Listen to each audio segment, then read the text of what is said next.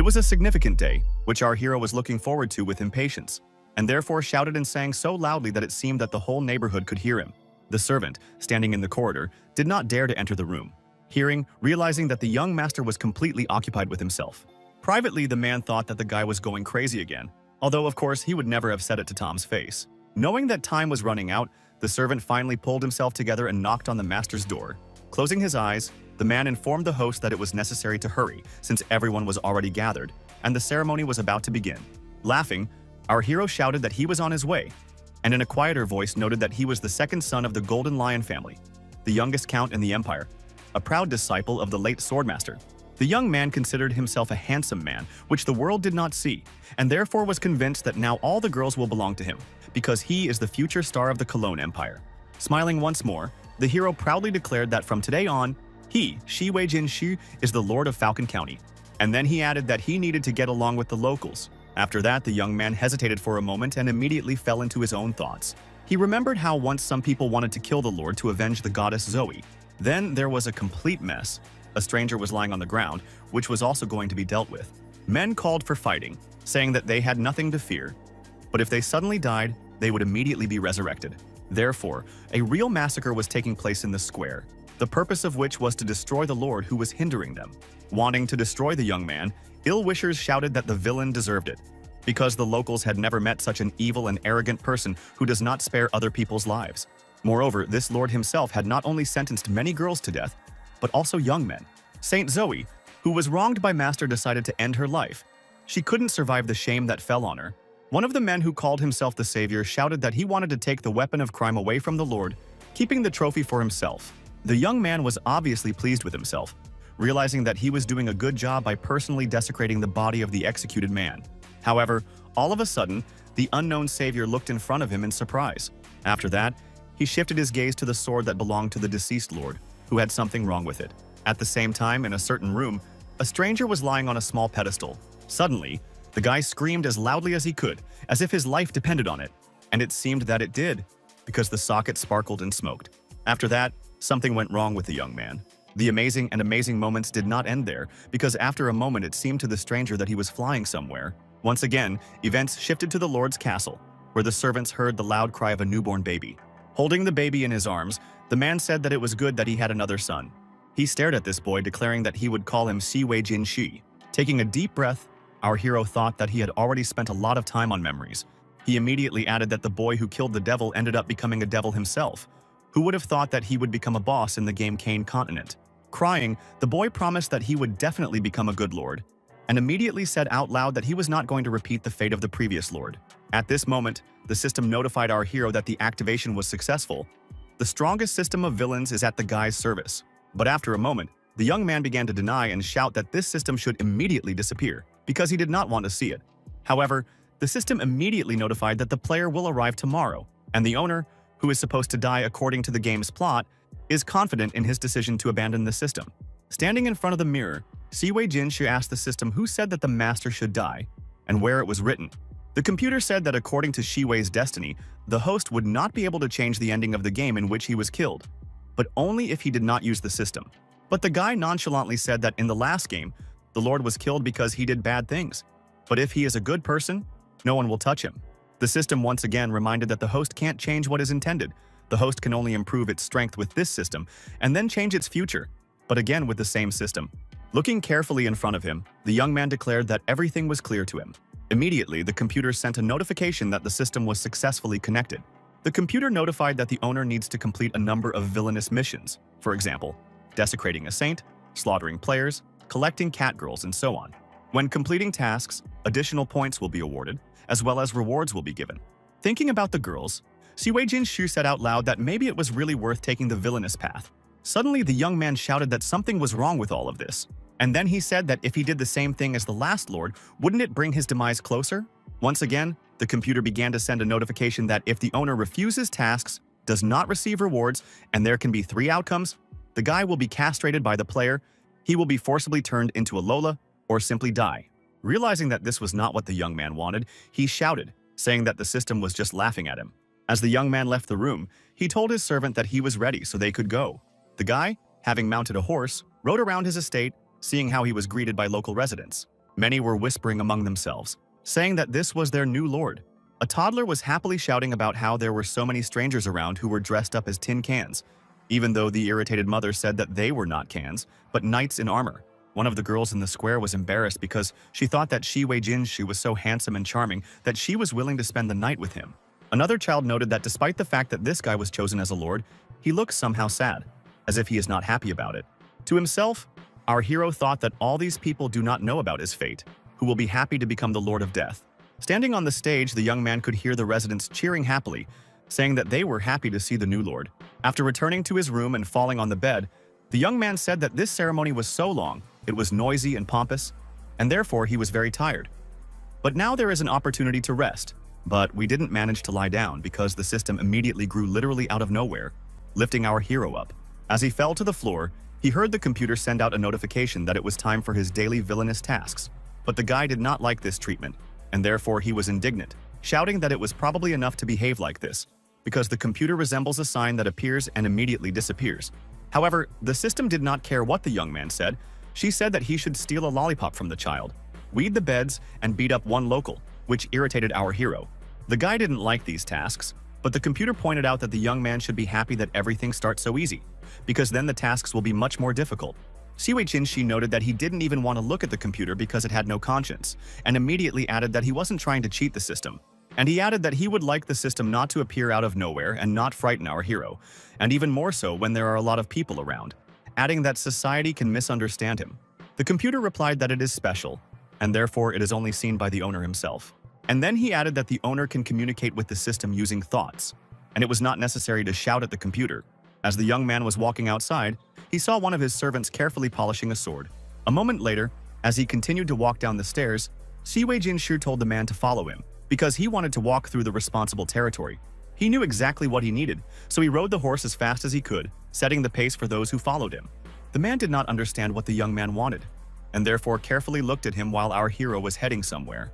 Arriving at a small courtyard, Shi Wei-jin squatted down in front of the child, who said that he immediately recognized the new lord. The young man said in a low voice that since the boy knew who the master was, perhaps he would listen to him. Suddenly, the lord asked the kid to give him the candy that he was hiding behind his back, the candy that was in his right hand, although the child refused to do this. Our hero knew for sure that he simply could not leave without sweets, and therefore began to frighten the boy, saying that he was obliged to give the candy. Hearing that the child was muttering to himself that the lord was going to take the sweet away from him. Realizing that the game is important, the young man immediately said that they can make an exchange.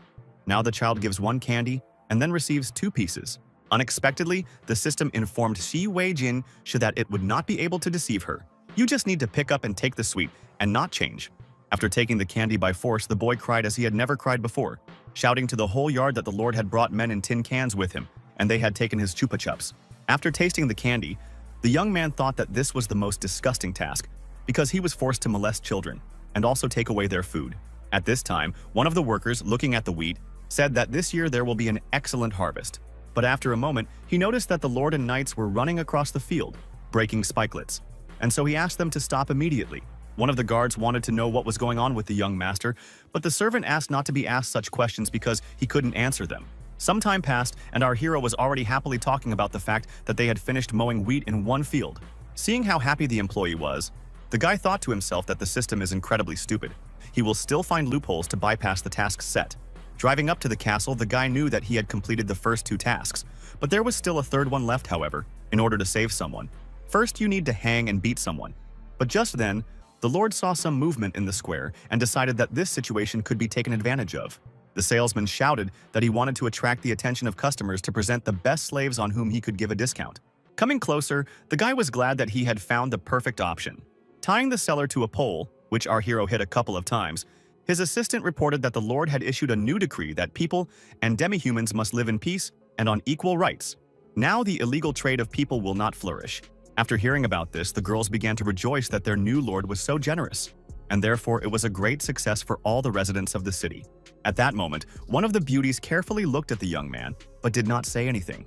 However, everyone present continued to say that the guy is not only merciful but also beautiful. After a while, the young man returned to his quarters, quickly closing the door behind him. Our hero, taking off his jacket, thought that now he can finally relax. Picking up a glass of wine, the guy said that the system is now required to give him a reward for completed tasks. Standing in the middle of the room, the young man noticed that the computer immediately turned on something for him. The system has found that the owner has completed all the daily villainous tasks, so you can start the lottery. The computer reported that the owner receives excellent armor. In addition, 3 possibilities of absolute luck are collected. And there is also heroic armor. The young man decided that now is the time to try it all on. Showing off in front of the mirror, Siwei Jinshi understood that he needed to try out his new clothes, and therefore it was important to find someone to spar with. At this time, on the training ground, our hero's servant was conducting a training session with the rest of the knights. The man was very surprised when the Lord called out to him, realizing that it was very strange that he came to this field. The servant asked if it was true that the boy was looking for him, and he immediately told Clement that he had received a good suit of armor, and therefore he wanted to try it out immediately. Looking at the amazing outfit, the man said that it is something amazing. Moreover, they are so shiny in the sun, as if gold. And then he added that in this case, he is ready to help his master in what he needs. Clement bowed to indicate that he was ready to start an equivalent fight. Siwei Jinshi also put his hand on his chest, knowing that this battle should be fair. In the next instant, the man took off from his seat and ran somewhere very fast. The young man didn't understand what was going on, but he said that the man was incredibly fast. Grabbing his sword, the young man decided that this is the real power of the former warrior. Suddenly, the men came together in a fight. It was clear that they were fighting on equal terms. Moreover, everyone wanted to show their best side. Clement was very confident, even in his stance. The man was talking about how surprisingly the young master's strength had actually increased, which was something amazing. This was an interesting pastime for the boy, so he told his servant not to be afraid and attack him again. A moment later, the 2 men crossed their swords again, knowing that the battle wasn't over yet. At some point, the servant of our hero pointed his sword in the direction where the young man was standing, but he managed to jump out of the way in just 1 second. The opponents felt confident on the battlefield. There was an impression that for them it was a natural occupation. A few hours later, the men were already sitting in the courtyard, but none of them dared to start a conversation. Finally, Clement stated that when a young master's new armor complements his own fighting spirit, the defense actually increases several times. Laughing, the guy said that this is possible thanks to a great opponent. At this moment, the former slaves also began to flatter the guy, saying that he did incredible things. The young man was curious about his strength limit, so he shouted that everyone present was attacking him and was not afraid of it. Our hero was smiling. It seemed that he was ready for any development of events. A few hours later, lying in his bed, Siwei Jinshi, who was exhausted from the battlefield, had similar dreams and kept shouting out loud to be attacked from all directions. At this time, the unknown person, who had previously been lying in a certain room, continued to do this, connected to various wires. Suddenly, a screen appeared in front of him, showing our hero sleeping, and an inscription about the Kane Continent game trailer flashed up at the bottom. The blonde's eyes were wide open, and he didn't know what was happening to him at all. Sitting up on the bed, Siwei Jinshi looked around, although it was difficult for him to recover for a few more seconds. Inwardly, the Lord thought that he had a strange feeling, as if someone was secretly following him. Perhaps it was just excitement, and therefore everything was just a dream. But in the next second, the system sent a notification that a new player would soon arrive in the city, which surprised the young man very much. But the young man wasn't so much surprised by the arrival of a new person as the name of Chenguang City, which he repeated several times. After that, some strange images appeared, warning that the god of war and flame should know that starting a war with the lower gods is against the rules. The goddess Malorn, who was a deity of the wild, was outraged that this was the case. Realizing that some monster had grabbed her with all its might, she said that there were rules and order. The beauty looked at the dragon and continued to repeat that this is the weakness of all things. Realizing that something was wrong, Malorn tried to explain that she would definitely do something. And using her magic to escape, she screamed that she would definitely come back. As she disappeared, she heard the dragon's words that her deity was dead, and that the demi-human race that she had guarded so well would soon be completely destroyed. The next morning, standing on the street, a stranger, holding out a crystal, addressed a resident of the city. The man told the young man to take this piece of jewelry, because with it, he would gain the ability to summon spirits. The stranger insisted that the young man simply had to lead the army of spirits and save the demi-humans. It was time to end this era of oppression and oppression of non-humans. Looking at the scoreboard, the guy said that when he first played the game, it was not necessary to skip the dialogues related to the Lord, because he remembers only fragments of what and how. Sitting in the sky carriage, the young man said out loud that he was fine. And I thought to myself that once the goddess of the wild was on the verge of death, she gathered the remnants of her powers into a mysterious crystal that ended up in the hands of the main character of the game. This crystal is the equivalent of a game magazine, and the main character summons with the help of a spirit crystal, which is a player, before everything looked like a game. But now, it all reminded the young man of the real world. If this could happen in reality, then it is not clear who called Siwei Jinshi here. And most importantly, why it is possible that he is the chosen one. Maybe he is a pawn of the gods. Clement suddenly asked why the Lord had decided to get up so early and go to Chenguang, which was located on the border of the Falcon region. The young man thought to himself that he valued his life and said out loud that he wanted to see the territories under his control, and this city was chosen as a starting point. The man then added that he hoped the gentleman would not be too badly shaken by the time he arrived, even though he couldn't understand what the problem was. Arriving at the place, our hero was surprised to ask what the former lord was doing. No matter how bad the land was, no matter how far this place was from the big city. But you cannot bring the village to such a decline. The servant explained that the former lord was from the Invincible family. His name was Count Kalant. He was a fanatic of Yanlong Bard, and while he held this position, he was always busy fighting, not dealing with lands. Answering the guy's question about whether it was an old man who was constantly smiling, Clement confirmed this, adding that at that time the territory was not yet so large scale, it was possible to move around the territory on horseback. In a dissatisfied tone, the young lord asked if he really had to thank that fat man for having such large territories, but there was no answer, because at that moment a voice came from around the corner, shouting to someone that it was time to kill the Inhumans. Looking at the half-tearful girl, the villain said that she is exactly the same as her brother, and therefore must be destroyed. Attacking the defenseless beauty, the inhabitants of the dialect declared that useless people were no good for anything, and therefore they could be beaten as much as they wanted. At this time, a blonde woman who was nearby whispered something under her breath. The guy who was nearby understood that this beauty was going to help the girl's sex, but tried to stop her, saying that in this case those villains would find out about everything. But the young man explained that they must wait until all the heroic spirits are gathered, and only then they can free all the Inhumans in the city. And so they will help one, but put everyone in danger. The blonde hesitated, but at that moment she heard a menacing voice asking what the guys were doing. The unfortunate woman who was lying on the ground was no longer crying and was staring intently in front of her. The Lord watched the scene hungrily, making it clear that he would not tolerate such treatment.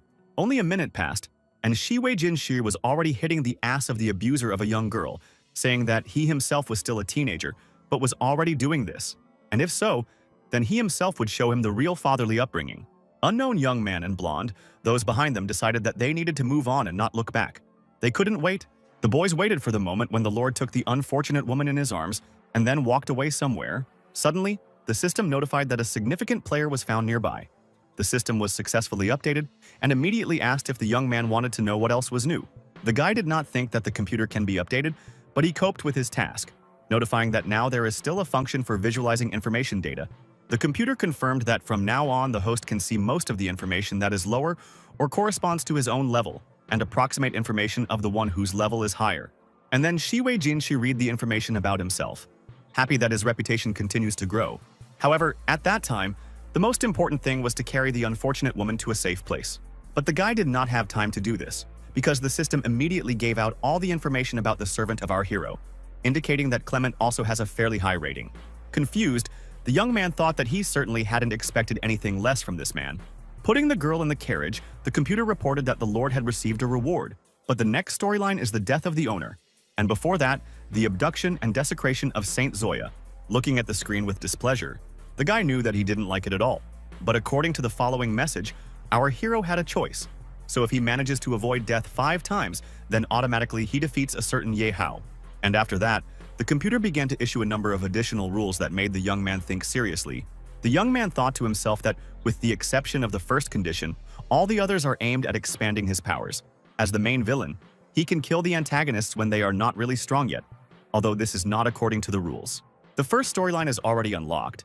The owner can monitor the progress using the system panel. If he is not mistaken, then the next one will look like this. Saint Zoe, with the help of Ye Hao and heroic spirits, will start rescuing and freeing Inhumans everywhere. And when the heroic spirits were rescuing one beastman from the hands of the slave owners, they disturbed one of the sentries. The guards were planning to capture the non-human goddess and sacrifice her to the Lord, so they ran into Ye Hao and the others. In the end, the heroic spirit army was victorious, and Ye Hao and Zoe captured Chenguang, occupying the Lord's border territory. Smiling maliciously, the guy said that others are stirring up something right under his nose, although he can't do anything about the main character, but to other players, and fell silent. At this time, in the Zhengchang residence, a guard asked 2 people who they were and why they were here. But after a moment, the guard noticed that the young man was wearing a lion sign, and therefore decided that he was a man from the Empire, or some kind of lord.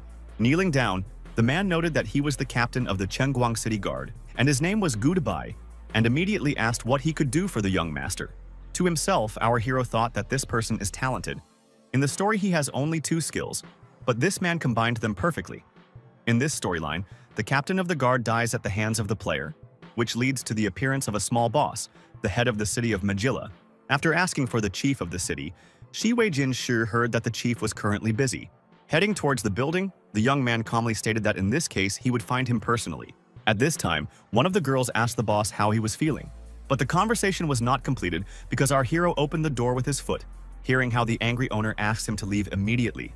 Although the man's eyes widened in the next instant, there was fear on his face. Sitting on the floor, the chief spoke politely to the Lord, saying that his humble servant had prayed for his health day and night, and added that if he had known that the young man was coming, he would have been better prepared. Looking at this man, Shi Wei-jin couldn't believe that this was actually a local boss. And while the system talked about who this person really is, the man continued to burst into tears. Suddenly, the man spoke up.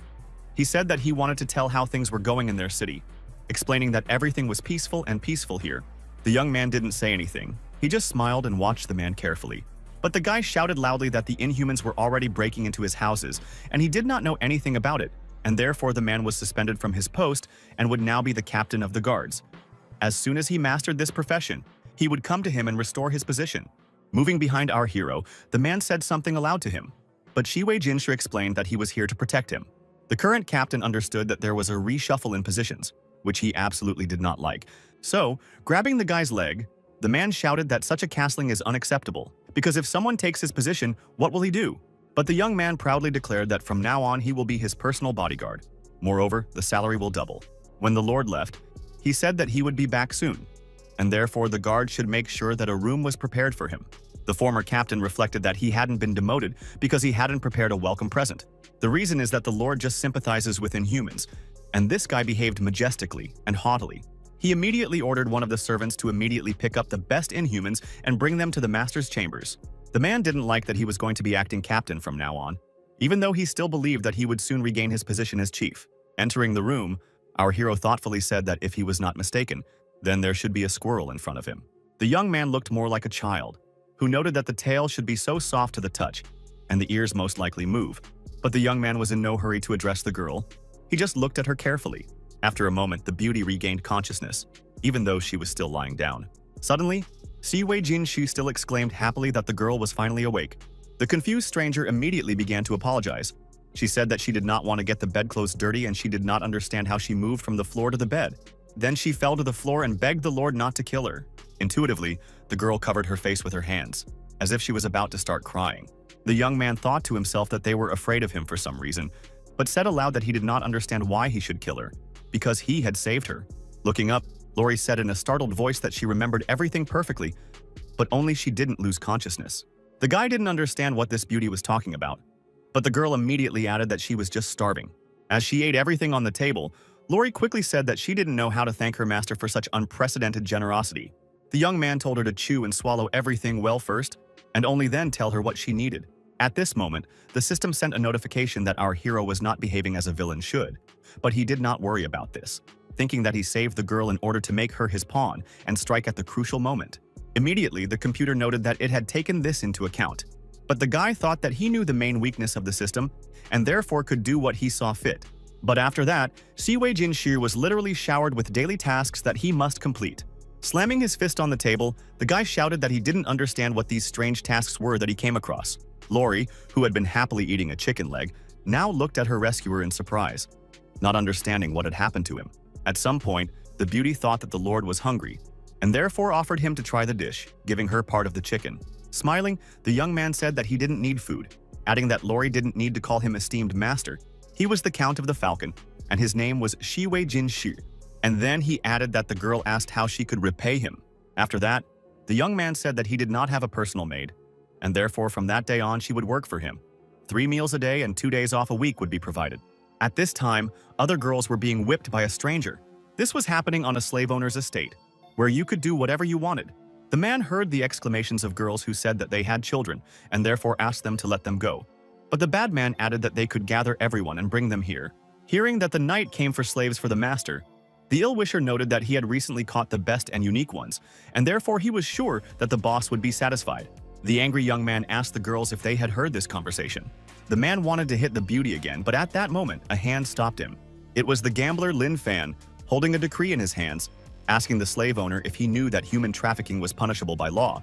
But the villain sharply stated that there are no people here, and the player thought to himself that in the game all the laws and orders are different from those that they are used to seeing in the real world. So the blonde man threw the man a bag of money and said that he wanted to take all these slaves. Opening the bag, the ill-wisher saw that there were gold coins, of which there are quite a lot, but he immediately said that these were divination slaves for City Chief Shi Wei. But the young man could wait for another batch. Lin Fan looked at the merchant carefully and hesitated for a while. He clearly remembers that the boss's name is Mejel, and since that's the case, there might be some kind of glitch in the system. But they weren't going to let it go, so they shouted for the slaver to let all these girls go immediately. Suddenly, Mejel's voice came from behind him, shouting that he was the city's chief, although he was temporarily acting as a guard. Therefore, he said that the commoners could not attack his city, but if they did, they were obliged to kneel before him and beg for mercy. And at that moment, the guys shouted that this was a level 11 boss. And before that, they had only fought with level 2 and level 3 mobs, so they simply couldn't cope without Ye Hao. Suddenly, the one that was recalled just a second ago appeared and summoned all the heroic spirits to help him. When they entered the battle, the young men shouted that Ye Hao was with them, and therefore they had every chance of winning. Realizing that they could easily attack Mejel, the guys said that they worked perfectly together. You need to continue, because the boss will not have long left. The blonde was about to land a crushing blow to end his game of the game. Having thrown back the man for tens of meters, the companions shouted that it was just a brilliant blow. However, many people did not fully understand what this game mechanism was, because they fought for half a day, and the main character came and dealt with the enemy in an instant. Ye Hao didn't say anything, he just observed his companions carefully. But then he said that good always wins over evil. Mejel died because of his stupidity and greed, and added that the guys can share the artifacts left behind among themselves. However, that wasn't the end of it, as the boys decided to go to the chief's residence before it got dark. After paying attention to our hero, the players wanted to know if there was anyone else here. Shi Wei Jinshi calmly said that his opponents killed his security guard and boss, and now they still needed money. Probably the young people still lost their shame to behave like this. The heroes didn't understand who was in front of them, deciding that this is another boss. However, we thought that it would be better to get information from the system. They did not like what the young people saw. They could not believe their own eyes. The strange thing was that the Lord was supposed to be in Lingdong at this time, although on the other hand, these were maneuvers to slow down the newbies' progress. Suddenly, one of the team members said in amazement that the person standing in front of them might be the boss, but he was still a real beauty. Immediately, the other guys pointed out how much they would lose if they decided to kill Shi Wei Jin Shi. Ye Hao didn't understand why everyone was looking at him so strangely, so he sighed heavily. After a moment, the boy found the strength to address the Falcon Lord. The young man introduced himself and immediately explained that they probably hadn't heard of him, but he could guarantee that they would in the future. And he added that everyone will remember what he is fighting for in this game. Shi Wei Jin Shi knew that there was a level 11 person in front of him, so he said that if it wasn't for the system restrictions, he would have killed the guy right there. Showing all his strength and power, our hero shouted that he was the Lord of the Falcon. And in front of him are the most ordinary violators who do as they please. Therefore, to prevent this from happening again, he will make them pay for their ignorance. The boys saw the lion-shaped force of fire coming at them, but they didn't know what to do. Ye Hao was worried that his protective shield would simply not be able to withstand such an onslaught, with a level 44th person standing in front of them. Within a moment, all the comrades were in a deep pit, the radius of which is 10 meters, and the depth is 1 meter. But most of the guys did not understand why this happened to them, because nothing like this happened in the plot. The same was true for the team leader. He was also thinking that they should have killed the city chief, but there was no mention of the Lord at all. Smiling, the young man turned to his opponent and said that it was he who did not value his subordinates and enslaved inhumans for his own pleasure. It was strange for our hero to hear such a thing, so he asked when it was such that he enslaved someone for his own pleasure. But at that moment, the rival shouted that the count must prepare to face justice head-on. Shi Wei Jin Shi was startled, and the system informed him that the opponent's level had increased dramatically. So much so that now our hero is unlikely to be able to resist this power. And Ye Hao wasn't going to stop talking about how he was about to show the Lord what true power was. The guy wasn't going to give up, even though he didn't know what was going on. Suddenly, the system alerted our hero that there is some kind of danger, and therefore he cannot attack the Child of Fate. Only it didn't seem like Ye Hao himself, who had gone into a frenzy and didn't seem like he was going to stop. That's why, just a minute later, the blonde was thrown in the opposite direction. The young man tried to slow down with his sword, although he did not succeed very well. As he sat on the ground, he realized that he hadn't expected such a battle. Not much time had passed, and the two young men were already standing in front of each other, ready to face off. The audience said that Ye Hao would really win, and nothing less was expected from the main character. And after all, many believed that at the very beginning of the game they decided to face an invincible boss. Inwardly, Siwei Jinshu thought about how these players were actually saying whatever they thought. If they knew this was the real world, no one would be laughing anymore. But the guy didn't have time to think about the rest, because he noticed how the enemy was coming at him with great speed. The young man was well aware that he could change the rules of the game, so he called his servant Clement. The man immediately came running, and he knew what was required of him and had already set up a block so that he would not be injured. Ye Hao, who had no idea that this wasn't a game, didn't understand why there was suddenly another stranger in the duel, and immediately, the system notified the young man about who was in front of him. The audience immediately said out loud that there was a level 48 knight in front of them, so it was hard to tell how to fight him. The guy looked at our hero and coldly noted that he does not have a knight's code, and therefore this is a disgrace. Pretending not to understand, Siwei Jinshu said that he had never heard of such a thing. After a moment, he added that he was a lord first, an earl second, and only a knight third. So he asked his opponent if he had ever seen a lord or earl fight in person. After which, the young man gave an order to Clement to waste no time and fight the young man. The man didn't need to be told twice, so he accelerated and was about to attack. As he closed his eyes, he thought to himself that this was a man with the strength of a great Earth Knight. But there were no more thoughts, because Clement had sent the young man as far away as possible in just one fell swoop. It could be seen that the distance between the man and the youth was quite large, indicating the knight's strength. Lying on the ground, the injured Ye Hao saw the young lord put his foot on it, even though he was silent. When asked if our hero was going to kill his opponent, he said that he didn't understand why he had to take someone's life. Siwei Jinshu just lifted his opponent up slightly and looked at him carefully. Although a moment later, I hit him in the face with my fist so that he flew back to the ground. The audience looked on in surprise. What was going on? They seemed to find it hard to believe their eyes. As he continued to beat up Ye Hao, the young lord continued to talk about how now he would definitely remember the guy who was going to show off his true might. After a few minutes, Siwei Jinshu rubbed his own hands together in satisfaction. Smiling, the guy said that he is in a good mood, and therefore the young man can live. And, looking at the beaten opponent, he added, if he suddenly wants revenge, then he will wait for it. After that, all the spectators slowly began to disperse. Realizing that there would be nothing interesting here anymore, many people said that their main character was not very good, although everyone thought that he was invincible. But perhaps the problem was not with him, but with the enemy who was stronger. The next day, our hero, sitting in a sky carriage, decided to go to his estate. The young man looked at the surprised Lori, asking what was wrong with her. The guy thought that she might be feeling unwell, but the girl pointed out that this was not the case. It turned out that after her father's death, it was the first time she had ever gone this far alone, so she felt a little uneasy. Patting the beauty on the head, the young man asked her for forgiveness. The Lord said that even though he didn't have the ability to resolve all the conflicts and contradictions between humans and non-humans right now, but she didn't have to worry as long as she was around him. No one in the Falcon territory would hurt her. Stroking his new friend, the young man thought that she was very fluffy. A few minutes later, Clement turned to the gentleman and informed him that they were almost at their destination. Looking at the estate, the guy talked about how this luxurious residence was 100 times better than the city chief's house, and at the same time asked if it was true that Lori would be his personal maid. Aloud, the young man said that it was not for nothing that they flew here for so long and added that he was not like the rest of the nobles. Lord explained that as far as the work itself was concerned, Chris would fill her in on the situation within a few days and tell her everything. Suddenly, someone called the guy's name and immediately rushed to him, squeezing as hard as she could. And while the young man continued to talk about how he was almost strangled, the stranger declared that Mr. Siwei Jinshu had grown so much during this time. The young man was sure that the maidservant was only due to arrive in a couple of days. But it turned out that she wanted to meet the Lord in person. And after a moment, she added that she was afraid that the guy would become anxious as in childhood, when they still drank milk together. So she came as soon as possible. He looked at his young nanny and thought she was full of enthusiasm. But a minute later, he introduced Lori, asking that Chris explain everything the maid needed to know. The brunette carefully looked at the half-human and said aloud that she was facing a personal maid. To avoid any problems, Siwei Jinshu explained that he found Lori in Chenguang, where she was almost beaten to death, and therefore he hopes that everyone will treat her kindly. Chris once again said that the master has grown a lot during this time. As for the squirrel, you don't have to worry about it. Sitting down on one knee, the former nanny noted that she would teach the young girl everything. The situation with the fight did not go away just like that, because the internet was full of headlines that the main character Ye Hao is actually the villain's own son. Many people did not understand what was really between these people, sympathy or hatred. Now some believed that the main character is the Lord of the Falcon. Displeased with this, Ye Hao slammed his fist down on the table with all his might. The young man said that in his previous life, he was a genius of ancient martial arts, and in this life, he is the hero who overthrew tyranny. and therefore he is the main character. With his ability to foresee the future, there were never any problems.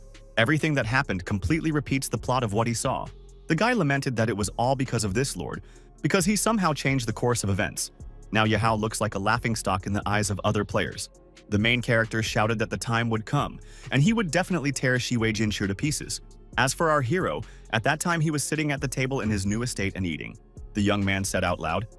The strange thing is that for some reason a sudden chill came over him, and it became somehow creepy. At this time, someone came into the office and politely greeted the gentleman. The knight said that the priest had refused to come and heal her, and his eminence said so too, and then stopped short. After a moment, he went on to say that he said that Shiwei Jinshu had gone mad, asking God's servant to heal a non-human who wasn't worthy of it. The guy listened carefully to what was being said to him, but was in no hurry to say anything. And then he said that he just took office, and his subordinates already refused to follow his orders. It seems that they do not take him seriously. Even minor priests allow themselves to do this. Recently, novices of the papal court have become more bold and impudent. Jumping up from his seat, our hero shouted that the girl does not want to be treated. And if so, then you need to instruct Clement to gather cavalry and cordon off the church. At this time, Lori entered the hall, who now looked well-groomed and effective. To himself, our hero thought that the girl actually became a real cutie. Answering the beauty's question about whether she looks a little strange, the young man replied that this form is very becoming to her. After the guy asked Chris to keep an eye on Lori, she said that the master would come back in the evening and realize that everything was fine with the baby. A moment later, Shiwei Jinshu took out a capsule from his pocket and placed it on his hand. He tossed it to Lori and told her to remember to drink it. It was vitamins and medicine at the same time, but what struck the maids was not that, but the Lord's intelligent demeanor. Hearing that the Count liked Balashk, she immediately began to deny it, saying that this was not so at all. Chris replied that the life water was in the hands of the girl, and the source of life created at the Elven Lord's palace was very valuable. It was the only place on the continent that had a healing effect. Moreover, it prolongs life and heals injuries, which money can't buy. After that, Chris started talking about her 13th husband, which startled the squirrel. Our hero was not going to delay. He knew that he was the main one in this place, and therefore continued to fight against injustice. Putting his hands on his hips, the young man said that regardless of his ego, the boy did not think that God would be watching Bishop Malton. However, in the next instant, the guy noticed a shadow that appeared in front of him. The young man tried to figure out what was wrong, but it was hard to do. Although, he immediately looked at the item that flew down. At that moment, the Lord realized that his badge had somehow come undone and fallen off. Zoe, who was sitting at the back, seemed to recognize Shiwei Jinshu even though she didn't say anything. And the young man himself reflected that the Knight Templars are very powerful and mysterious. They say they have a very powerful force. It is not surprising that the pastor of the church decided not to listen to anyone, because he is supported by the Templar. Drawing his sword, our hero said that Malton and the pastor openly disobeyed orders without any regrets. According to the laws of the Cologne Empire, he can execute them. The church official immediately noted that he had asked his subordinate for healing, and didn't think His Majesty would mind. The young man did not want to listen to this nonsense, so he shouted that in this case there was no need for the church to exist, and immediately called Clement. Shiwei Jinshu said that the man would be in charge of the Black Robe. Attacking, the guy said that the main order is to destroy absolutely everyone. The young man wanted to personally deal with the person who didn't want to heal Lori, so he went to him. But at that moment, a strange man appeared behind the bishop. Clement had said that they were facing a murderer who was hiding his face, so I wanted him to be his opponent. Running up to Malton, our hero shouted that he didn't think the bishop would be able to do anything without the Knight Kromovic. As he struck, the young man saw the church minister begin to fall backwards, saying that he looked like a straw bag. The man, sitting against the wall, asked the guy if he was really sure that it was worth insulting the priest, because he would never forgive him. But the young man proudly declared that he cried to his Lord every day. But for some reason the Lord still did not help him. As Malton continued to talk about how God would punish the Lord, he proudly declared that he was waiting for it. Seeing the blade touching the man, he immediately started muttering to himself. For a moment, the young man caught himself thinking that he didn't understand what was going on. After that, Malton stated that he decided to give up his weak soul to become a loyal helper. Suddenly, something began to swirl in the air, something that hit the guy hard. Shiwei Jinshu said that he felt a sense of oppression that was so difficult to break free from. The young man, looking at the animal from the fire, decided that the priest had made some kind of call. The young man wanted to stop what was happening, but he was horrified to find that he couldn't move. At this time, the guy turned his gaze to his loyal assistants who were actively fighting. It was obvious that it was not easy for Clement, especially since his opponent smiled and said that the man was often distracted. It was a battle that is unlike any other, and therefore it is really fascinating. Once again, the Lord tried to understand what was going on here, because it all looked as strange as possible. He was thinking that Black Robe was weaker than his loyal servant, so how could he possibly dominate? For a moment, time seemed to have stopped, and he tried to collect his thoughts. Suddenly, the young man heard a voice that asked if he really decided to die in this church. The guy tried to figure out who was talking to him, but after a moment, a warm and bright energy began to envelop him. Looking at his hands, Siwei Jinshu tried to understand what it was like. He couldn't find an explanation for it, but he thought that a pleasant sensation was spreading through his body. The burning sensation was gone, and the wounds were beginning to heal. Not so much time passed, and life seemed easy and interesting to the guy again. Sitting on the ground, the young master happily talked about how it turns out that God is covering for him. However, the situation was completely different for Clement, who wanted to, but could not overcome his opponent. The opponent gleefully gloated, saying that the opponent would still not succeed no matter how much he wanted it. And laughing, he loudly declared that it was time for the knight to accept his death. However, Clement had a different opinion on this matter. He understood that he could do much more, and therefore continued to fight. Time passed, but the situation did not change. The men were set up as seriously as possible. Clement could see that the Lord had given him some sort of signal, so he knew he had to listen. Dropping to the ground, the villain stated that it seems that Malton's strength was not enough to defeat the Count, and therefore, it was not worth relying on this person. As for the assistant of our hero, he, sitting on the ground, asked for forgiveness from the owner for not being able to defeat this person. Then he added that there was a special guy in front of them, so don't underestimate him. Moreover, it is impervious to pain, a pathetic killing weapon created by the Holy See. Not even a human being can be called. Listening to this, the opponent said that the young man actually knows a lot about the secrets of the Holy See. But then he added that the more you know, the closer you are to death. After that, a huge beast appeared in front of our hero and knight. When Clement asked if there was a werewolf in front of them, the guy explained that the Holy See's methods were more perverse than they could have imagined. The young man needed time to ask the system to show her all the data about this creature. The guy understood that the appeal was temporary. They still had time. And he told his assistant out loud that this madness was limited in time. If they contained it, they could win. Siwei Jinshu did not want to delay this, so he immediately jumped on the beast, wanting to deal at least some damage to it. The young man was well aware of the man's power, but he was also aware that this was not a game, and therefore he had to act as quickly as possible. Despite this, the young man made a fearless dash to show his opponent and his strength. The situation was not easy, but our hero continued to remain calm and reasonable, especially since his loyal servant immediately went behind the monster to distract it. The ill-wisher in the shape of a werewolf immediately began to call men names, thinking that you can't wait any longer. The more madness is wasted, the worse. The beast growled, confident in its own strength, and therefore wanted to demonstrate it to its opponents. As the werewolf struck, he shouted for the humans to stay in the square forever. For a moment, the predator even managed to take matters into its own hands, as it threw Clement very far away. The unfortunate man was sitting in a pile of rocks and was unable to move or say anything. Our hero was also sitting on the ground, but only because he was thinking about how best to proceed in the future. Grabbing Siwei Jinshu by the throat, the opponent shouted that he had originally planned to hand the guy over to his highness, and then he added menacingly that his plans had changed since then, so he just changed his mind. He opened his mouth and shouted that he wanted to eat a young man who thought too much of himself. Swinging his fist and making a punch, the young man said in a calm tone that the only question was whether it was possible to do it or not. Then he added that it looked like the power of insanity wasn't what it was before. Pushing the werewolf away from him, our hero proudly declared that not everything lasts forever, and you should have known about it. The guy explained that his technique is not just a crystal spell, but a skill that prevents the flow of time. No wonder the villain did not succeed. And again the opponent shouted. He again began to call the Lord the most ugly words. Siwei Jinshu had no intention of dealing with this bad person anymore, so he cut off the werewolf's head with a single blow. The young man added that the servants of God can lead an honest life only after death. Leaning on his sword, our hero finally exhaled and added that it was all over now. However, in the next second, the guy remembered that his faithful servant was under the rubble. Turning to the knights, our hero asked them to find a priest so that he could quickly heal Clement, but immediately heard that there were no more priests in this place. One of the guys said that the Lord ordered to kill every single one of them, and therefore there was no one left, although initially there were 6 people. Covering his head with his hands, Siwei Jinshu ordered the young men to go to his study and bring a bottle of life for the wounded knight. And then he said that the others should search the temple and move all the valuables to it. From under the rubble, Clement had said something about Winterhold still being severely understaffed. When Siwei Jinshu heard about this, he said that he should go to other territories soon to capture the priests, although in normal times, he would not have put too much effort into it. Suddenly, the young man's thoughts were interrupted by one of the knights, who reported that they had managed to find the basement. However, the young man was surprised not by the basement, which is everywhere, but by the look with which the person reported this. Lowering his gaze, the servant explained that this situation was not easy, and therefore he believes that the Lord needs to see it. Pointing to the door, the young man replied that this was the right place to go. The guy didn't know what was in there, so he pushed the door open quite resolutely.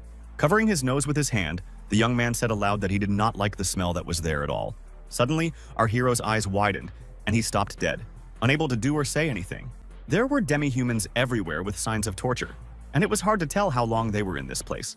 Even though the knight had seen it all before, he couldn't relive it again, so he dropped the lamp and quickly moved to the side because he was sick. After walking into the priest's office, Shiwei Jinshu noticed a table with a letter on it. But what surprised the young man was not only this, but also the traces of blood that were everywhere. The young man knew that emotions could not help, so he went over and took the letter in his hand. After reading the letter, which mentioned some ceremony for which bags of blood had already been prepared, our hero slammed his hand on the table. The Lord was angry, but even more so, he didn't understand why these pseudo-priests needed demi-humans. Perhaps the Cologne Empire's attack on the Inhumans was only due to the sudden outbreak of the Divine War. But with a shake of his head, he decided that this wasn't the time to think about it, that he should first deal with his own problems and then think about the Empire. At night, our hero was already in Winterhold, sitting at a large table and looking at something carefully. The loot he had captured lay before him. But the strange thing was that Malton only had a few gold coins in his possession. Realizing that the time was late, the young man decided that now was the time to get a good night's sleep. After entering the bedroom, Shiwei Jinshu noticed a strange movement on his bed, so he asked who was there. The Lord knew that anything could be expected after what had happened, so he lifted the sheet and told the stranger to come out. Lori suddenly appeared, looking sleepy, and asked the young man where he had come from. Then she went on to note that the master had already returned. Rubbing her sleepy eyes, the new maid explained that she had only come to warm the bed a little. He was smiling because he knew that Chris had encouraged the girl to come here and go to bed. As he sat down on the bed, Shiwei Jinshu said that since the girl was already here, she probably could massage his shoulders a little, because he was very tired. The maid started to do as she was told, even though she could see something glistening out of the corner of her eye. But at that moment, the shine was noticed by the guy himself. But it was not his bag, but the girl's tail. The Lord realized that the beauty hides in the tail everything that seems dear to her. Moreover, she is afraid that the owner will take it all away. So a moment later, Shiwei Jinshu threw his employee a bow and said that from now on she could use it as a pocket. If she found something valuable and wanted to keep it, she could put it there. Touched by this attitude, the girl immediately rushed to the Lord and began to thank him for everything he had done for her. After a couple of minutes, the beauty said that it was too late, and therefore she would like to take care of the young man. But our hero was interested in how old his maid was, and she said that by human standards, she was already 18 years old, and by their values, she was 16, although the majority is reached at 14. At that moment, the system sent a notification that the owner was not thinking about what he needed to think about. And Lori was talking about how she hadn't finished warming the bed yet. And while Shiwei Jinshu was lying on the bed with his hands over his face, because he felt guilty, understood the moral, the girl noticed that Miss Chris said that she should hug the guy. The next morning, a young man who had been up all night asked the system where the prize that was rightfully his was. The computer immediately noted that the owner had actually completed all the daily tasks, and therefore he was supposed to receive his reward. It turned out that the young man had received 10 Tauran warriors who were expected to arrive soon. The Lord was glad that now he would have strong warriors. Elite soldiers of the Orc Empire, born and hardened in battle, no less than the Crusaders of the Cologne Empire. But after a moment, he realized that he didn't fully understand how rational resource allocation works. Suddenly, a bright glow appeared in front of the young man's eyes, even though he didn't understand what it meant. A minute later, it turned out that it was a portal from which some powerful warrior appeared. Looking at this creature, the guy said in a low voice that everything was as expected. It was Carl, who belonged to the Bloodhoof clan, as he had personally revealed. But most of all, our hero was struck not by this, but by the fact that the Tauran came from another world altogether, and not from Cologne, as he initially believed. At that moment, Lori came into the room, although the young man asked her not to disturb him. Shifting uncomfortably from one foot to the other, the girl timidly asked if everything was all right. A moment later, Carl greeted the strange girl, who looked at the creature with horror and could not say anything. Suddenly, Lori's face was filled with horror, and she didn't know what to do, so she just stood there, as if rooted to the spot. Covering his face with his hand, the young man told his new warrior not to frighten people, hearing him say that he was really good and did not intend to offend anyone. Smiling, he said that everything was fine. The people in the castle didn't know that someone had arrived, so they would be scared the first time anyway, but they would get used to it in the future. While sheltering his maid, the young man said that first the warriors needed to get acquainted with the area and the people in the castle, and therefore he would think of something for them. He immediately added that his territory was a border area, so there would definitely be battles waiting for them in the future. But he did not want to use the power of the orcs for nothing, so he would thank them well for the constant protection of the castle. After a while, Lori sat up in bed, trying to figure out what had happened to her. Realizing that the maid had woken up, the guy said this out loud. But the girl immediately said in a frightened voice that there were monsters in the castle. The girl said that these creatures are so scary that she even lost consciousness. Moreover, they need to run. When they meet monsters, the owner must throw her to be eaten. While the monster will eat her, he will escape. The guy hugged the girl and jokingly stated that he didn't know anything about other monsters, but he knew for sure that he was hungry. Snuggling up to the Lord, the beauty blushed. She didn't know what to say, so she just didn't say anything. At that moment, a young knight ran into the room and said that he had an urgent letter for Shiwei Jinshi. But when he saw that the gentleman was not alone, he immediately began to retreat and tried to somehow apologize. As the maid bowed, she noted that the master had a lot of things to do, so she would go. Moreover, Miss Chris was waiting for her to continue her training. Turning around, the knight said goodbye to the girl, even though he was still standing in the doorway. As he closed the door behind him, the young man said that he had put the letter on the table, but as for everything else, he did not see anything. Shiwei Jinshi didn't like this attitude, so he shouted after the servant to come back immediately. Our hero said that recently the missions for soldiers have become more and more difficult, and therefore he thinks that the knight will help a lot if he washes all the laundry and socks that have accumulated over this month. When the soldier left, the guy immediately opened the letter and began to read it carefully.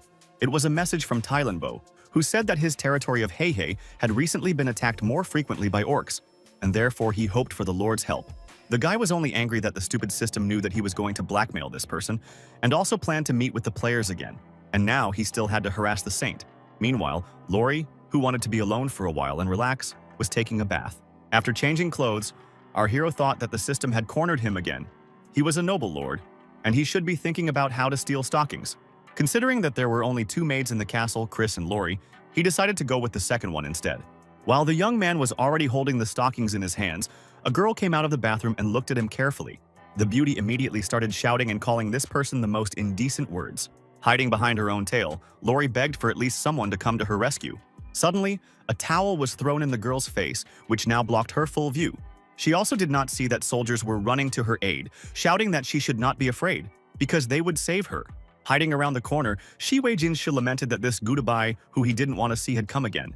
After running into the bathroom, the young man immediately started asking for all the details of what had happened. He also wanted to know where Zadi had run to. Lori suddenly snuggled up to Lord, who appeared literally out of nowhere. The guy talking about how he personally had already chased everyone away, and the warrior said that order must be maintained constantly. Otherwise, the thieves would be regular guests of the castle if the master didn't arrive on time. Who knows what the consequences would be? Looking at Gudabai, our hero told Tom that it seems that his order to wash clothes for a month's use was too humane, and therefore it is possible to increase the volume to 3 months.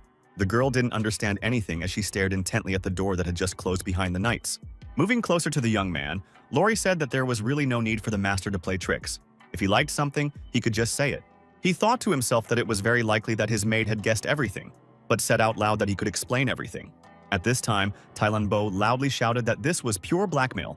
Everyone present can take a look at what our hero wrote in the response letter. The Lord demands 10,000 gold pieces, 500 pieces of armor, and even food, and immediately added if he had all this, he would have counterattacked the orcs himself long ago. Moreover, the count wrote that if they do not provide it, they must write an IOU. And with anger in his voice, he said that Wei Jinshu does not understand that if Heihei falls, then the falcon will be next. The man did not know what to do, and therefore immediately began to insult his subjects. Looking at one of the young men, Tylanbo said that he knew that he was secretly begging from his taxes, and therefore if he did not come up with something, they would cut off his head and feed it to the dogs. Haltingly, the culprit immediately said that they could force the Lord to send his troops first. Hearing about this, the man calmed down a little, noting that they will do as they decided. At this moment, our hero took hold of his sword with one hand, which was located on his back. Raising his weapons as high as possible, the young man ordered his men to move forward. Sitting on the ground, Lori begged for her master to be all right. Clement, who was standing behind the guy, asked if they shouldn't go to help Heihei, but instead, they were almost at Chengguang.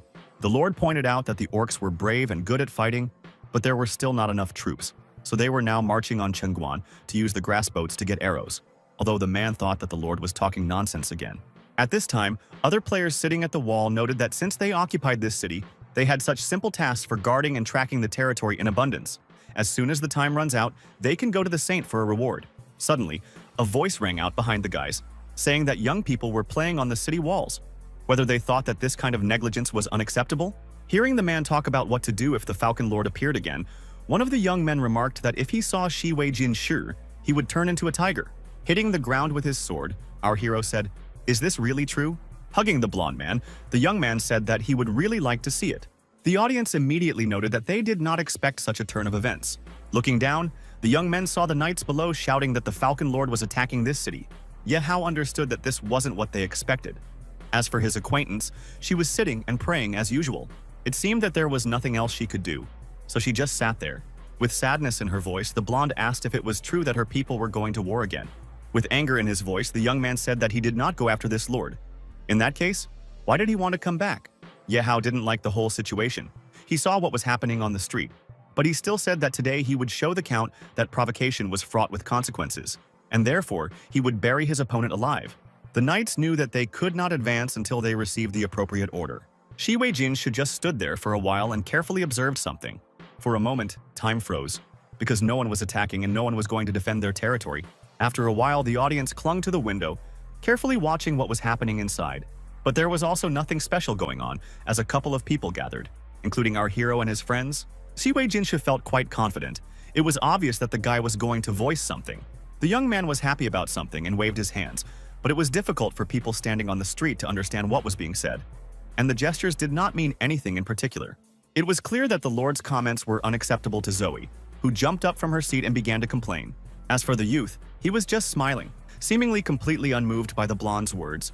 Moving closer to the girl, the young man said that what he said was an order and not a request. He added that the saint could negotiate terms, but if she refused, he would immediately destroy this city to the ground. Moreover, throw out the Inhumans from here. Zoe didn't know what to do, so she started asking what she'd just heard. Shi Wei Jinshu claimed that he thought the blonde didn't understand something. Chen Guang. This is part of the Falcon's territory, not the territory of the Inhumans. The girl noted that once there were non-human lands here, she just wants everyone to have the opportunity to have a family and a roof over their heads. Is it really so difficult to implement something so simple? But our hero said that Zoe is stupid and naive. Their state no longer exists, and the land belongs to the Cologne Empire. He is not a patron of art and is not obliged to equip the city to Inhumans. And then he added that if the beauty gave herself to him, not only would he not allow these people to become cannon fodder, but he would also order this city to be handed over to her. Upon hearing this, Ye Hao, who was standing nearby, immediately charged at the opponent, saying that he was about to give him a beating. However, Shi Wei Jinshu just stared at this man, knowing his own strength and self-control. With one powerful movement, the guy pushed his opponent, who immediately began to fall back. Realizing that the young man was lying somewhere off to the side, the youth immediately adjusted his gloves. After a moment, he started talking about how they hadn't seen each other in just a few days. And Ye Hao already missed the slaps, adding that he shouldn't be so impulsive, and he shouldn't forget that he still had the army with him. The young people were all behind Zoe. They didn't want her to betray herself, so they shouted that they had to protect the honor of this girl. The Lord said that he didn't have time for idle chatter, or all the Inhumans would voluntarily serve him. Then he could consider one of the conditions, such as giving them all the management of Chen Guang. If not, they could wait for his army to forcibly take over this city. So he decided to give the young men 10 minutes to think. When the boy left, everyone in the room noticed the stocking that had fallen out of the Count's pocket. The boys were surprised that the Count wiped his hands on his stockings, adding that they were clean, that they already looked very worn. But whatever it was, a serious man would not do this. As for our hero, he convulsively thought that he had accidentally lost a stocking, and then he decided that he wouldn't let on, that it was possible that someone else had dropped the object, and he was just standing on it. Suddenly, a strange guy ordered Shi Wei Jinshu to stop, and the latter thought that he was tired of someone jumping out so suddenly. The young man said that they accepted the terms, but the Lord must hand over the city and swear to the gods that he would never take it by force. The guy knew that this was an avatar, which was the name of this student of the magician, so he asked if it was collective thoughts or Zoe's thoughts. The young man immediately declared that his thoughts and decisions with the goddess are the same. Our hero said that he swears by his honor as a knight. If the guys make an effort to win the battle, he will hand them Chen Guang after it is completed. The avatar immediately stated that he had heard that the Falcon Lord didn't care much about knighthood. But the young man said that he did not know about this. In fact, he is first of all a knight, second of all a lord, and only third of all an earl, and therefore he will defend his honor at the cost of his life. People who watched from the sidelines reflected that the young man had said something completely different a couple of days ago. At that moment, Zoe appeared in the courtyard and wanted to say something. Winking at the beauty, the young man decided to joke, saying that she could not live without him for a minute. Turning to the heroic spirits, the girl noted that she knows that they are ready to do anything for her, but they do not have to do it. She is a goddess and cannot watch young people being put in danger.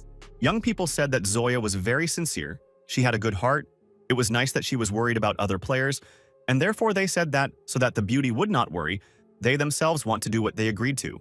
Yehao, who had recovered a bit, said that he was also against the whole idea. I thought to myself that heroic spirits can be reborn after death, but their strength will drop significantly. And therefore I didn't understand how to fight the boss, but I said out loud that it was he who called everyone here, and therefore they can't join the Lord. Our hero said that the girl did quite well here, but some people are better off joining the pig team, deciding to insult their opponents. And to avenge himself, the guy once again decided to give his opponent a slap in the face. Then he said that immediately after the victory, he will return the team in full assembly. Hearing the Lord mention that there was no need to worry about him, the players said that no one was even going to do it. All of a sudden, the system sent a notification that all players were to help Shiwei Jinshi fight the orcs that had attacked Heihei. The guys were angry. They didn't understand why the boss could give them tasks. But a moment later, leaping onto his horse, the Lord immediately announced that they were heading for the neighboring lands to help repel the attack. After a while, Tylan Bo happily told his men that the Falcon Lord himself had come to them, as well as his people, and therefore they were saved. Giving a hand to our hero, the man said that he wants to greet the guy from all the people and wants to express gratitude. Moreover, I am ready to assist in every possible way. Giving the reins of the horse to the fat man, the young man walked forward. Tylan Bo stared at the rope in his hands and just didn't say anything, because he didn't know what to say in such a case. Turning his head, the man became attentive and looked at this guy with anger in his eyes. Our hero did not feel like a guest, and therefore after a while he sat at a large table feeling that he was the owner here. Turning to Thalen Bo, the young man said that he did not have time for small talk, and therefore wanted to ask the man to provide all the available information as soon as possible. Realizing that it was best not to mess with this guy, the head of the city immediately ordered that everything that was needed be brought to the Lord. A moment later, the knight was showing the young man a map of Heihei, adding that 3 days ago, the invading orc troops had almost destroyed the coastal villages. According to new information, orc units were spotted near the village of Carter, at the foot of Mount Sorrento, 3 miles from their town, and their soldiers tried to counterattack, but nothing came of it. The young man was wondering if there were any coastal villages that hadn't been destroyed yet. And then the man began to say that there are several that are located deep into their lands. The guy thought for a moment, though he didn't say anything. It seemed that our hero knew these places because some plan was already being born in his head. At that moment, a creature ran into the tent and reported that the Lord's men were approaching, and quite a lot of them. While eating the mace, the beast said that this could not happen, since no one knows where they are. But Shiwei Jinshi and his men were already very close. Even so, they were in no hurry. Realizing that the most important thing in this matter was tactics, Tylan Bo didn't understand why the guy decided to go to the iron ore village, so he asked directly. Our hero did not want to waste time on this, which is why he asked his assistant to explain this point. The man said that the village is closest to Heihei. There are a lot of resources here. In addition, the enemy forces are moving up the river, and therefore they could not pass by this place. The young man shouted, although there are many opponents, but those who will be in the hangar are most likely cannon fodder that will not be able to withstand even one battle. Then he added that the infantry and 60 horsemen would be the biggest problem. On the other side of the river was leader Blood Creek, who stated that if the army was willing to surrender, he would definitely spare them. The guy didn't like this statement, so he said that the monster was muttering to himself. Suddenly, one of Tylan Bo's men stepped forward and said that he was the manager and a graduate of the academy, and therefore could talk to this Orcum, but was immediately refused. Shiwei Jinshi did not hesitate, so he took out his bow and decided to shoot arrows in the direction of ill-wishers. The opponent, who continued to stand on the other side of the river, didn't believe it, that this is possible. A moment later, he and his armor were thrown to the side. As they left the tent, another opponent held up a mace, indicating that they were ready to start a battle. The army of orcs gathered very quickly, and therefore in a few minutes it was standing in front of the army of our hero. One of the villains, standing on the observation deck, said that it was time not only to defend, but also to go on the attack. And only the guy stood and carefully watched everything that was happening. It seemed that he had some mysterious plan of his own. Tylan Bo, who was nearby, was nervous, talking about how the orcs were coming, but no one was doing anything about it.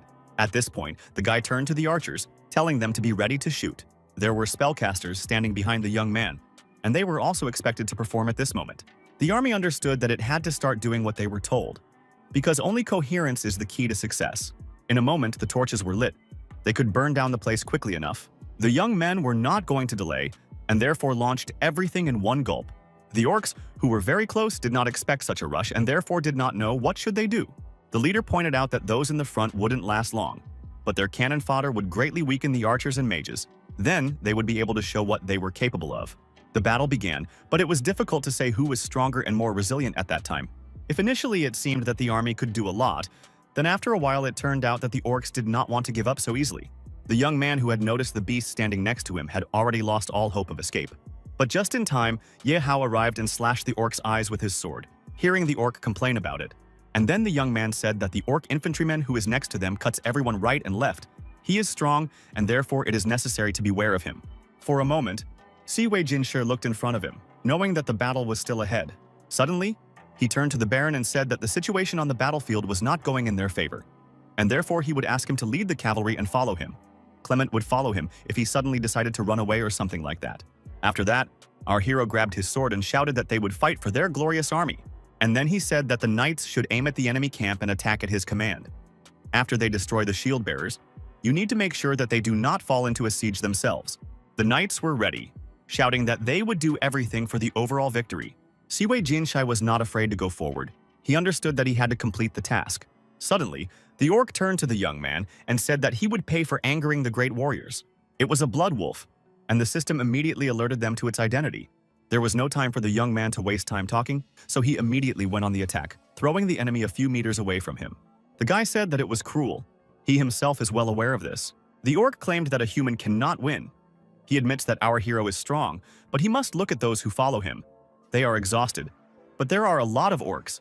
They are as strong as possible, perhaps even more than everyone sees. And in the next instant, a bottle appeared in the hands of the villain. The young man, realizing that something was wrong, said that this animal wants to hurt people. Siwei Jinshi wasn't going to stop, so he pushed the villain as far away as he could. At that moment, a huge beast appeared in front of the guy and screamed as loudly as it could. The knights looked up and were horrified to see Beeman himself standing in front of him. And in the next second, it grabbed one of the young men and squeezed it tightly in its huge paw. The rest of them stood frozen, not knowing what was going to happen to them next. Our hero, realizing what was happening, could not understand only why the creature that lives in the north wandered into these parts. The most unusual thing was that some of them had 7 heads, and therefore it was even more difficult to deal with the entities. The young man heard the others telling him to leave, but the young man only thought that he no longer felt the urge to win, and a knight without a desire for revenge and victory was becoming weak. Once again, the young man thought about the need to get out, so he shouted to his men that they had to get out of the encirclement. The lord fought as fiercely as the others, still talking about how they needed to clear their way. The knights were surprised that the count was literally chewing out a path for them. But Siwei Jinshi claimed that he was much stronger than them, and therefore could protect himself and cover them. The guys who were a little further away did not understand how the guy could cope alone, as well as where their reinforcements were, and only our hero hoped for his faithful servant. At that moment, the Tauren came, and although there were not many of them, they could take on most of the orcs and take a significant burden off the knights. It was clear that the comrades of our heroes were ready for any turn of events, and therefore they did not hide behind other people's backs. The orc leader knew it was getting harder for them, but he still didn't want to give up. He said that they were a large clan, and therefore they must win this victory at all costs. The predator's eyes were more furious than ever, and he was shouting orders to his group, but they didn't seem to hear him very much. At this time, Siwei Jinshi's companions started to ask what was going on. They understood that the enemy had slowed down for some reason. The reason was that another horned entity appeared in the clearing and asked who wanted to fight him. The orc clan was not happy. They asked where these Tauren came from and why they are on the side of humans and not orcs, because this is something abnormal. The leader sent his subordinate to investigate, but at that moment, a voice said that the servant could be forgotten. Raising his sword to the other's throat, Clement said in a calmer tone that the wolf had been hit and that it was all over. After a while, all the inhabitants of the city joyfully shouted the name of our hero. They said that their city is always open to them, because this man saved them from the orcs. Our hero, sitting on a horse, turned to Talon Bo, who was standing behind him. The latter, when he heard about the debt, said that they won thanks to the Lord, but his city is too small. He can't give away 10,000 gold and 500 pieces of equipment yet. He added that he had signed a promissory note, so he would give half as much money and 200 pieces of equipment. He could also give some food, and he planned to give the rest within a year. Hearing how the man asks to give him the leader of the orcs, the young man said that he does not mind. Our hero also added that he is not going to eat. It's time for him to go. With a malicious smile, the mayor remarked that he would order the knights to prepare everything they had promised the Lord. After a while, the action shifted to the prison, where the leader of the orcs was already located. After looking at this predator, a man asked if he knew what was in his hands. Talon Bo said that he was holding an earthquake scroll that only the orc chieftain could activate. And then he explained that it was given to his father as a reward for killing the orc chieftain. If his friend hadn't told him, he wouldn't have remembered about this thing at all. Who would have thought that it could still be useful? The leader asked if the man thought that he might be defeated. But the man said that this would not happen, because then he would have to give the boy a round sum of money. Then he added that if the chief won, both he and the Lord would die. But with this scroll, even if Fang lost, he would personally live. But Shi Wei Jin Shi would come to an end. The head of the city offered the beast a deal, and the beast said that it would be happy to serve and kill the Lord using this scroll. The leader of the orcs said that to activate this piece of paper, you only need to use a drop of his blood and a few words in their language. The man saw how the paper began to glow, and he shone, thinking that his plan was successful. After walking out onto the balcony, Tai Lan Bo looked at the knights who were standing below and immediately started laughing. While showing this document, the man stated that the Lord would die today because he would activate this scroll. All you have to do is say a few words in the language of these animals, after which the guy and his entire army will be buried under the ground.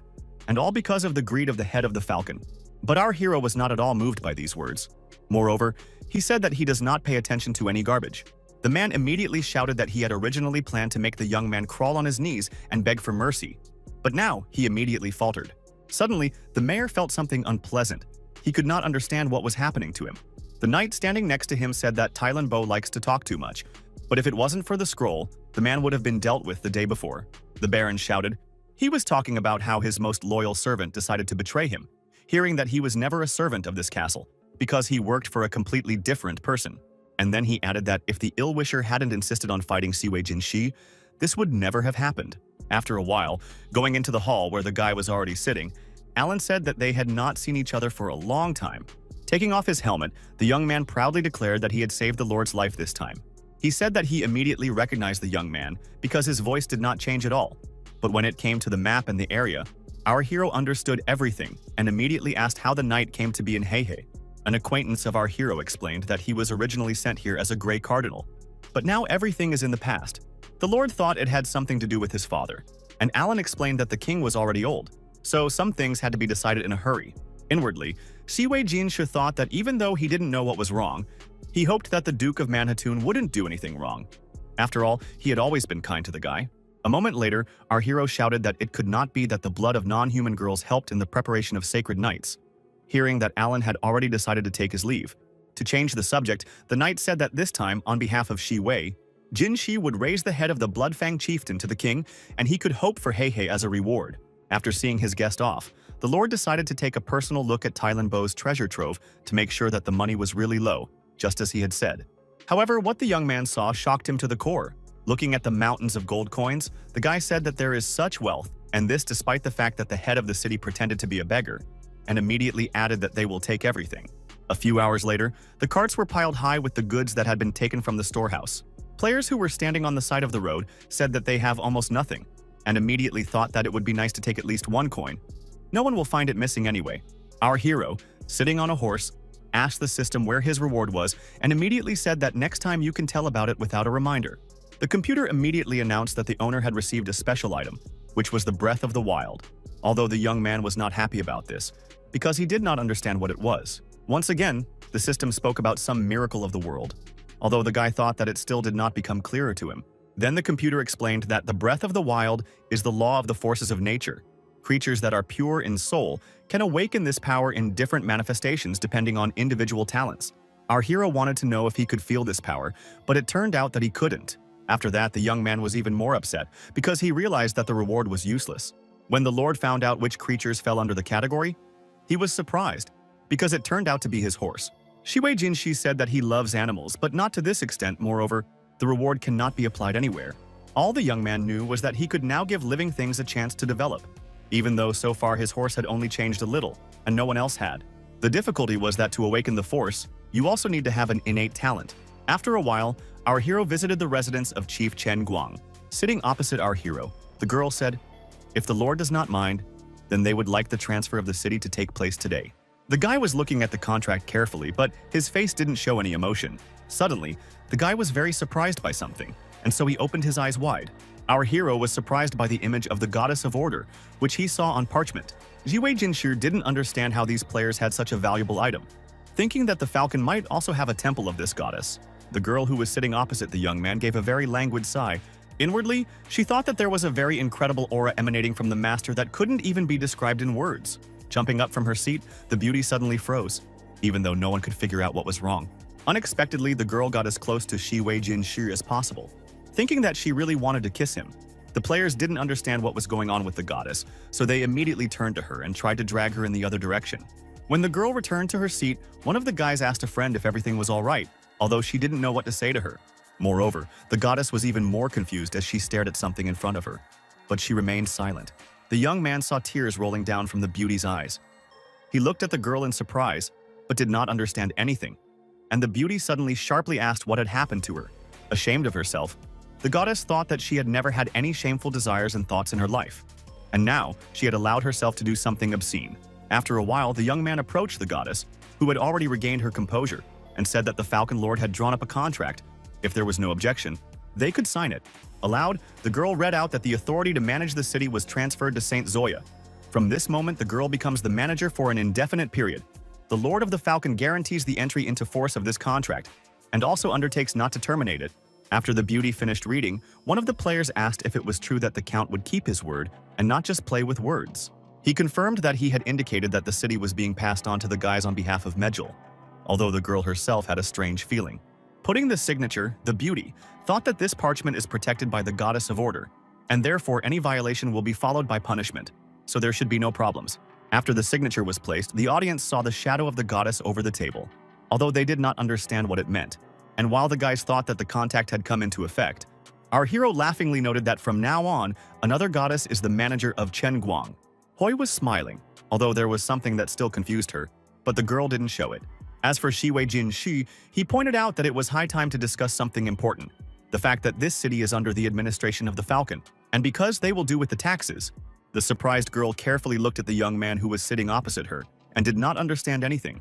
Jumping up from her seat, the beauty protested, but the guy calmly explained that Chen Guang is subordinate to the Falcon, and therefore it is reasonable to take taxes. Even the goddess will not punish him for this. And then he added that Zoe had actually obtained the rights to this city that Medjol had once had, and he was the witness to that and the guarantor. The Lord insisted that she was granted the same rights as Medjol, not the same rights as Shiwei Jin Shi, which were two different things. At that moment, Ye Hao entered the room and called the Count a mean person. After all, he had deceived everyone. The young man, scratching his ears, said that it seemed to him that some annoying mosquito was ringing over his ear. But Zoe's protector was not going to back down. He said that there was no need to be arrogant ahead of time. You can go to a duel, and then, if the Lord loses, the city will gain independence and go completely under the rule of the saint. Smiling, our hero said that he was not against it. But in this case, Ye Hao should not use abilities to increase his strength. The young man shouted loudly that the great Falcon Lord was just a coward hiding behind his servants. At this point, our hero saw that his daily tasks were updated, and among them, beat up Ye Hao, make Zoe cry, and then kiss her. Looking at the girl, the young man thought that it seems that the computer has some personal dislike for this beauty. Although, on the other hand, the young man liked that there were kisses in the tasks, and therefore said that he would like more of this. After a moment, Shiwei Jinshi realized that he was being addressed, so he quickly said that he agreed to the duel. The young man understood that he had a task from the system, and therefore he could not refuse. But he wanted to know what would happen if he managed to win. The opponent noted that if the opponent's demands do not go beyond the limits, then he agrees to everything. But our hero immediately added that only one consent will not be enough. In a more defiant tone, he said that if he won, then Zoe would be his. When Ye Hao heard about this, he immediately became indignant, and therefore he shouted menacingly that nothing like this would happen. The Lord knew that it would be better to remain silent and compromise, so he changed his condition, noting that if he did win, he would stay with the saint for 5 minutes. But the player did not like this either. He appealed to the fact that Zoe is the goddess of inhumans, and therefore how it is even possible to leave her alone with such a young man. But the girl took her friend by the hand, saying that there was no need to inflate this argument again. Therefore, she added that let it be as Shiwei Jin she wants. In any case, she believes in her hero and knows that he is capable of much.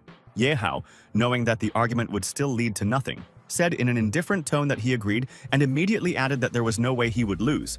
After a while, the opponents were already standing in the ring, ready to start the fight at any moment.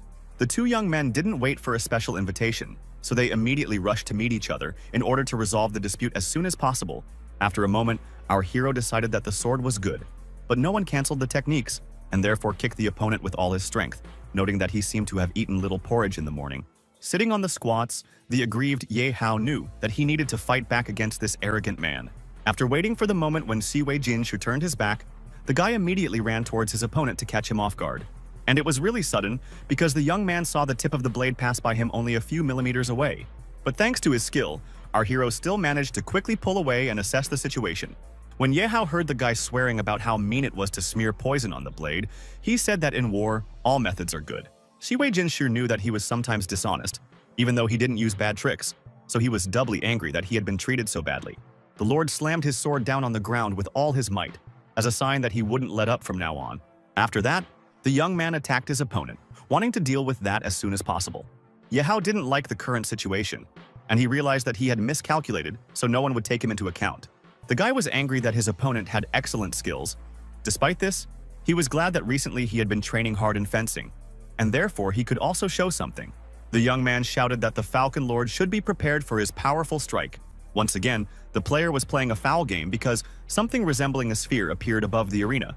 But it was not so simple. This was also understood by our hero, who said that it is possible to go in pairs of this poison.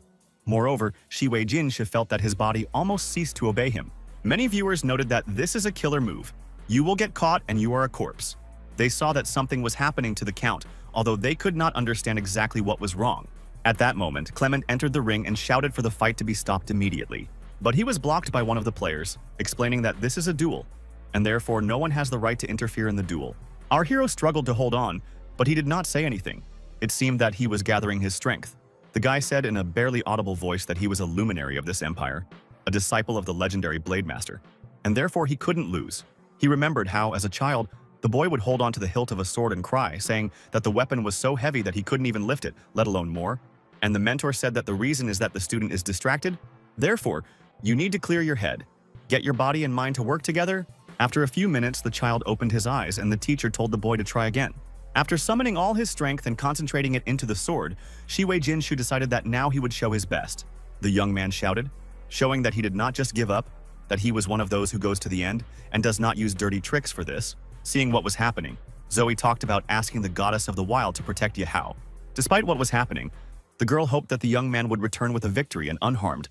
After a few minutes, our hero, who had been holding up quite well before, felt that something was wrong with him.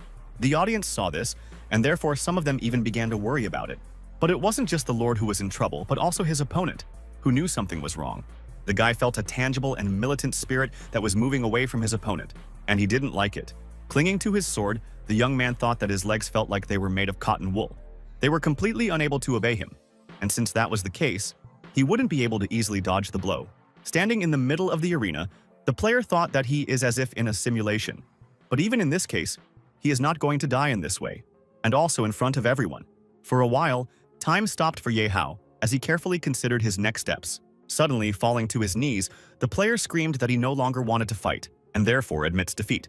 The audience couldn't believe that the main character actually took a knee, which meant that he just gave up. At this moment, Zoe took off from her seat and ran to where her companion was.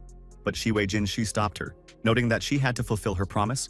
The girl said that she was not against it, but wanted to ask for something, but immediately heard a refusal. The beauty began to cry, and the audience declared that the villain had no right to offend their saint. And they went on to say that if a young man wants to get to the goddess, it will only happen over their dead bodies.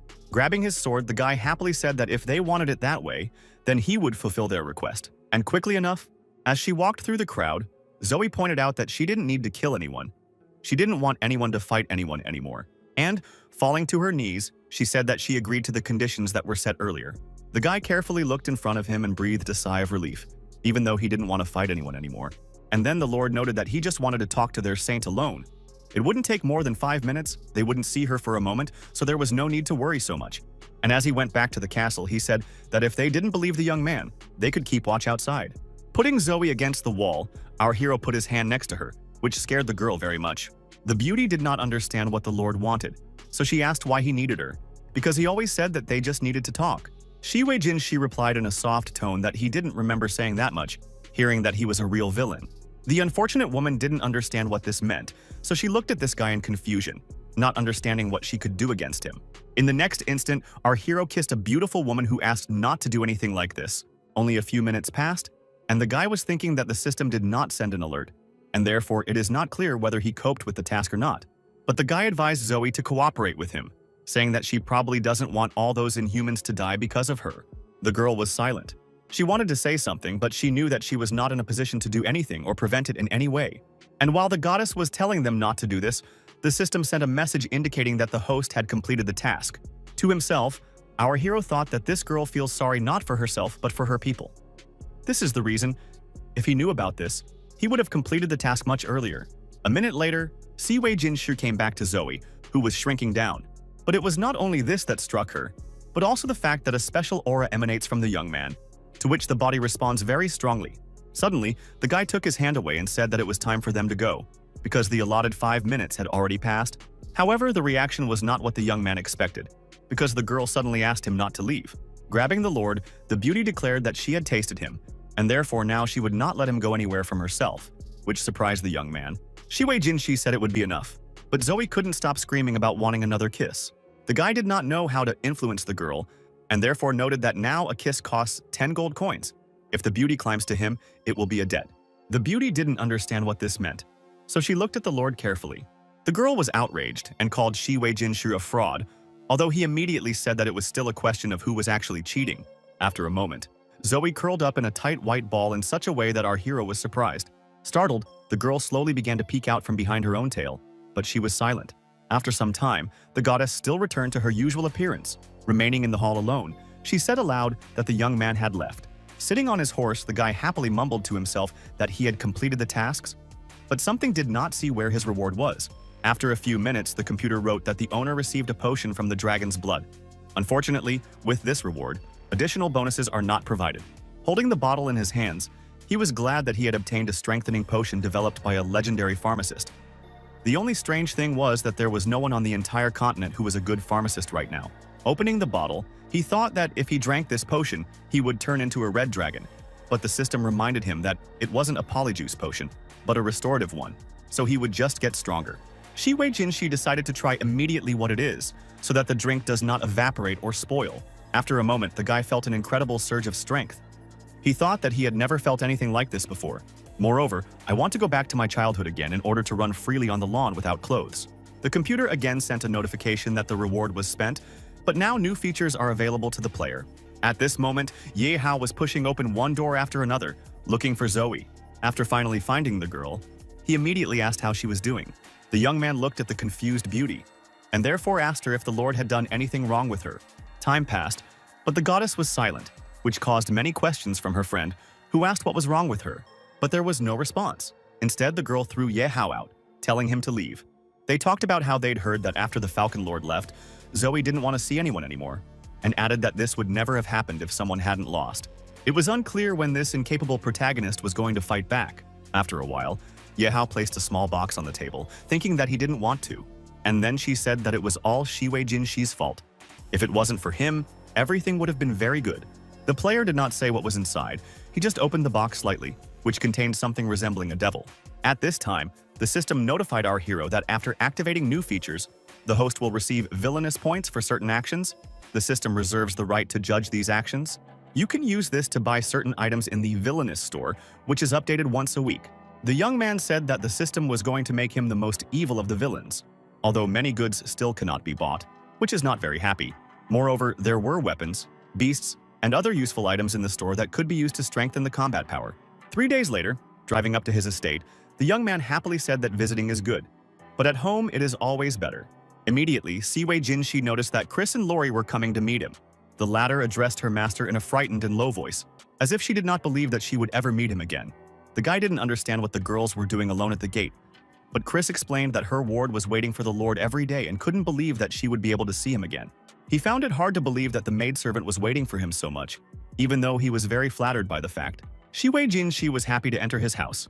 He knew that a hot bath and dinner were waiting for him, so he was looking forward to it. But a moment later, something happened that he didn't expect, because Lori literally threw herself into his arms, knocking him down. Lori was crying, and through her tears, she said that she had missed her so much all these days. The girl hugged the young man, but he said that he was dusty and dirty after the road, and therefore it would be best if he managed to take a bath first. The young man understood that he did not want to push the beauty away by force, but at the same time he really wanted to eat and finally wash up. But Lori continued to hold her master, talking about how she was back in her childhood, when she was hugged like this by her mother. However, what surprised the guy was not only this. The system suggested that creatures that are pure in soul can awaken the breath of wild power in different manifestations depending on individual talents. Realizing that the girl was probably one of them, Siwei Jinshu asked her directly if she had ever heard of non-humans awakening of special abilities.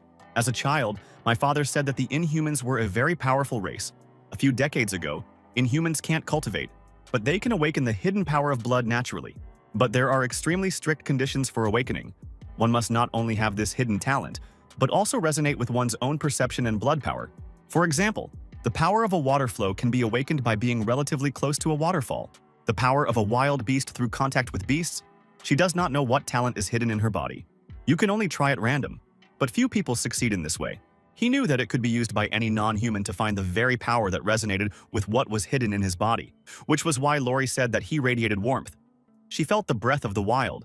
He knelt down on one knee and asked if the maid remembered how her people understood nature. But she said that she admired the scenery, but did not feel any response. Taking the girl's hand, Siwei Jin, she explained, "It's not that she doesn't have talent. She just hasn't found something that resonates with her yet." He added that she felt his warmth, and therefore perhaps something will come of it. The girl looked at her master in amazement and said that if necessary, she would definitely try again. The young man hugged this little girl kindly, as if she was his closest person. In the next instant, Lori thought she actually felt something. The guy saw the whole room shrouded in light. He decided that the girl's ability is to restore the vitality of those who are near her. While the young man was thinking about the fact that he would soon have a personal healer, the beauty said that for some reason she suddenly felt sleepy. Siwei Jinshai understood what was going on, so he said that Lori needed to sleep. It seems that it was quite energy-consuming to awaken skills with the breath of the wild. He tried to move away from the bed, but the girl was holding onto his clothes so tightly that he couldn't push her hand apart. Knowing that it was easier to take off his trousers than to open his hands, he was doing just that. When one of the knights entered the room, the young man looked at the master carefully, but he didn't know how to react to what he saw. Confused, our hero also did not know what to say to him because, in fact, he did not intend to do anything bad. After a while, Siwei Jinshi returned to his office and invited the knight over. Sitting in the chair, the young man calmly noted that now the served person can say what he was going to say. The young man immediately started talking about how the master was a great man, and a couple of fetishes wasn't a problem at all, especially for him. But he heard the lord start yelling at the one who wasn't asking him about that. And while our hero was angry, the knight reported that the peasants had discovered iron ore. He didn't believe it was even possible, but he was pleasantly surprised. So I asked my subordinate where the mine was located and how far away it was from Lindong.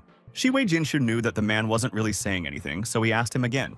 But instead of answering, the young man showed a map and said that the mine is not far from them, but it is located on the border of the Sokol and Bud territories, but it is still closer to the latter. However, the lord was not at all afraid of this. Moreover, he proudly declared that it would be easy.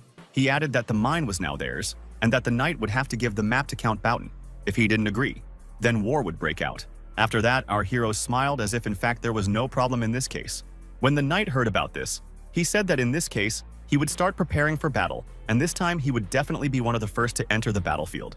But the guy replied that they had just finished one battle, and therefore it was necessary to let the people rest. Now it is very important how the count of the neighboring lands behaves. Finally getting to the bathroom, the young man said that this is the most pleasant thing that can be. It's been 3 days since he took the potion, and it's safe to say that it actually strengthened his body. Now ordinary weapons that aren't filled with battle energy can't harm him. Immediately, he looked at the chart and saw that he might have magic immunity and dragon power, adding that he was now a Sky Knight. But suddenly the computer wrote that a certain Bloodfang wants to bring his friends and conquer the territory of the Falcon. The man's name was Laden, most likely Baden's father or brother. And Siwei Jinshu knew that he was too careless about a lot of things, even though he should be working on strengthening the borders. Since these people want to directly attack the Falcon territory, they will probably go through the Sorrento Mountains to fight in Heihe territory again. When he went back to his bedroom, he found Lori already awake, even though he said she could have rested a little longer. But the girl said that she thanks the owner for having awakened the power of her blood, and in return will give birth to a baby.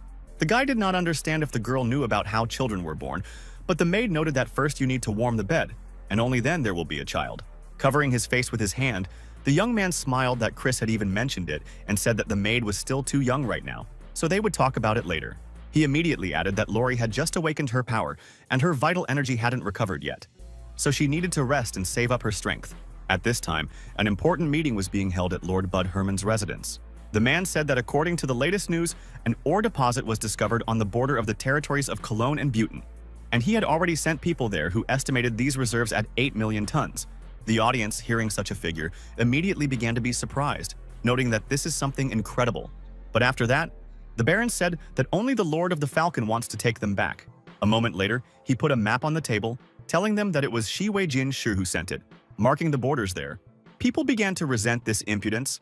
They said that the mine belongs to them, as well as the territory on which it is located, and therefore it is necessary to continue to seek justice. Jumping up from his seat, Bud shouted that this could be regarded as a direct declaration of war. This boy probably thinks that if they don't have such a large territory, then they can be mocked, they can be used. But this is not so. The knights agreed with this, and therefore shouted that they would stand up for what was rightfully theirs. The man again said that his kind Bud had been holed up for so long. Now it's time to start acting. We can't let our hero do what he planned. And then he added that the great knight Clement was behind the Falcon Lord, and that he was the greatest threat to everyone, and that there was no one else to fear. In order to definitely win this war, the Count took advantage of the right to develop a third of the mine and asked the Baron for 3 Earth Knights for temporary use. They are already on their way and will reach the border in a few days. Turning to Jet, who was the Baron's son, the man asked him to show him something. In the next instant, a green glow began to rise around the young man. Bud said that the concentration of combat power has reached such a high level, which is the indicator of an Earth Knight. And this is despite the fact that the guy is only 21 years old. Therefore, with the help of Jet, the mine will definitely belong to them, and then no one will be able to stop the development of their clan. At this time, our hero is thinking that he still needs to find out how the system gives out the points of the villain. Last night, the maid warmed his bed, but he did not get a single point. So Jin Shu decided that he would try some new method. Maybe then there would be some changes. Suddenly, the young man turned his attention to Pudgy, whom he had already met before. The child immediately turned to the Lord, saying that he was the person who had taken his lollipop last time. With tears in his eyes, the boy said that today, he did not have any sweets with him and therefore asked the young man not to rob her, adding that his mother was beaten, and therefore the money was needed to buy medicine for the woman. Looking carefully at the baby, our hero immediately asked why she was beaten up, and said that if the child explains everything properly, no one will rob him. Wiping his tears, the boy said that his father died in the war. Their family was paid a cash allowance, but bad people found out about it. They broke into the house, wanted to take the money, but the woman did not want to give the money she deserved. Lowering his gaze, the guy said in a low voice about why he wasn't aware of such a case. But the child replied that his mother said that the Lord would not punish a knight for such a thing. And, moving after Jin Shu, he added that the woman did not want to offend the young man at all. They are just ordinary citizens, and therefore they are grateful that at least some money was paid for their father. After a while, the child opened the door to the house and shouted joyfully that he had returned. He went to the bed and introduced Lord Falcon, who was standing against the wall, telling her that this man had come to see a woman, and that he had even bought medicine. The unfortunate woman wanted to get out of bed. She immediately apologized, but she heard the order to lie down and not think about getting up. Walking over to the bed, the guy immediately asked if it was true that those people who took part in the beating were supported by knights. The unfortunate woman said that it was Bolt and his men. These are bandits from the outer city. Usually they live on the money that they got for protecting something or someone. On the same day that the knight brought their compensation, the bandits broke into the house and took everything they had. She added that they also said that they would only be happy if the woman decided to take revenge on them, and the knights and the lord were on their side. Slamming his fist on the table, the guy cursed obscenely, realizing that this should not have happened.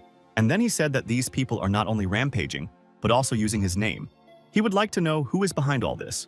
A waitress working at a local tavern approached the stranger and asked him if he would like something to drink. The visitor was silent. Despite this, he threw the girl 1 gold coin. Raising his hand, the young man said that he was ordering a glass of the best drink available here. As she left, the girl remarked that the master had excellent taste and immediately added, "If he needs anything else, he can contact her. Her name is Vina." The place was not very crowded, which allowed our hero to see almost all the visitors. The guy was in no hurry. It seemed that he was waiting for someone, and therefore just waiting. After a moment, looking out of the window, the young man thought to himself that this person had finally arrived. At the same time, the waitress came up to Jin Shu and happily announced that she had brought the best drink.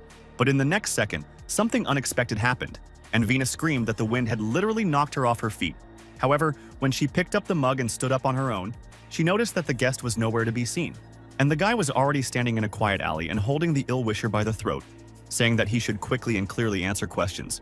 In a cold tone, he added that if he thought to cheat, he would be destroyed in the same place. Hearing that the young man asked about the robbery of the Bornkrit family, the villain reported that it was him. After that, the young man said that he robbed several other families, but only in the Waffen district. The next question was about whose tip the gunman was working on, but he didn't dare say who it was. Realizing that the Lord's hand was getting tighter, the ill-wisher shouted that it was Gar who was forcing him to do this, and immediately asked him to loosen his grip. However, Jin Shu didn't understand what this meant, so he carefully looked at the bandit. Once again, he remembered something. A brief episode about Gar, sitting down on one knee, was saying that he was swearing on his honor as a knight, and immediately fell silent. After that, he continued to promise that he would always follow Mr. Shiwei Jinshi. Knowing exactly who to look for, the young man broke into the man's estate, and without knocking or warning, he simply knocked down the front door. The man who was in bed at that time angrily started asking about who dared to disturb him, and even in such a way, our hero was not going to stand on ceremony, and therefore immediately said that the knight seems to like playing on two fronts, adding that he probably knows why he came. The knight understood everything, but decided to pretend to be not quite a distant person, so he said, scratching his head, that sleeping with two women is not forbidden by law. Grabbing the bad person, the guy shouted that this pretense was enough. He was aware that it was the knight who ordered to take payments from people for fallen relatives. Hearing that it was only money, and therefore there was no point in worrying, the young man said that it was a waste to think that there was really nothing to worry about. The man immediately began to defend himself. He said that he is a great knight, but receives 3 gold coins a month, and a dead man 10. And this is not normal. He also said that the lives of these people have no value because they are commoners. And then he noted that with 10 gold coins, his life became much better. Startled, Gar asked if the Lord would really kill someone who had followed him and fought his enemies for so many years for the sake of some commoners. Shiwei Jinshi said in a low voice that this man was cutting the local bandits' hair and breaking the laws.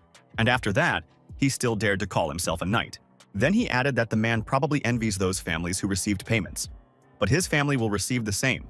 After a while, bells rang in the square, although the locals could not understand what the reason was. Many of them, who were not far away, managed to count that there were 13 strokes of the bell, which meant that the Lord was gathering everyone for a public execution. Standing on the street, residents did not understand who could be so unlucky this time. Our hero loudly said that today he asked everyone to come to this square to make one thing public. But that's not still on the agenda, as they also have to hang one criminal. And after a moment's hesitation, the young man noticed that it was the great knight Gar, who was his subordinate. At this moment, the crowd that knew the man for sure started saying that there was some mistake, since the great knight was known by everyone. People were thinking that this man might have spent the night with some woman that the Lord himself liked. But at that moment, the guard called everyone to silence. Jiwei Jinshi began to say that the first thing was disobeying orders and robbing families who lost their breadwinner. In addition, being a knight, the man dared to offend the weak. Gar also incited hooligans who violated public order, so this villain should be hanged even though he was once a great knight. The Lord said that everyone should remember that in the Falcon territory, the dignity and reputation of knights is inviolable. Those who promise to protect the population do not rob it. The guy saw how the criminal started laughing very loudly, thereby showing that he was just an ordinary bandit. And while Gar tried to threaten the young man, the latter ordered his immediate execution. At that moment, the system announced that the master had executed a knight who had served him for many years, and for this he received 2,000 villain points as a reward.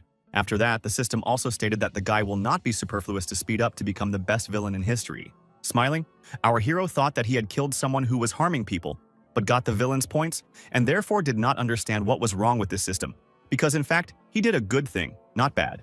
But the computer explained, the reason was that many stupid people would be shocked by the host's coldness. Moreover, all the knights will be horrified by the ruthlessness of the Lord they are protecting. For a moment, Shiwei Jinshi bowed his head, not sure what was bothering him. Turning to one of his subordinates, he wanted to get his opinion on what had just happened, even though the knight immediately began to retreat. The frightened but brave man said that Gar followed his master everywhere, was loyal to him, and was killed because of the dead and their money. The guy wanted to know who else thinks so, and found out that many people think the same, adding that Clement also said something about this. Then he added that even this old man was sure that Gar didn't deserve to die like this. After a while, the Lord returned to his study, where he pondered the words of the executed man. He said that if he was killed, people would see how ruthlessly the guy treats those who have been loyal to him all his life. He would lose trust and no one else would follow him. At that moment, there was a knock at the office, and the guy heard that it was Lori, so he said that she could come in. When she brought a tray with some food, the girl noticed that the master had not eaten anything at all at dinner. The maid asked what was bothering the young man, but he only said that he simply did not get enough sleep. When our hero heard that you can't hide anything from Lori, he pointed out that the reason was because of those manuals, and then he added that he does not think that he did something wrong. The victims should be remembered, and such people should be punished. His father had told him that people were not born heroes, that all those who went to the battlefield, ordinary people, those who put on a helmet and armor, took up weapons and went out to the enemy, each of them deserved the title of hero. The girl said that if no one can stand up for the heroes, and everyone will only harm them, then what will happen to the world? After kissing Lori, the young man remarked that she was absolutely right, and added how good it was that he had her at all. Knowing that the Lord was kind, the maid asked if they could have a child today. but the young man again said that she needed to grow up. He immediately added that they would test the strength of the girl's blood tomorrow, but as for everything else, they would leave this conversation until next time. Lying on the bed, Siwei Jinshu claimed that it was all the fault of the system, which warned that Lori should not be touched. But after a moment, the guy decided that he needed to switch to where you can spend 2,000 points. Maybe you can buy artifacts or stones. The young man understood that there were quite a lot of interesting and useful things in the store. Interestingly, even underwear made from ice silkworm threads was offered, although it was not clear why it was needed. One of the most expensive was explosives. Siege weapons also cost as much as 600 points, and an assault ladder was also on the list. The next day, the Lord slammed his hand down on the table and announced that the meeting had begun. He said that everyone knows that the reason for this war with the Butin territories is the desire to get iron ore deposits. However, our hero thought that they would not only get the deposits, but also take the opportunity to plunder their capital. The surprised knights looked at the young man carefully and didn't understand what he was talking about. Among themselves, the men discussed that this was a bad idea. The young man had never been to war, and therefore did not know its features, so they said that it was necessary to delay this. Clement said that it would be difficult to get into the territory. They don't have the equipment for a siege, and they won't have time to do it. Besides, even if there was such a thing, it wouldn't be possible to get into the territory quietly. The most important thing was that there was a magic cannon installed in the territory. Even for Earth Knights, it would not be easy. But Siwei Jinshu said that he would settle everything. Clement's eyes widened when he heard about this. He asked emphatically if it was true that the Lord had any ideas on the subject. He said that this is actually the case. The young man knows how to put 2 siege engines in the city. Another question is, given that the main contingent of Butin's troops is suppressed and they have several siege installations on their side, how many soldiers are needed to capture the city? Clement immediately said that they plan to capture a fairly large city. Even under the conditions indicated, it will be quite difficult to occupy it. Moreover, the guy had executed the Great Knight Gar, who was responsible for recruiting troops and buying horses, so now they don't have enough recruits and overall strength to control a city of this magnitude. But Siwei Jinshu calmly pointed out, what if they don't need to control the Bud at all? The knights didn't understand anything, but the Lord said that he wasn't crazy. They just needed to take control of the city walls and clear out all the Herman fortifications. Clement said fearfully that then they would need 500 soldiers and 10 good knights. But they had to understand that Bud would send most of the troops to capture the deposits, and therefore there would be few soldiers left in the city. When besieging the city, they need to capture the walls, control the magic cannon, cover the great knights and take the treasures, and immediately asked if the Lord would really be able to deliver the equipment to the territory. Siwei Jinshu again said that he knew what he was doing, so he would announce the battle plan soon.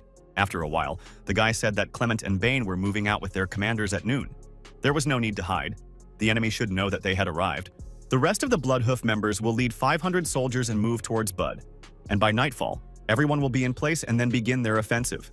It is important to capture the walls in the first 10 minutes, and desolate Herman in the next hour, and then rejoin the main forces.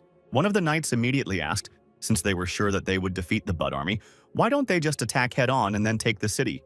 But the men started saying that the guy was a fool. Because how would they know that they had destroyed everyone if everything worked out with the siege equipment? Then this would be the best opportunity for all of them. If they attack head-on, then even if the Bud family loses, they will start retreating behind the city walls and then use magic cannons, then they will respond in this case. Realizing that everyone was silent, the Lord said that if no one objected, everyone could be free. The next day, at the appointed time, each of the detachments took a pre-arranged place. At the same time, the enemy soldier turned to the Lord and reported that they had a problem. And then he went on to say that Clement was visible ahead. But no one else from the city administration showed up. Although the knight immediately added that there was also one creature very similar to the Minotaur, but only the height of that was about 3 meters. And another strange thing is that the troops were simply stationed 2 kilometers from their territory, but no movement was noticed, and nothing also indicates the beginning of hostilities. The master ordered to get as close to the camp as possible. If it doesn't work out, then you can use the peasants. However, after a moment, the count opened his eyes wide. It seemed that he was very much surprised by something. He turned back to the soldier and asked him if there was any important news that he had decided to return. Although I immediately realized that this was some completely different person, so I asked who he was.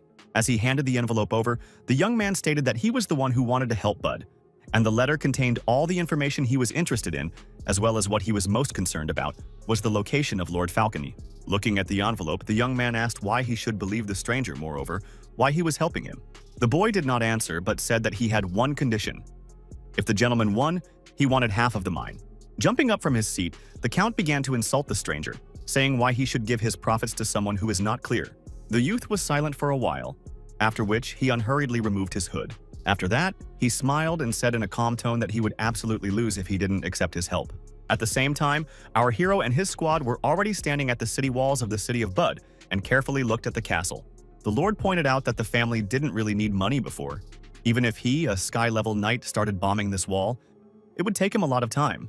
Entering the store, the young man decided that it was time to make a purchase of inventory. After that, everyone present noticed that two interesting installations appeared in front of them. The army liked this, even though they didn't understand how it was possible. Turning to Carl, the guy said that he would leave the troops and equipment on him, and he would go in from the other side to catch everyone off guard. The knights who were on guard were bored. They had long been used to a peaceful life, so they didn't expect anything out of the ordinary. But in the next instant, they were surprised by a light that came from somewhere else. One of the soldiers carefully looked back and saw a stranger who had managed to take down several knights. Realizing that things were taking an unpleasant turn, the guy shouted with all his might that they were attacked. The enemy was already entering the city.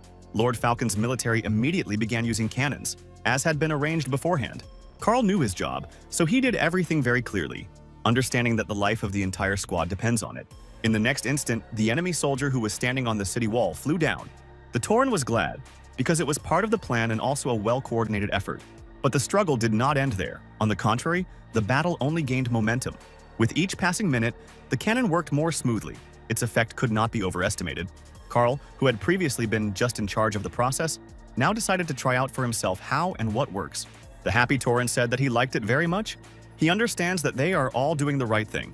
Unexpectedly, Shiwei Jinshi said that he had stopped playing around and instructed Carl to put some knights to guard on this side, and he would take care of the rest of the cannons himself. At the same moment, the system notified our hero that he must capture the mine. He must also clear the fortress. In the next battle, you will need to destroy all the great knights. Clement, who was in a completely different location, said that it was all very strange. He added that Lord Bud was suspicious, and as soon as he suspected that the Outsiders' army was here to stall for time, he would immediately attack. But it had already been a long time and the Outsiders still hadn't done anything. Suddenly, one of the soldiers appeared behind the man, shouting that things were bad. He said that they decided to investigate the situation in the enemy camp and found that there was no one there. He saw it with his own eyes. Everyone retreated. Clement knew something was wrong, so he cursed immediately. The knight understood that the situation was becoming more complicated and ordered everyone to move out as soon as possible. While in the city, Shiwei Jinshi happily and calmly told the army that they should take all the valuables that are in the vault. And he added that what is difficult to take with you, for example, paintings and shell, you can just burn on the spot. Seeing how someone was running around with a plate, the Lord noted that it was the cheapest, and therefore it could simply be broken. Carl found something interesting and immediately called the gentleman, who said that they had done a great job. But that wasn't the most interesting thing. The most interesting thing was when the door opened, behind which were stored untold riches. The guy shouted that there are actually a lot of riches and added that the Buds have a lot of interesting stuff. Realizing that it was necessary to hurry, our hero ordered Carl to take several Tauren and drag these chests to their wagons with them. But then something happened that no one expected. Suddenly, a grate fell down with a crash. Lord tried to understand how they had ended up in the cage when everything was going so well. Carl didn't understand it either, but he focused on breaking the bars, saying that he didn't need a broken cage anyway. Thumping his fist on the floor, the Tauren shouted that he didn't understand because the bars were completely unbreakable. The young man understood that something was wrong here, because his new team is the strongest guys, but even if they do not succeed, then an ordinary person should not even try. At that moment, a voice shouted out that there was no need to waste strength on futile resistance. This cage absorbed strength and couldn't be opened from the inside. The Falcon Lord turned around and angrily called his opponent a bad word. The young man said that he was the Count of Buton and immediately greeted his neighbor. The young man noted with despair that since all the soldiers were here, then Clement and the others had lost. To which the enemy pointed out that the troops were probably waiting to be attacked. But that would not happen. Perhaps they would have time to figure out what had happened when the cold corpses were already lying on the ground. Although this did not frighten the young man, Shiwei Jinshi asked how the Count knew that he was in the vault, if it could be that someone shared this information with him. Laughing, Bud said that the boy was still too young and inexperienced, and therefore not very well versed in people. After that, he added that it is necessary to remember well that in the next life there is no point in trusting anyone. And coming up to the cage, he said that it was also not necessary to contact anyone. The man was not going to stand on ceremony with our hero, which is why he shouted menacingly that now Count Sokola would die, and no one would remember him. But at this moment, some powerful stream of energy was directed in the direction where the ill-wisher was. It turned out that they were knives that were thrown with incredible speed, and from which Bud recoiled with great difficulty. Shiwei Jinshin knew this great trick, so he immediately called out loudly to his comrade Clement, Standing at the entrance to the treasury, the knight begged for forgiveness for coming too late. The count was saying that everyone had broken through the encirclement too quickly, although no less was expected from an Earth Knight. But unfortunately, the opponent's ratio of Earth Knights in this place would benefit their side, since they have as many as 3 strongest knights. Clement didn't respond to this remark. He said that the man had better let Lord Falcon go, otherwise their reinforcements would level everything here. But the opponent only laughed, noting that he had heard rumors that Siwei Jinshi had dealt with one of the great knights who was responsible for recruiting new fighters, and therefore he very much doubted that they had reinforcements. Unexpectedly, Bud ordered his men to take the man.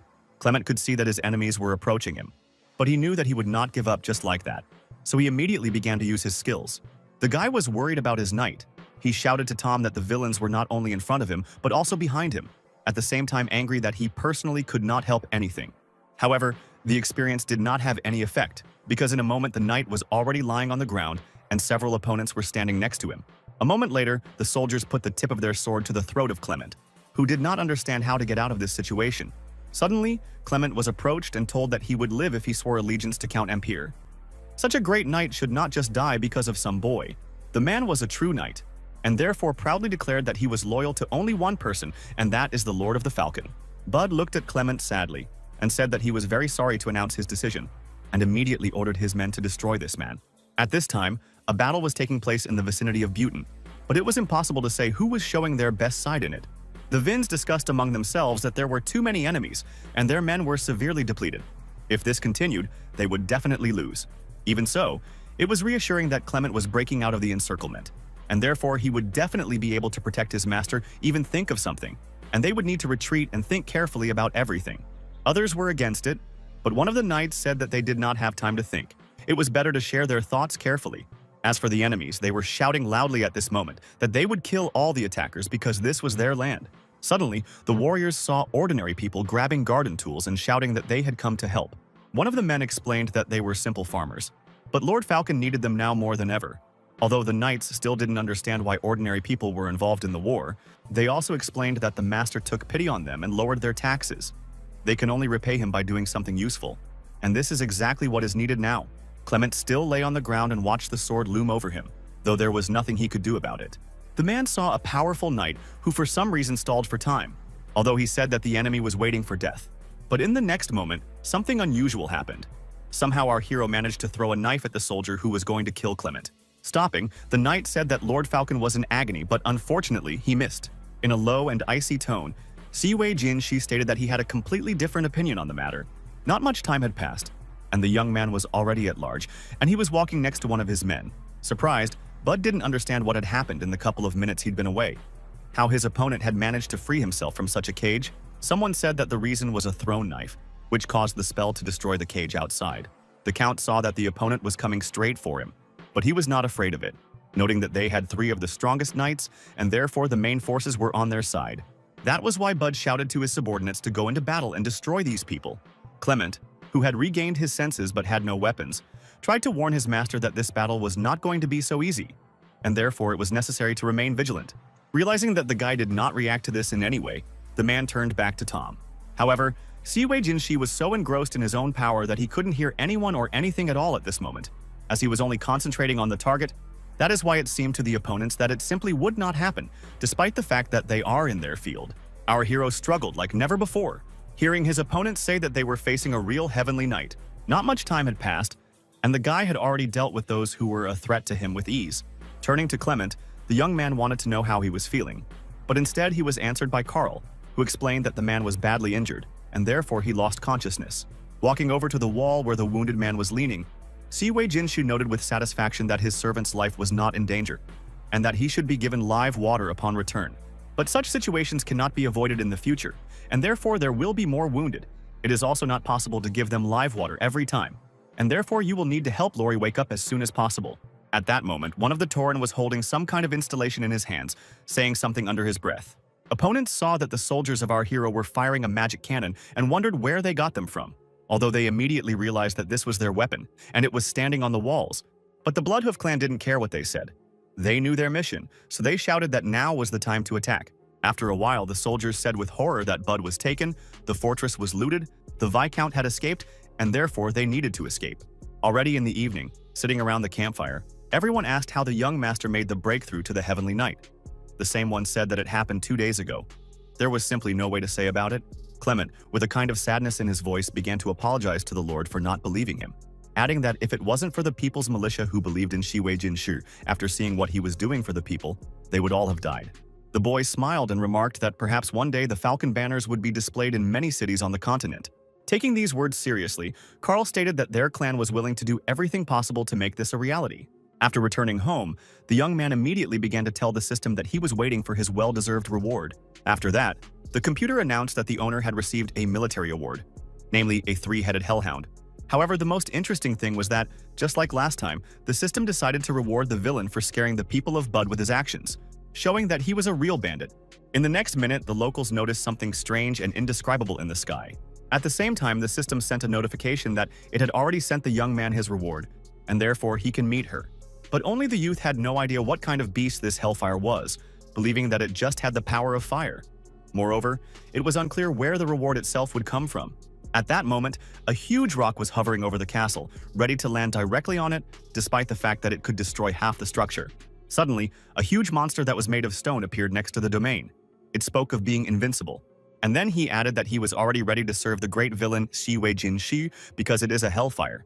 However, to his amazement, he heard the monster call him small, realizing that there was nothing wrong with his height, that there was something wrong with hellfire. After that, the stone servant said that he was a little wrong. In fact, he is insignificant while his master is almost a deity. Turning to Salakan, our hero asked him to put out the flame. Because of this, any object in this room can catch fire, and then it will no longer matter who is protecting the Lord, because there will be nothing to protect. He thought to himself that this was a perfect skill that was almost impossible to parry, because fire can easily and quickly burn everything in its path. Suddenly, Salakan started to say something about his master's insignificance again, but the master asked him not to bring it up again. It seemed that this creature did not understand everything from the first time, and therefore again began to say something about the small size of the young man. And while the young man was thinking that his new defense attorney had no manners at all, Lori ran into the office looking happy. The girl wanted to say something, but she immediately forgot about it as soon as she saw the huge stone entity that was staring intently at her. Salakan, who knew nothing about good manners, said that there was an even smaller insect in front of him, but it didn't look like a beast. It's probably a strange bug. Lori clung to Shi Wei Jinshu and shouted that now there was a new beast in the castle, and therefore the master needed to escape immediately. But the stone man spoke again, and this time he said that his master was absolutely not delicious. Moreover, he was terrible, and therefore no one needed him. And after a moment, he explained to the maid that there was another subordinate of his in front of them. He had just arrived in the city today. Salakan, on the other hand, looked at the people and thought that if the two of them were compared, the Lord didn't seem as small as before. At this moment, the young man noted that the girl should not be afraid of him. It is like a Tauren, but only looks a little different. But he will not offend her.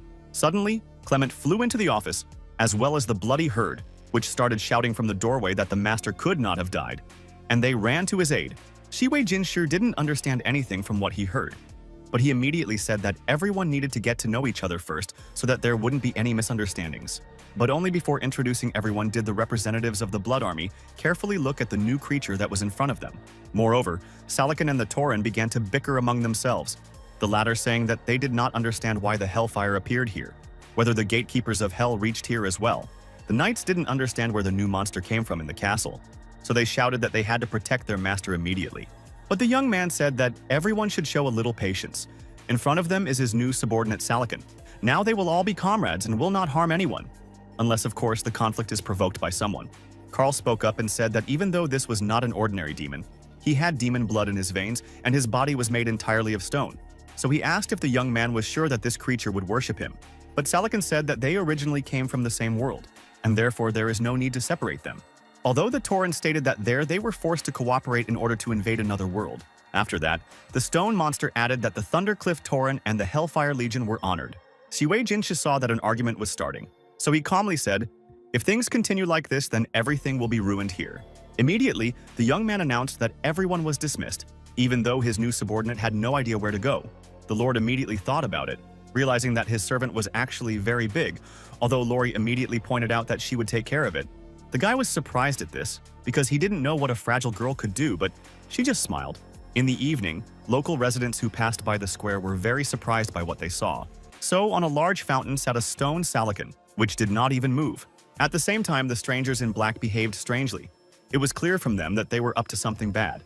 Moving forward, the men said that the Falcon Lord had returned to the residence in Lingdong, and therefore there could not be a better opportunity to kill him. One of the young men, who was standing on the wall and heard absolutely everything, shouted to the villains that they would definitely not pass in this place. The men immediately asked if the guy really needed problems, adding that among them was Parker Luther, whom they should have known. Wade Hawk, who had arrived on time, stood off to the side for a while, and then decided to come closer to ask what the man wanted. Laughing, the man said that he was Parker Luther. But as for his friend, he has changed a lot over the past year, adding that his wife's blood works wonders. Now he feels stronger than ever.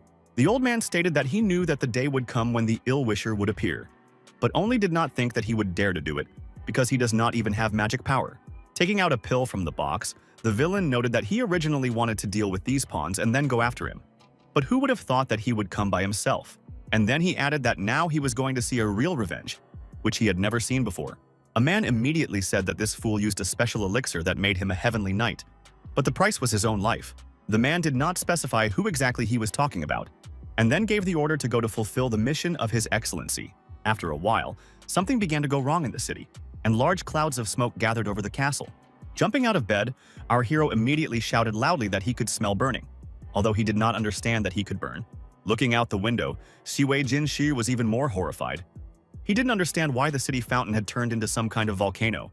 Salakin, who understood that there were ill-wishers in the city, talked about making the flies tremble, because he would quickly burn them to the ground.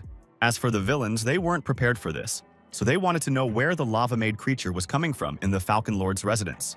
Within a moment, the lava was everywhere, and the men were trying to avoid it, but they couldn't do it very well, especially since the stone beast was constantly shouting that it would burn everyone down.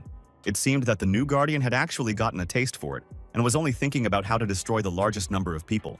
The young man, who had been watching this action for several minutes, realized what had happened, so he turned to Lori. The guy asked the beauty to bring him a sword. He thought to himself that if the battle continues for a while like this, then nothing will remain of the residence. A few minutes later, after putting on his armor, Shi Wei-jin entered the battlefield to personally fight the bandits. Seeing the fiery halo around this youth, the men said that the Lord is their target, but only he should be an Earth-level knight. The werewolves immediately said that they really had a big problem with scouting, and immediately added that it would be nice to go back. But now, all they had to do was fight. Opponents saw what the young man was doing, but they did not like it. They said that he constantly uses the same techniques, and only for our hero it was absolutely unimportant. He knew exactly what he had to do and was moving towards it.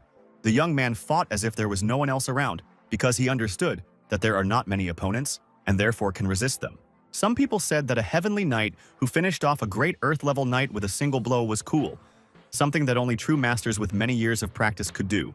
And it was strange, because the Lord could still be called a boy. But where did he get such power then? Realizing that Si Wei-jin was doing unusual things, the men shouted that they had already failed this mission, and therefore they needed to retreat as quickly as possible. But the Lord didn't like it. He shouted that the opponents had made a mess in someone else's domain, and now they decided to just run away. And, catching up with detractors, he said that they can only dream of such a thing. At this moment, the old man also came to his senses, and he also decided to show the villains that you can't just go on a rampage, even though they only laughed at him. Although in the next minute, the men decided to make a roll call to understand who had already returned. One of the people shouted that they should retreat because the Falcon Lord was a Sky Knight, their information was false. In addition, his residence is inhabited by a lava monster, whose strength matches that of a heavenly knight. Suddenly, our hero jumped out from around the corner, who said that probably these are the last words of his opponents. To the young man's surprise, he saw Parker and immediately remembered that the last time they met, he was an ordinary person. It was strange that he managed to survive being surrounded by 3 knights. Most likely, this alchemist used some special method to increase his strength in exchange for his own life. At that moment, the other men started shouting that they should all attack the knight together to be able to defeat him. The guy, looking at the crowd of rivals, smiled and said that the enemies still will not give up their idea to harm him. One of the opponents thought that this young man was actually capable of killing a great knight with a single blow. Only someone who has reached the high level of a Sky Knight can do this. He understood that Parker is standing against him, as well as the Falcon Lord, and therefore the situation is not in their favor, so you need to run for your life. At the same time, the man was not going to inform anyone. He decided to do everything quickly and quietly, and when the villain was about to run away, he heard someone call out to him. It was an old man whom his opponent would not listen to, telling him to get out of the way. But Parker only said that it could happen over his dead body and in no other way. The man wasn't someone who was used to retreating, so he shouted for the old man to finally die already. Parker didn't know what he was going to do, but he was prepared to stand up until the very end. After a moment, the old man felt something cold. He could not fully understand what had happened to him, so he just kept silent. However, this was all seen by Shi Wei-jin Shi, who was loudly shouting out the name of an acquaintance. The old man tightly held onto the opponent's arm and shouted to the Lord to destroy this enemy immediately. The ill-wisher did not believe that any boy would be able to fight him until he saw the blade of a sword next to him. It was just that the Falcon Lord was no longer the child that many remembered him as. He had become a true defender of his lands. A moment later, the young man approached the wounded Parker, who was trying to say something in a low voice. He noted that he had heard rumors that the owner lives some kind of non-human girl, which the guy immediately confirmed. Parker found it difficult to speak, so he took a moment to collect his thoughts. And then the old man went on to say that Shi Wei-jin Shi is obliged to protect this beauty, because it is very important. After hearing about it, our hero promised that he would definitely do it. Not much time had passed, and the exhausted Lord was already opening the doors of his room, wanting to get to bed as quickly as possible.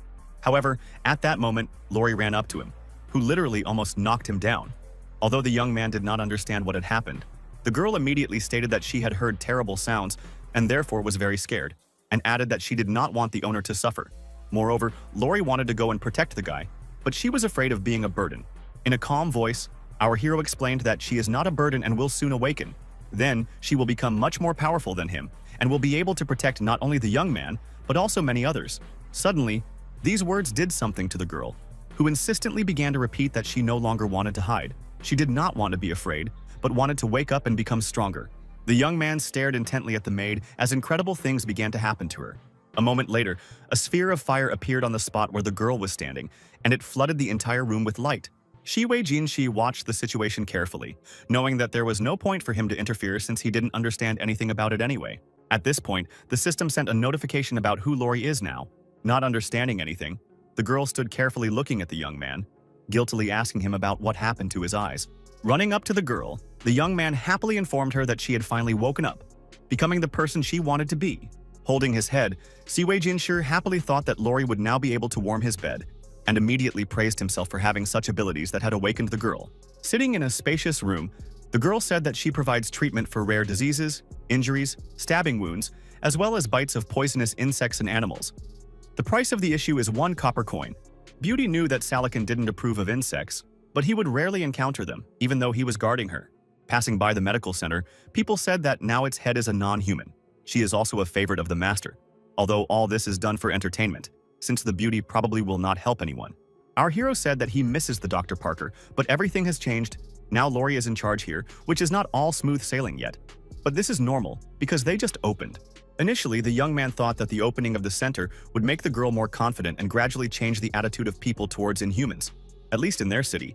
But it seems that this will not be in the very near future. Seeing the kid in the alley, the young man asked him to come to him. A few minutes later, the same child asked Dr. Lori to see his mother, who had been coughing for several days. The joyful beauty greeted the visitors and thought to herself that at least someone had finally come to see her. Seeing how the woman entered the center, people again started talking about the fact that the child's father had died, and the mother had a bad lung, but no one would help her, since the priest could not do this. Then some non-human would definitely not be able to cope. They added that old Parker was gone, and Aubrey immediately dragged his mother to Lori. A few minutes later, the woman and her son came out, and the locals noticed that the color of Mrs.'s face was completely different. Suddenly, a joyful Aubrey shouted that his mother had recovered. A beautiful girl was very strong. She raised her hand, and the light fell on the woman's face. And in a second, Mom was healthy. Local residents could not believe it. They believed that these manipulations cost a lot of money. And while some of the men said that there was no point in going to the clinic, because for 100 gold coins you can go to the priest, the kids said that the reception cost only 1 copper coin. This is written on the door. When they heard that the treatment cost a mere penny, people immediately became animated, saying that they also want to be cured. At this time, a stranger was saying that she had finally arrived, and she was surprised by many things in this place, but most of all, she was interested in the medical center. She could hear a woman's voice asking people not to crowd, but to line up, noting that she would accept absolutely everyone.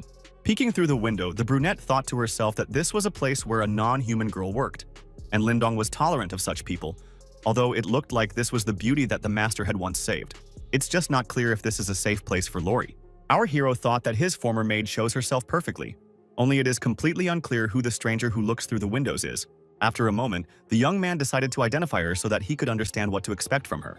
The girl realized that she had learned almost nothing about the Lord, but decided to run to him first. Shi Wei-jin sure knew that the player in front of him was a round-faced girl. In the previous life, when the guy was playing, he constantly saw her posts. Who would have thought that he would meet the boss of the landscape party here? The brunette immediately declared that she was a traveler from Chenguang. They explore the customs and peculiarities of different parts of the world. And when the Lord asked her if that was all she had come for, she said proudly that it was true, and immediately asked him to sign her autograph. Our hero thought that she was really from the landscape party, saw him beautiful and could not resist. It is interesting that the rumor about his charm has already reached different parts of the continent. The girl was standing there smiling sweetly, looking like she was perfect and charming. But after a moment, the young man felt that something was wrong with him, as if some extraneous force was preventing him from moving freely. After tying the guy up with thick threads, the brunette scoffed at Lord Scoundrel to admit what he had done to Zoe that day. Smiling, the ill-wisher said that the guy was dizzy. This is because she gave him special plants that she collected on the wasteland, so it's useless to resist. Pulling the boy to her, the stranger noted that after their meeting with the goddess, something was wrong. She was thrown into a fever, then into a cold. Taking into account the Lord's hatred for people, everyone believes that this is his handiwork. Ji Wei-jin Shu humorously pointed out that he had kissed the girl once, probably because she couldn't bear the charm, and inwardly asked her to explain to the system what had happened. And while the computer claimed that he didn't know, the guy decided that it might have been due to a change in the overall storyline, because no matter what he did, eventually the saint would die, and the heroic souls would collectively attack Lord Falcon's territory, and then it would be all over for him. The brunette was saying something, and the young man decided for himself that he could not just watch this. It was necessary to do something. Seeing that the guy had already untied the ropes, he flirtatiously noted whether they believed him or not. But he doesn't know what's wrong with Zoe. And he added that he is good to Inhumans, and moreover, to find out the true cause of the girl's illness. He will go with her to Chenguang. Beauty couldn't believe it was true, but the Lord said he would do it. But after a moment, she turned her attention to the Lord, who was holding a rope in his hands and looking suspiciously at the girl. After a while, Lori asked, startled, if it was true that her master had been looking for her. Si Wei-jin Shai explained that he closed the medical center for a while to go to a certain place and the beauty will go with him.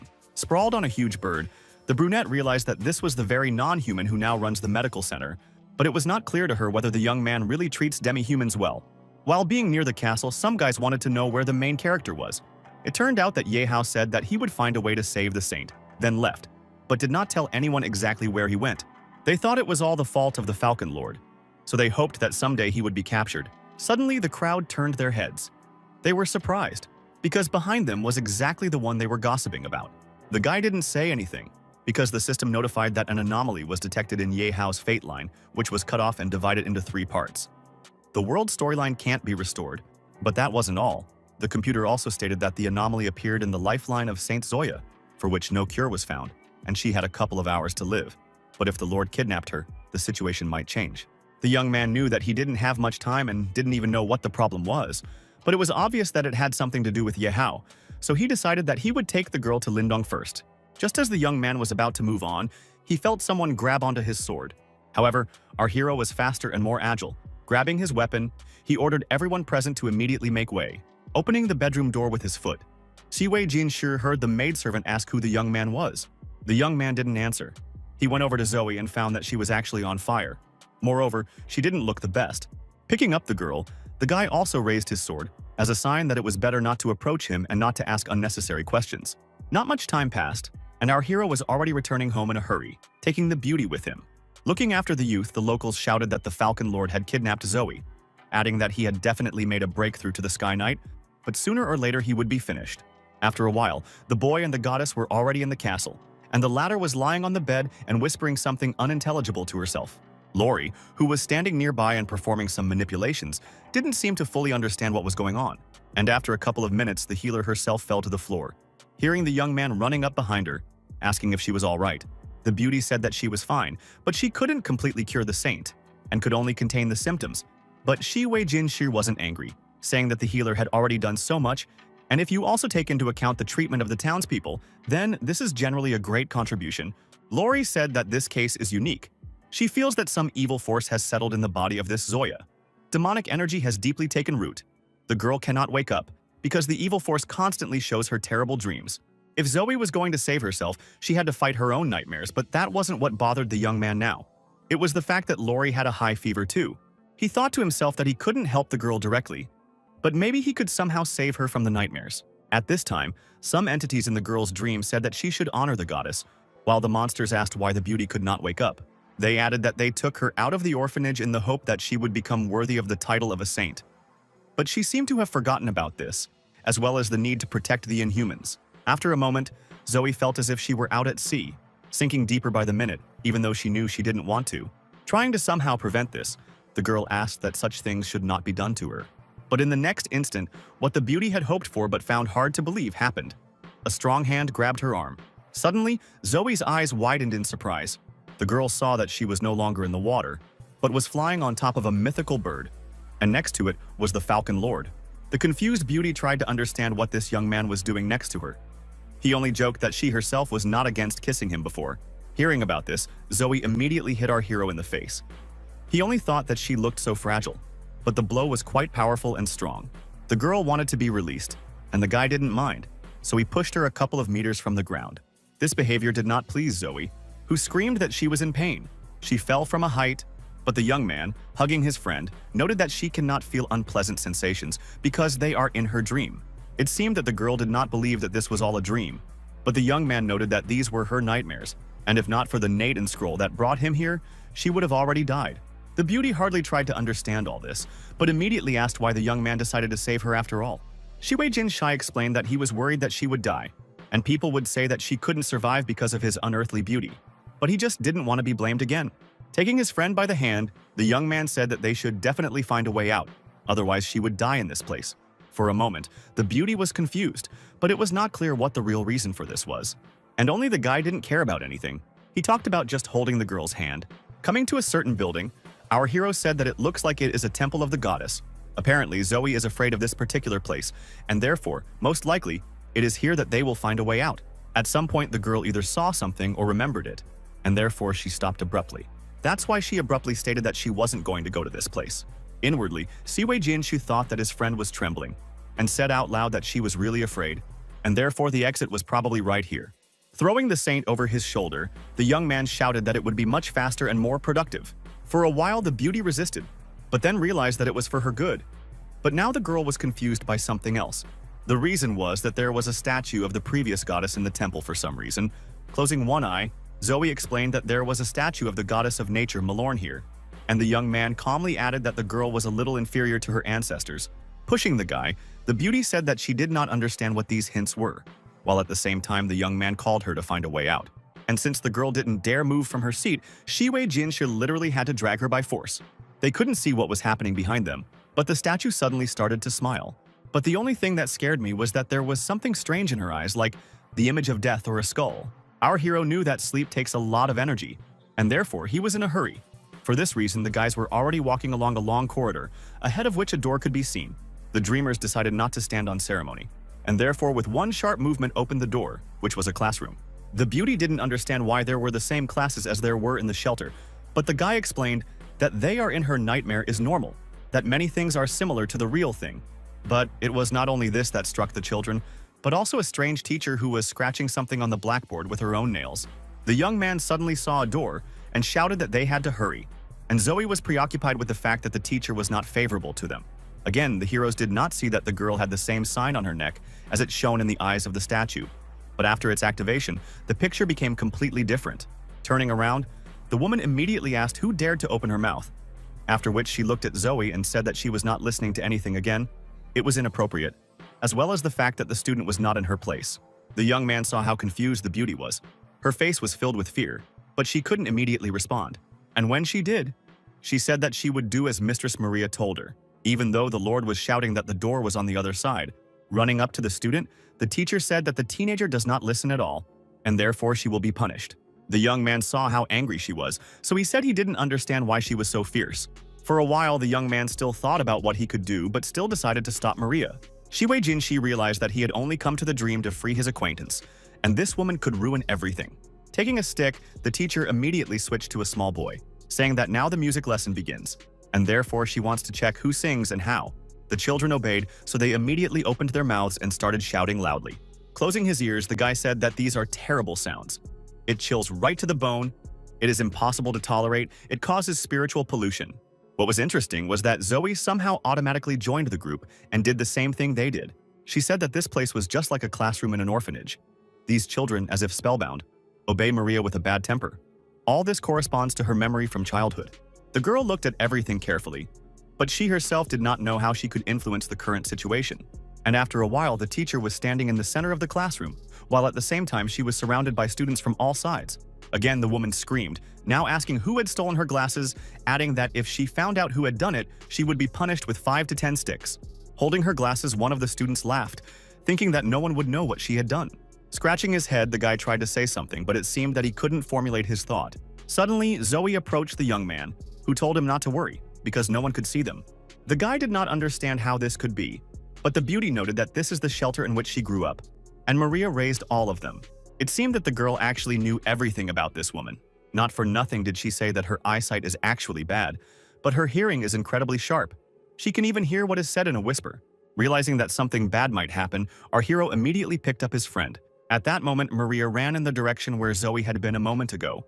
The young man only said that he does not understand these methods of education, but understands why the girl likes to wave her fists so much. After a while, Maria came to her senses, and she picked up a stick and stood very close to Shi Wei Jin Shi.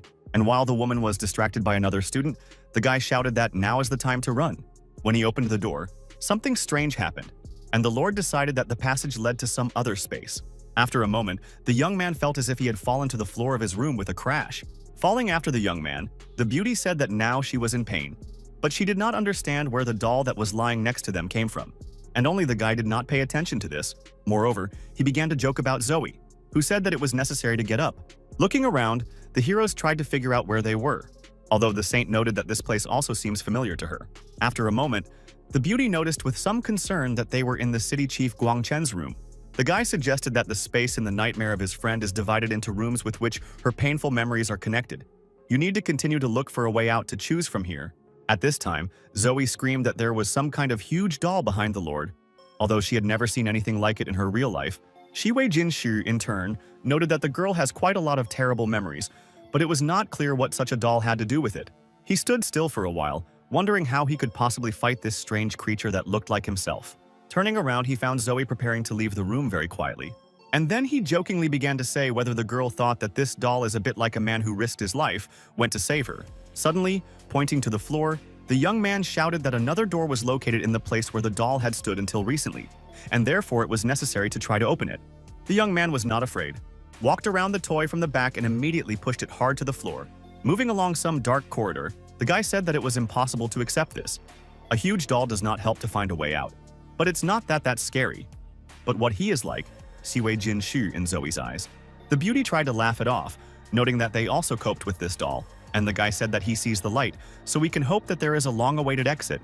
And while the girl was saying that they should get out of this place as soon as possible, something was happening to the Lord. After that, the young man asked if Zoe couldn't hear these strange sounds. A minute later, a woman in white was standing in front of the guys, but her cold and impassive expression, as well as the whip in her hands, frightened her. Turning to a friend of our hero, the unknown person raised the whip and asked Zoya why she had not yet learned the Holy Scriptures, then told someone to close the girl in the isolation ward. She should think about her behavior. Sitting in the dungeon, the student asked Beliar to let her out, saying that it was very dark here. She was afraid, looking at everything from the outside. It seemed that Zoe remembered everything, and therefore carefully watched what was happening. And only our young man noted with some enthusiasm that he sees in front of him one that looks even better than the statue. That was why Shi Wei Jinshu shouted with some joy that he was greeting a beautiful lady. But the guy didn't have time to leave his place, as he immediately felt bad and realized that he couldn't even stand up. However, the young man was not going to stop while Belir lifted our hero into the air. He noted that she was very passionate. Moreover, the girl is very fast. According to his personal feelings, the power of this goddess surpasses that of a heavenly knight. Zoe was interested in the state of the Lord, and he thought that attacks on the territory of the Dream Realm weakened the power of the scroll. If he continued to attack it, the power would dissipate, although he immediately decided that he could determine his own strength because they were in a dream. After a moment, the guy shouted at her to pretend that he was the most powerful person in her dream. But instead, the beauty remembered how, when she was a little girl, she sat in a dark closet and said that she did not want to be left there alone. The only person who was with the baby was her bunny, with whom she felt safe. Suddenly, the Lord shouted that something was wrong because he had turned into a pink hair, which didn't suit him at all. However, he decided that it was better that way than nothing at all. And so, without wasting any time, he immediately began to fight back against Beliar. At that moment, the goddess's appearance began to change, but not for the better. Everyone present saw that the blonde turned into some kind of monster and disappeared. But it wasn't just her. It was also Shiwei Jinshi, whose body was disappearing because the scroll had exhausted itself. And so the young man said that Zoe should only rely on herself from now on. The Lord finally shouted for the non-human saint not to let him down after hearing her declare that she would definitely find a way out of this place. At this time, interesting things were happening in the Cain Abyss, which was the territory of the demons. Yahao wandered through this place, as if spellbound. It looked as if the person didn't even know how they got here. The young man cried and asked why he lost, how this could have happened. There was no one in sight, but a voice announced that the player had disappointed him, that he had been hooked by the abyss for the sake of time power. But the guy shouted and said that it was because the devil didn't give him more power, adding that the divination skill was useless. He couldn't watch some obscure player kidnap his woman so easily. The devil was shouting that the young man had lost control because of what vessel. The player only needed to lead his men. If that was the case, he would be invincible. But that wasn't what he was doing. It was originally planned that his people would study the divinity of the vessel and occupy her body. But the young man exchanged her divinity for the powers of the abyss. And now he is responsible for this because of stupidity. The plan failed. However, Ye Hao will be given another chance, and if he doesn't take it, he will become a vessel himself. Adding that they don't have much time, so they should start the second coming.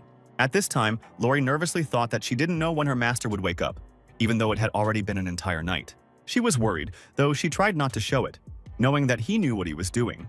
Abruptly, she remembered Chris telling her that you can sleep with your arms around each other.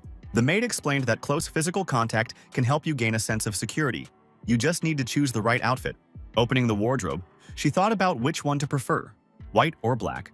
Suddenly it was very bright outside, but it didn't look like the sun at all, so the healer thought it was probably going to rain.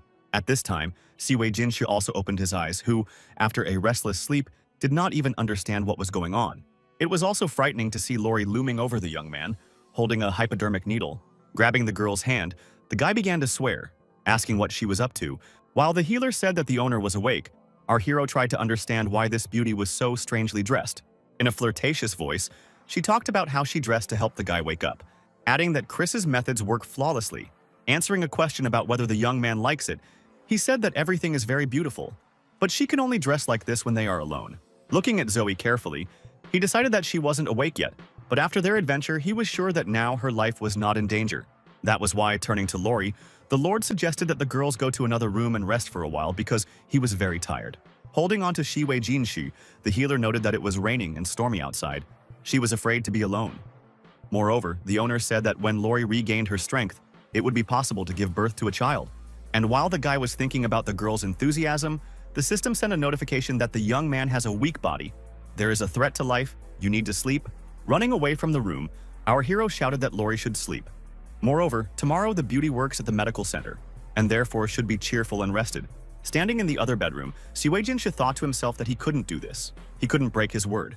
Suddenly, the system started sending out mass messages, demanding that the player immediately read them, although he did not understand why there were so many of them. But what struck him the most was that some second branch of the game had appeared ahead of time, which shouldn't have happened. What scared him was that now there were about 10,000 players. They could break Lindong very quickly. It was also annoying that the system was becoming more insistent from time to time, as if it had emotions, and therefore it suggested that this was a kind of reincarnation of the past Lord. However, after talking to the computer for a while, Siwei Jinshi came to the conclusion that it didn't really follow his daily life and was glad that it could bypass the system where it was needed. Other systems usually actively manipulate their masters. They can even seize all the power, even to the point of forcing the poor guy out of the body. His computer is more like a little backward, forced to work to somehow feed himself, an employee. But the best thing is that the computer has no power. Switching to the possible rewards, the Lord didn't understand what was being offered to him, because there was a cemetery, a forest curtain, a cave, and many other things. At this time, an unknown young man, reading something on his phone, found out that there is a limited beta testing on the Cain continent. After shouting to his mom that he was full, the guy ran off somewhere as fast as he could. While lying in a certain center, player Lin Fan heard the system greet him, announcing that it had upgraded to a new level. Looking in front of him, the young man noticed that this update looks quite strange. Zoe, who had been sleeping all this time, continued to be in our hero's bedroom. It seemed that she was still disconnected from the world. However, in someone's memories, there was a moment when Siwei Jinshi secretly hoisted the saint on his back and carried her somewhere. After that, Ye Hao sat on the floor by a door for a long time, even though he didn't say anything. Still looking at the screen, the young man asked that Zoe not die, adding that the Falcon Lord should know that they were already on their way to him, after which the system announced the launch. After a while, Ye Hao, standing in the square, says that he is happy to see so many heroic souls, adding that they are the hope of Chenguang. The guy saw how enthusiastic people are, so he didn't want to waste their time. The player noted that he knows what the punitive association was created for, which is to kill Lord Falcon and save from Zoya, which was immediately repeated by all the other people. At that moment, the young man felt strong and invincible, the one that the people would follow. Therefore, he said that it was just a difficult stage right now, but in the end, good always wins over evil. People rejoiced, realizing that the main character now has the 53rd level, which means that the guy was at the level of an Earth Knight. And if so, then now the player could not only save Zoe, but also bring her back. Ye Hao was flattered by this treatment, saying that Shi Wei Jinshi would soon show everyone his ugly face and rotten soul. Smiling maliciously, the Lord said that since this was the case, he didn't see the point in pretending anymore. Lori looked at him intently, shouting that she didn't want to warm his bed because the young man was mean and didn't respect her. In the next second, the guy grabbed the girl's hand by the wrist so that she could not break free. The guy threatened the healer, noting that either she would warm his bed today, or he would just take it and eat it. A moment later, Shi Wei Jinshu discovered that the system had written that the Lord was behaving like a real villain, and therefore he was entitled to extra points, which pleased the young man, because this was not the first time he managed to deceive the computer. After that, the guy calmly said that the experiment was over, and therefore everyone can go about their own business. Lori wasn't sure if it was all going well, but the owner reassured her that it was fine. But if she wanted to, they could do it every night. The girl looked at the young man in amazement. It seemed that she didn't quite understand why this was necessary. But after a moment, the beauty asked if she had caused the owner pain, if she had overdone her role. Then she asked if Shi Wei Jinshu had any strange preferences. He knew that the healer might have misinterpreted everything, but he didn't know how to explain to Lori that he was only doing this to earn extra points, and that was all he needed. But the beauty continued to say that if the Lord has any preferences, he should definitely tell her about it. She will take the owner's requirements very seriously. To somehow get rid of his friend, the young man said that Chris was waiting for her. When the girl left, our hero decided that the second update is coming soon, and therefore it is necessary to try out new system structures because escape is out of the question. Looking into the store, the guy decided that if he had soldiers and barracks, then you can safely go from defense to offensive, and therefore asked the system to exchange barracks for him. The computer suggested that these structures should be placed in the garden behind the castle, and the young man immediately stated that he needed 5 more crusaders and 5 archers. But instead of soldiers, the system sent some kind of box, saying that the player should send tribute there. Laughing, Siwei Jinshu said that he had encountered an advanced system, and therefore threw a whole bag of coins. Hearing the sound of metal, the guy thought it was strange because the coins are gaming. A few minutes later, after returning the bag back, the system notified that it had completed the task. All of a sudden, the 10 soldiers he asked for appeared in front of our hero. They all cheered very loudly for their master, even though he said it wasn't necessary to shout so loudly. The young man had seen the names of these warriors, so he turned to one of them and immediately asked if he was hungry. Hearing the refusal, the guy thought that these soldiers were devoid of all intelligence and emotions, as if they were just fighting machines. Apart from the battle, they only eat, drink, and defecate. Unexpectedly, the system announced that the hero should be ready, because the deadly plot was already ready to begin. Shi Wei Jinshu knew that in the face of real players who could constantly resurrect, a bunch of machine soldiers wouldn't be able to stand. So he asked the system to give him another Sky Knight breakthrough potion. Taking the bottle, the young man was glad that the computer was carrying out his orders with lightning speed. After a moment, our hero called Clement, who believed that the master wanted to train with the other knights. But the young man abruptly said that this would be the next time, and now he needs the man to take the bottle. Not wanting to explain anything for a long time, the Lord noted that the knight just needs to drink it. The infusion will help Clement become much stronger and more resilient.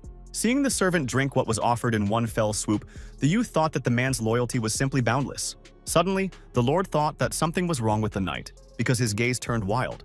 A fiery aura appeared around Clement, and he looked more like a madman. But immediately, the man shouted that this power was incredible. He was actually able to break through to the heavenly knight realm. While bowing and thanking his master, the knight wanted to say something else, but Siwei Jinshu pointed out that it was unnecessary, because there were other matters waiting for them that required special attention.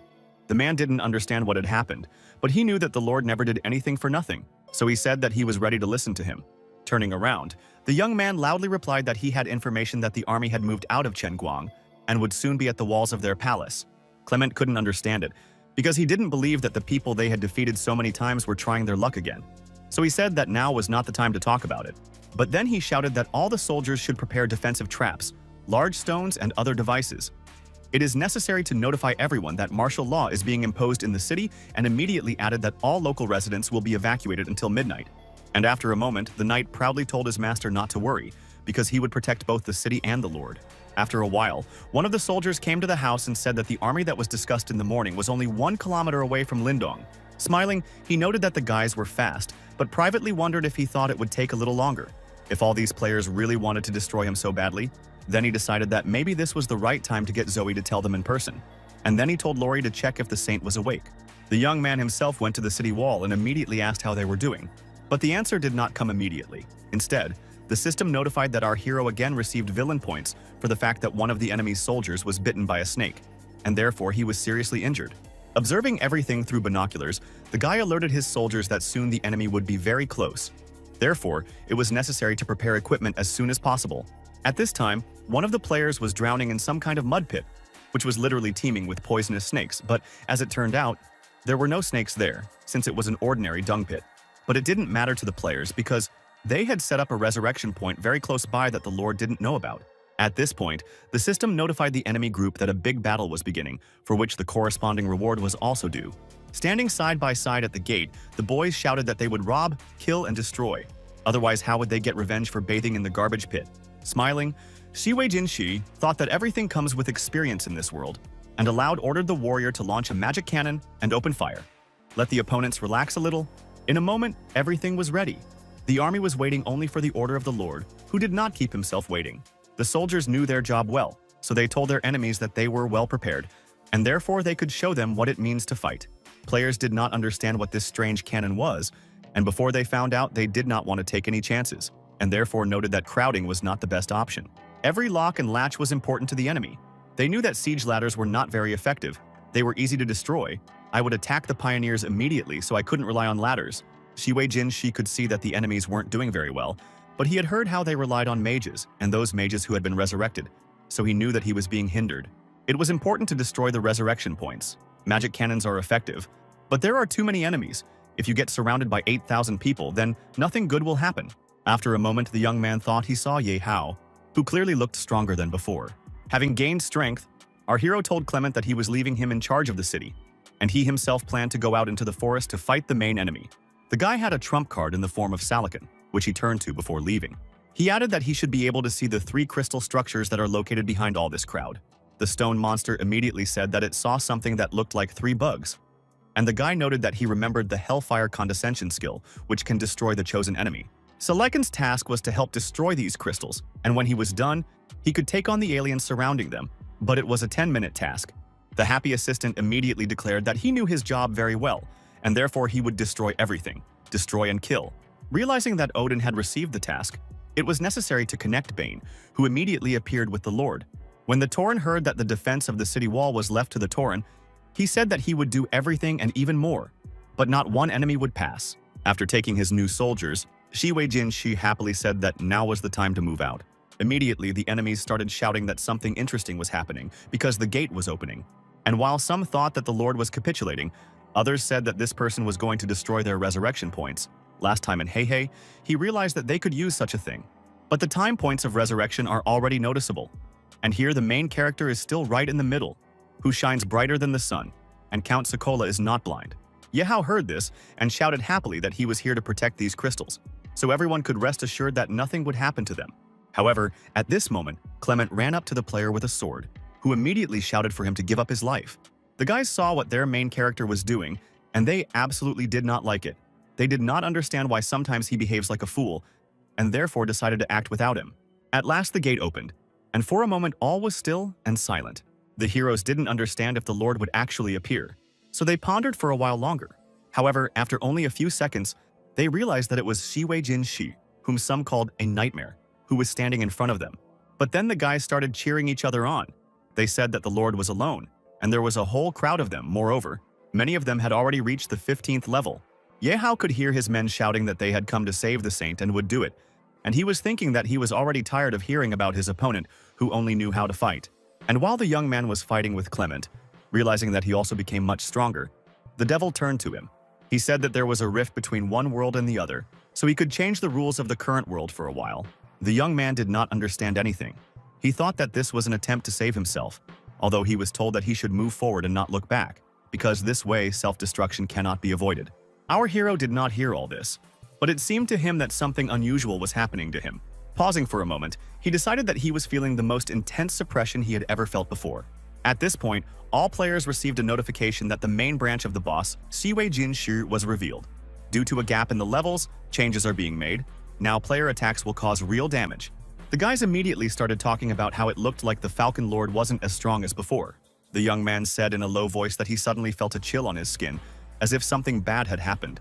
After a moment, the guy saw a powerful stream of energy flying at him, which seemed to be very difficult to dodge. The youth shouted that it was a sneak attack, but he didn't want to run and hide anywhere, so he wanted to take this fight. The Lord did not have time to do anything, as with great force he began to be thrown back somewhere. Sitting on the ground, the young man marveled at how a small fire attack could penetrate his armor. After all, this had never happened before. The warrior who threw the punch was happy. He said that just 3 drops of blood provided an amazing result. The guys added that according to the notification, now the Lord's defense should be significantly weakened. In vain, the players complained that it was impossible to play a game where there was a stupid mission that was physically impossible to pass, but now everything falls into place. Watching these people, our hero understood what the cold meant. The defense of the fighting spirit is no longer effective. Fortunately, the attack did not weaken it. The guy understood that too much depended on this battle, and therefore he simply could not give up the slack and even more so, lose. Raising his sword as high as possible, the boy ordered his men to go into battle as agreed. But the opponents did not stand still. They said that they were not interested in other soldiers. They only needed the Lord, and therefore they had to capture him. A moment later, Siwei Jinshi noticed that his opponents were grabbing him. They were magicians who were going to sacrifice themselves just to complete the mission of capturing the Count. Suddenly, the young man looked up at the sky where he saw something unusual. After that, there was a huge explosion. It seemed that no one expected anything like this. What was even more strange was that one of the warriors saw blood next to his leg. But because of the thick cloud of smoke, nothing could be seen. At that moment, everyone saw the Lord. He was barely standing on his feet. The upper part of his clothes was missing somewhere, but the guy was alive. The opponents, seeing such a picture, rejoiced, saying that they managed to weaken this person, and therefore, if they push a little more, they will surely achieve their goal. At this moment, the young man was thinking that players could resurrect indefinitely. If this continued, he would die of exhaustion. That is why our hero quickly changed the plan. He needed reinforcements and he called Salakin to help. At this time, the faithful assistant carefully observed the crystals that the owner pointed out to him. The stone man knew what he was supposed to do, so as he soared into the sky, he outlined a goal for himself. After that, Salakin collapsed on this target, and the impact was so strong that the cloud rose as if from a nuclear explosion. A moment later, the assistant of our hero was firmly on his feet and carefully looked around. When he saw his opponents around him, he called them all insects, which he was going to deal with as quickly as with crystals. The monster wasn't going to stop, shouting that no one would be able to escape from it, even if they tried to escape. The participants, looking at their system boards, did not understand where this hellfire came from, because it should not be there. The guys suggested that due to the weakening of Lord Falcon, another high-level boss appeared. Although there were some young people who thought that this monster should distract them from the main goal, and therefore it is necessary to monitor the resurrection crystals and continue the battle. But a moment later, one of the soldiers shouted in despair that they would not be able to hold the crystals. Fang didn't think there was any need to panic, so he ordered all players to be informed that they should protect these stones until Yehao returned, and that the giant should also be detained in some way. In order for the information to reach everyone, the young man said that the opponents are under the command of Lord Falcon. They are facing 3 bosses, but in fact the task is to destroy Siwei Jin Shi. After that, the guy said that some of the players will go after the fire giant and try not to let him destroy the crystals, while those who are engaged in the siege return and try to kill the boss. Our hero carefully watched everything, and therefore said that in vain the opponents think that in this way it can be destroyed. After hearing it, as the young man whispers something under his breath, the opponents said that it was time to start the offensive, because the Lord is already saying goodbye lines. Suddenly, a glow appeared around the young man, and he realized that his body was recovering, and fast enough, which meant that someone had helped him. When the guy saw Lori on the street, he said that she had to take care of Zoe, and therefore she had to leave this place immediately. Hugging Siwei Jin Shi, the girl said that she would stay and help Master, and immediately added that it was so difficult to awaken her blood power. So if she couldn't help Master when it was most needed, then what good would she do? The young man didn't know what to say at that moment, so he just said the girl's name and fell silent. But after a moment, our hero ordered the healer to stay close to him and not go anywhere, having heard that she agreed to everything. After a moment, all the gathered players stared intently in front of them, saying that what they were seeing was unreal. The reason was that Shi Wei Jinshi's health had almost completely recovered. Moreover, it was unclear who was the girl who was with the young man. At that moment, a board flashed up in front of the players, indicating that there would be some sort of reward for the fourth mission of Lori's follower. But it was not so easy, because the reward required using the Oblivion Potion, and the young people did not know how many bottles they would need, so they decided that it was too difficult. Suddenly, a voice shouted that he was here. Though it didn't say who he was talking about, the Lord realized that he should attack, so he told Lori to hold on to him as tightly as possible. After that, the guy sent his firepower in the direction where the opponents were standing, who clearly did not expect anything like this. Despite this, the opponents said that they should hold out, although the most important mission is to cover the mages, and only then think about themselves.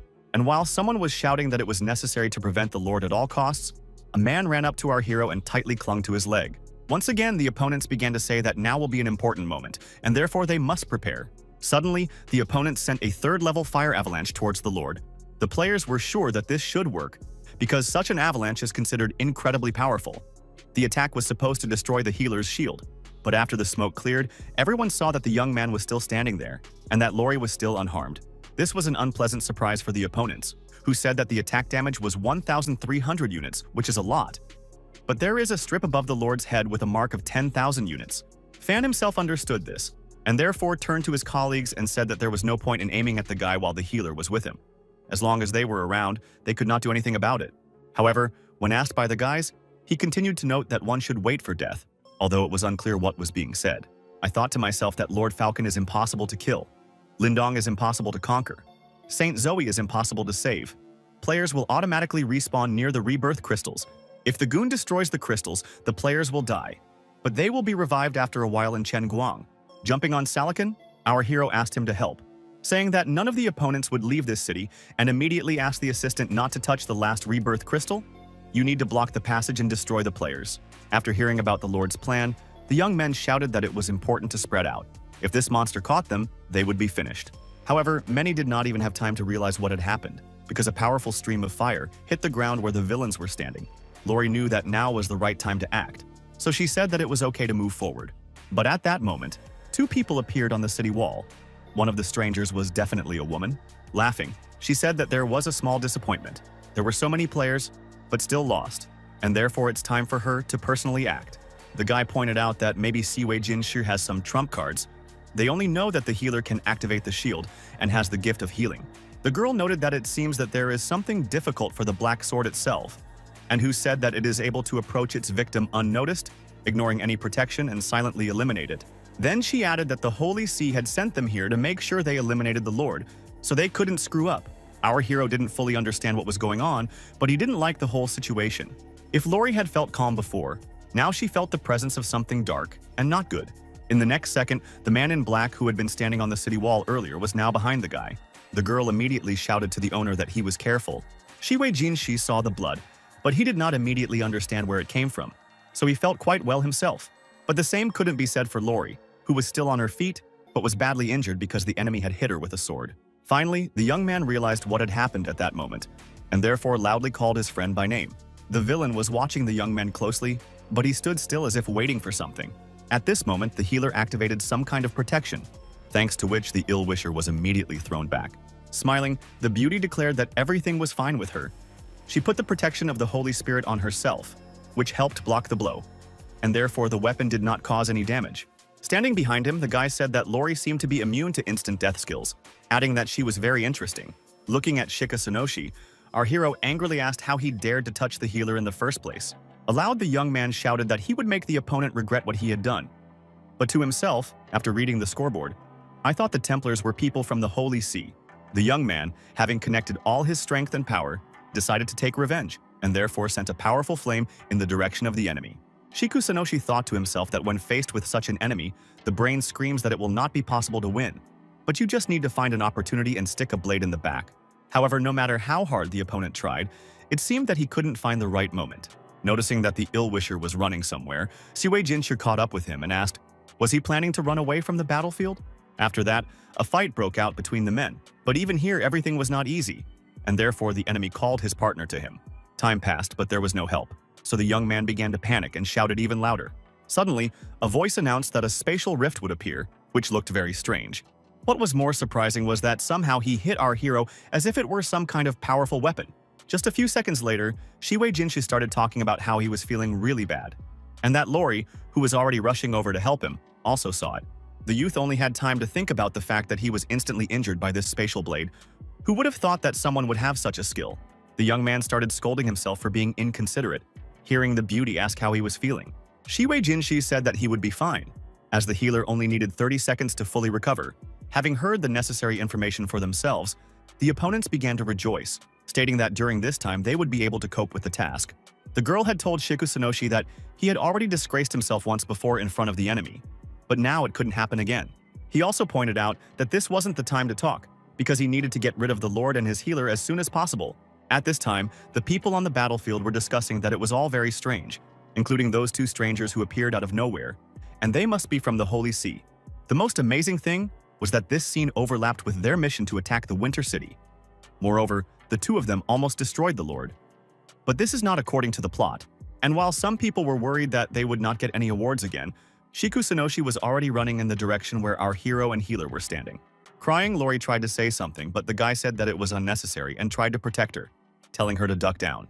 For a moment, everything seemed to freeze, and it was difficult to understand who was doing what. The ill-wisher felt bad, although he did not realize what had happened. A moment later, a beauty appeared on the ruins that both charmed and discouraged everyone at the same time. Shiku's companion Sonoshi was trying to figure out where this young man was. But at the same time, our hero was looking straight ahead, because he saw a familiar face there. The reason was that Zoe was standing in front of the crowd. But this was not the timid girl that everyone knew before. Now there was a certain hostility and even harshness in her. It seems that the goddess recognized the villainess who dared to come here. The same one reflected that the speed was simply stunning, and therefore the guy did not even have the opportunity to repel the attack. Shiwei Jinshi tried to say something, but the next moment, he saw the interdimensional screw again, thinking that it was being attacked again. At that moment, Zoe thought that the enemy was not protected by anything, and therefore she should open the spatial rift and immediately destroy it. Soaring into the air, the blonde began to perform some manipulations, and she did it quickly enough. But everything was not so simple. The opponent understood that her opponent was bleeding. Her body could not withstand such a load. You just need to drag out a little time, and Zoe would be finished. However, the friend of our hero was not going to give up, and therefore, grabbing the villain by the hair, she said that she had caught that one.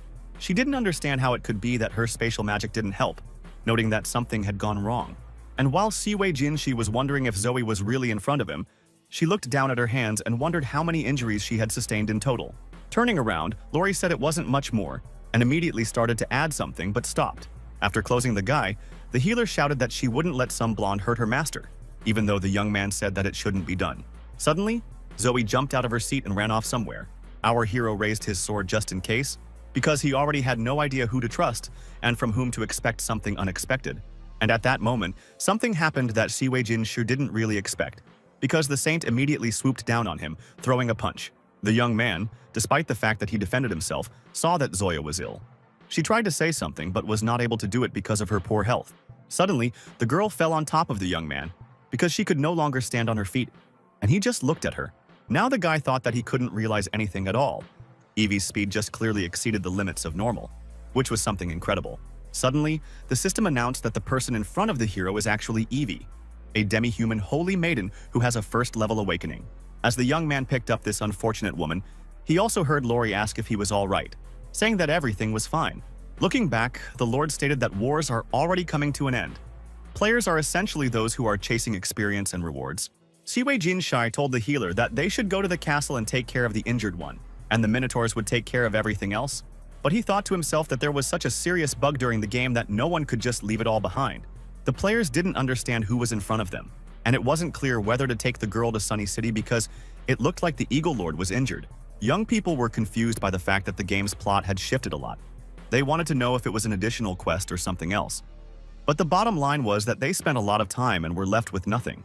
At this time, Lori was telling the Lord that this girl's internal organs were completely destroyed, and she added that it is possible to heal physical wounds, but not mental ones. Only she will be able to do it herself, and for a long time she will be very weak. Our hero thought to himself that, as expected, Evie had awakened to the power of demi-human blood. Perhaps she had mixed up the dream and reality, so after waking up, she indiscriminately attacked absolutely everyone. Being the main character with such a fate isn't easy, but her body can't withstand the speed bestowed by her abilities. So if she uses them to their full potential like today, then her body and soul will be torn apart every second. At this time, Yehao was standing near a few crystals and carefully looked at them. This was due to the fact that players started coming out of them, rejoicing that they had returned and saying that they wanted to quit all this because their situation was driving them into depression. Moreover, the guys were angry that the main character of some worthless got caught. He again ran away somewhere. He is of no use, only loses. Suddenly, Yehao heard a voice that declared that he was defeated again. Realizing that this was true, the young man decided to ask the devil something, adding why the Lord of the Eagles, when he first appeared to them, did not kill them, although he could have done it. The reason was that the two worlds are connected. The Falcon Lord wants to interact with the players. It can be said that the guys are pawns, where the Kane continent is considered the chessboard. It turned out that the help that Blue Star's will gives is the players, and the help that Kane gives to the Eagle Lord is those strange soldiers. Collisions between worlds are extremely dangerous, and even in this world, the devil can't be omniscient in everything, so Yehao can't act rashly anymore. The guy complained that he was ordered to attack the Ice City, and now he was made guilty and said that he was reckless. The girl who appeared pointed out that she had figured out some of the rules of this world and could consistently provide some help, but then she would have to act on her own. There was no time left. If Yehao suffered another defeat, he should know what was waiting for him. After a moment, the beauty turned to the players and said that she was Malone, the demi-human goddess, and she wanted the warriors not to blame themselves for the defeat because they were facing serious opponents. However, you cannot just give up, because her unfortunate servant, the holy priestess Zoe, still needs help. The warriors still have a chance, but now they are weak and must retreat. The girl added that players must go west to leave the Eagle's domain. They will still fly high, and she will pray for them. Surprised guys noticed that the system has prepared a new task for them. Now they must find some artifact to become stronger. Lori apologized guiltily to her master, saying that she had made a mistake and didn't want him to be angry with her. The young man was saying, "Let's see if she dares to go under the sword without permission next time." The beauty thought to herself that she didn't understand why the guy wanted her to sit on his lap, because it was so exciting. After that, there were thoughts about what if they have children, whether they will be born with ears and tails or will look like people. That is why the girl again set to work and offered the owner to have a baby. Clutching his head, the guy decided that he didn't need it. Moreover, he was going to punish the girl for disobeying him. Realizing that Lori was attacking the young man, he raised his hands and said that he would fight. But after a moment, the girl still decided to kiss Shi Wei Jin Shi. He instinctively held onto the healer's tail, wanting to see her reaction. The embarrassed beauty proudly declared that the Lord can't just hold her by the tail. This is already beyond all bounds. Smiling, the boy decided that Lori herself had suggested to him how she could be punished. Suddenly, the young man grabbed the tail with both hands, saying that he would scratch it, and for a long time, the beauty was even more embarrassed, and therefore said that the owner should not do this. Leaning on our hero, the healer added that she really was wrong, and then added that she had something to give to the master. Opening her hands, the girl said that it was a 4-leaf clover, which symbolizes good luck in Lori's hometown. And if the young man wears it, he will always be lucky. Holding the pendant, Shi Wei Jin Shi said that it was made from a bottle of life-giving water, which he gave when it was necessary to heal the body, thinking that the bottle is long gone. But the girl protested, saying that she could not just throw away what the owner gave her. The young man looked at the healer carefully, but now he was silent. Shi Wei Jin Shi wanted to know what the clover symbolized, so he asked the beauty about it. Lowering her gaze, the healer said in a low voice that she didn't want to answer that question. As Lori ran out of the room, she noted that it was time for Chris's class, and that as for the boy, he could answer his own question. Leaning back in his chair, the Lord decided that he should definitely get a reward for killing a player, thinking that the system hasn't appeared recently, so he doesn't know what it does. Immediately, the computer announced that the death storyline was completed. One link of the Chain of Fate was obtained, and the Son of Fate, Yehao, had 2 paths of fate left, and the owner could choose them at any time. Shi Wei Jin Shi was surprised that the system had come at the first call, but only he didn't know when it was best to use the Chain of Fate. The computer immediately replied that it could be used in battle to cause the Son of Fate suffering. Our hero decided that he would not waste time talking to the system, but rather ask for a reward. Immediately, the system announced that the young man had access to the sacred vestment of guilt, although the guy thought that it was some kind of clothing for the girl. Choosing these clothes, the guy found out that the vestments were created by the goddess of beauty Vina. On the Kane continent, there are only 3 of them. It is known that the owner of one of these outfits is an elf princess. Passive skills with this outfit are purity, increased attractiveness, and at will. The system immediately added that at their own request, this means that a young person can choose clothes that they like, but with the same capabilities.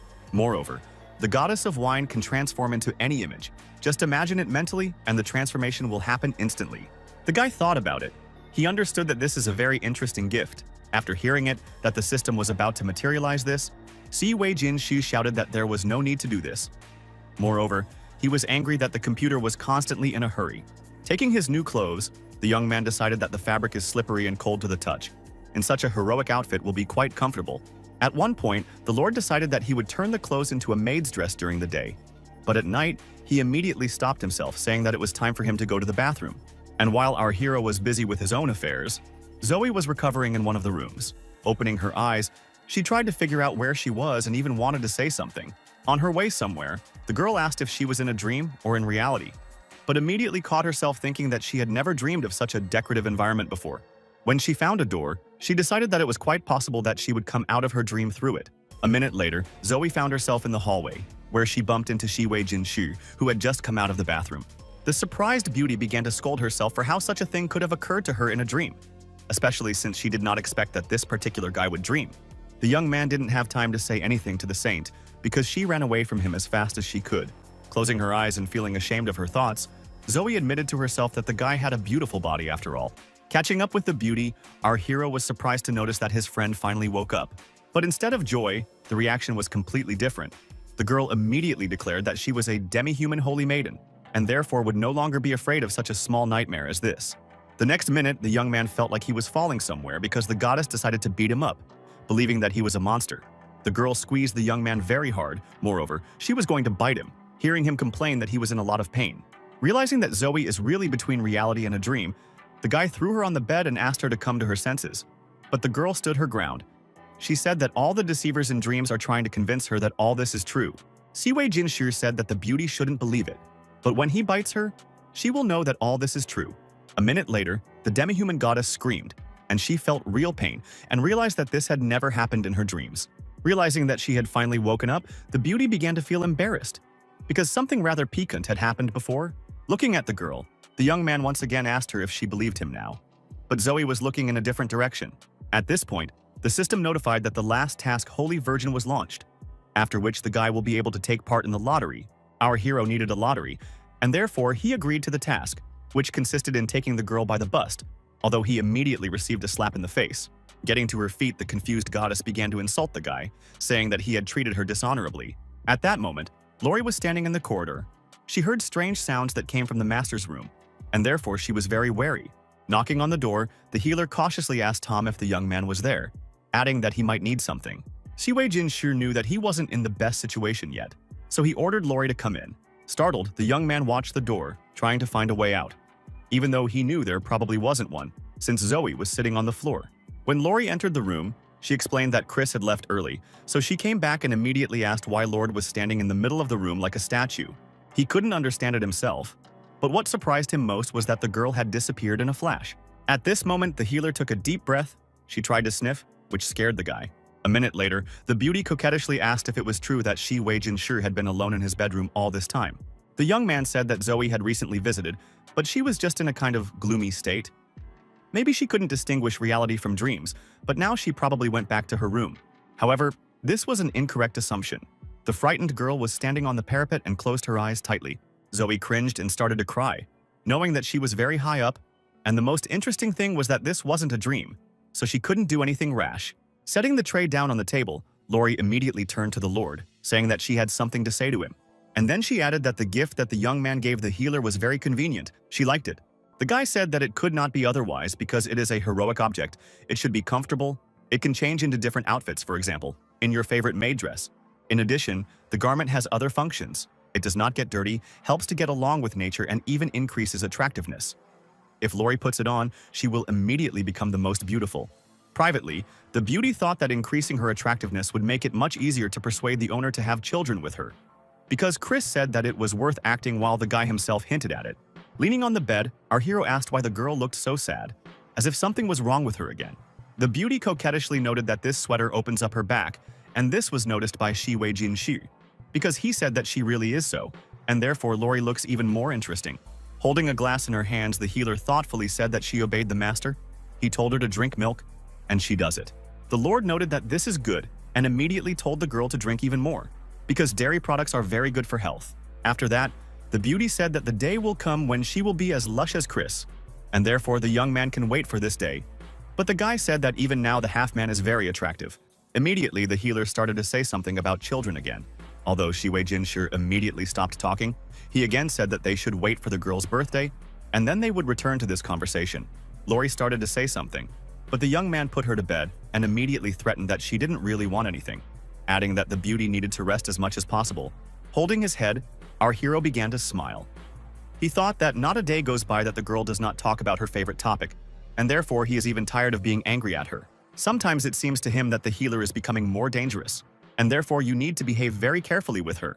After a few minutes, the guy decided that after such a conversation, he would definitely not fall asleep, and therefore it would be best for him to breathe the night air. But it wasn't just because of this that the Lord was worried.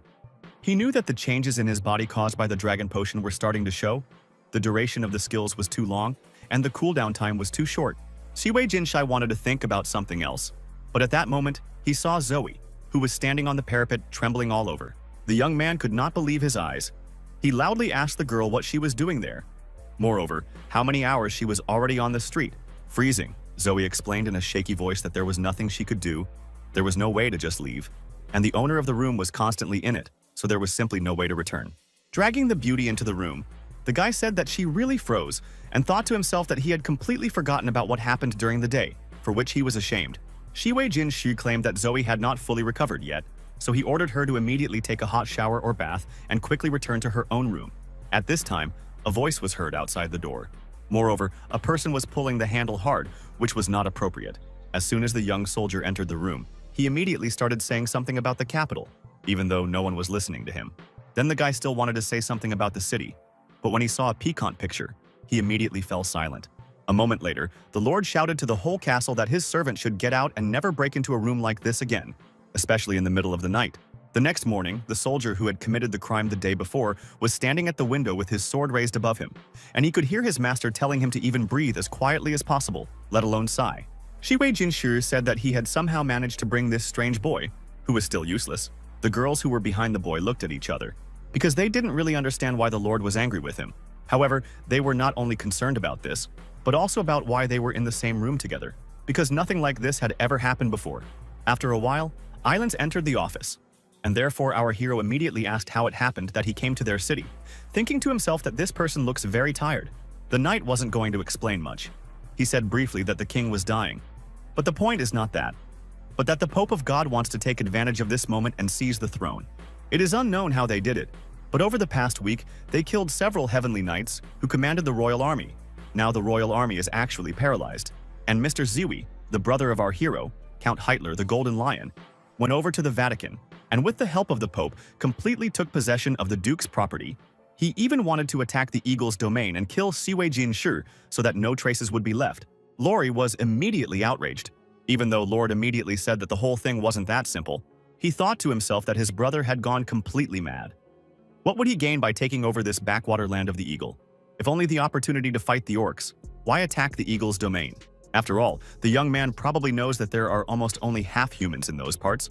Suddenly, our hero seemed to have an idea. He thought that his brother had received help from the Vatican. It is quite possible that he is interested in demi-humans, and not in the Earth. Now it's clear why people from the Vatican tried to kill the Lord several times. Thought this place was for killing priests before, but it seems like things were much more complicated. Holding his head, the young man said that he was in danger, thinking to himself that after he managed to avoid the player's death, he was waiting for a revolt of the Pope, and this is much more serious. Suddenly, the knight turned to our hero, saying that he had a letter from the Marquis of Carant, which he wrote to all the lords. Shiwei Jinshi was worried that the message wasn't hidden, but the messenger pointed out that ordinary citizens wouldn't understand anyway, so there was no need to try. The letter was quite long, not written in a very convenient style. Moreover, it repeated the same thing several times. So the guy said that the letter is full of hairpins, but in fact, it only has one meaning. The eldest prince is going to fight if someone wants to help. If not, then there is no need to complain later if they are beaten. After that, the Lord commanded that they should go, not because of the threats of that war merchant Carant or the eldest prince, but because the enemy of the enemy is a friend. And then he added that their only and common enemy is the Vatican Church, and therefore they simply cannot stand aside.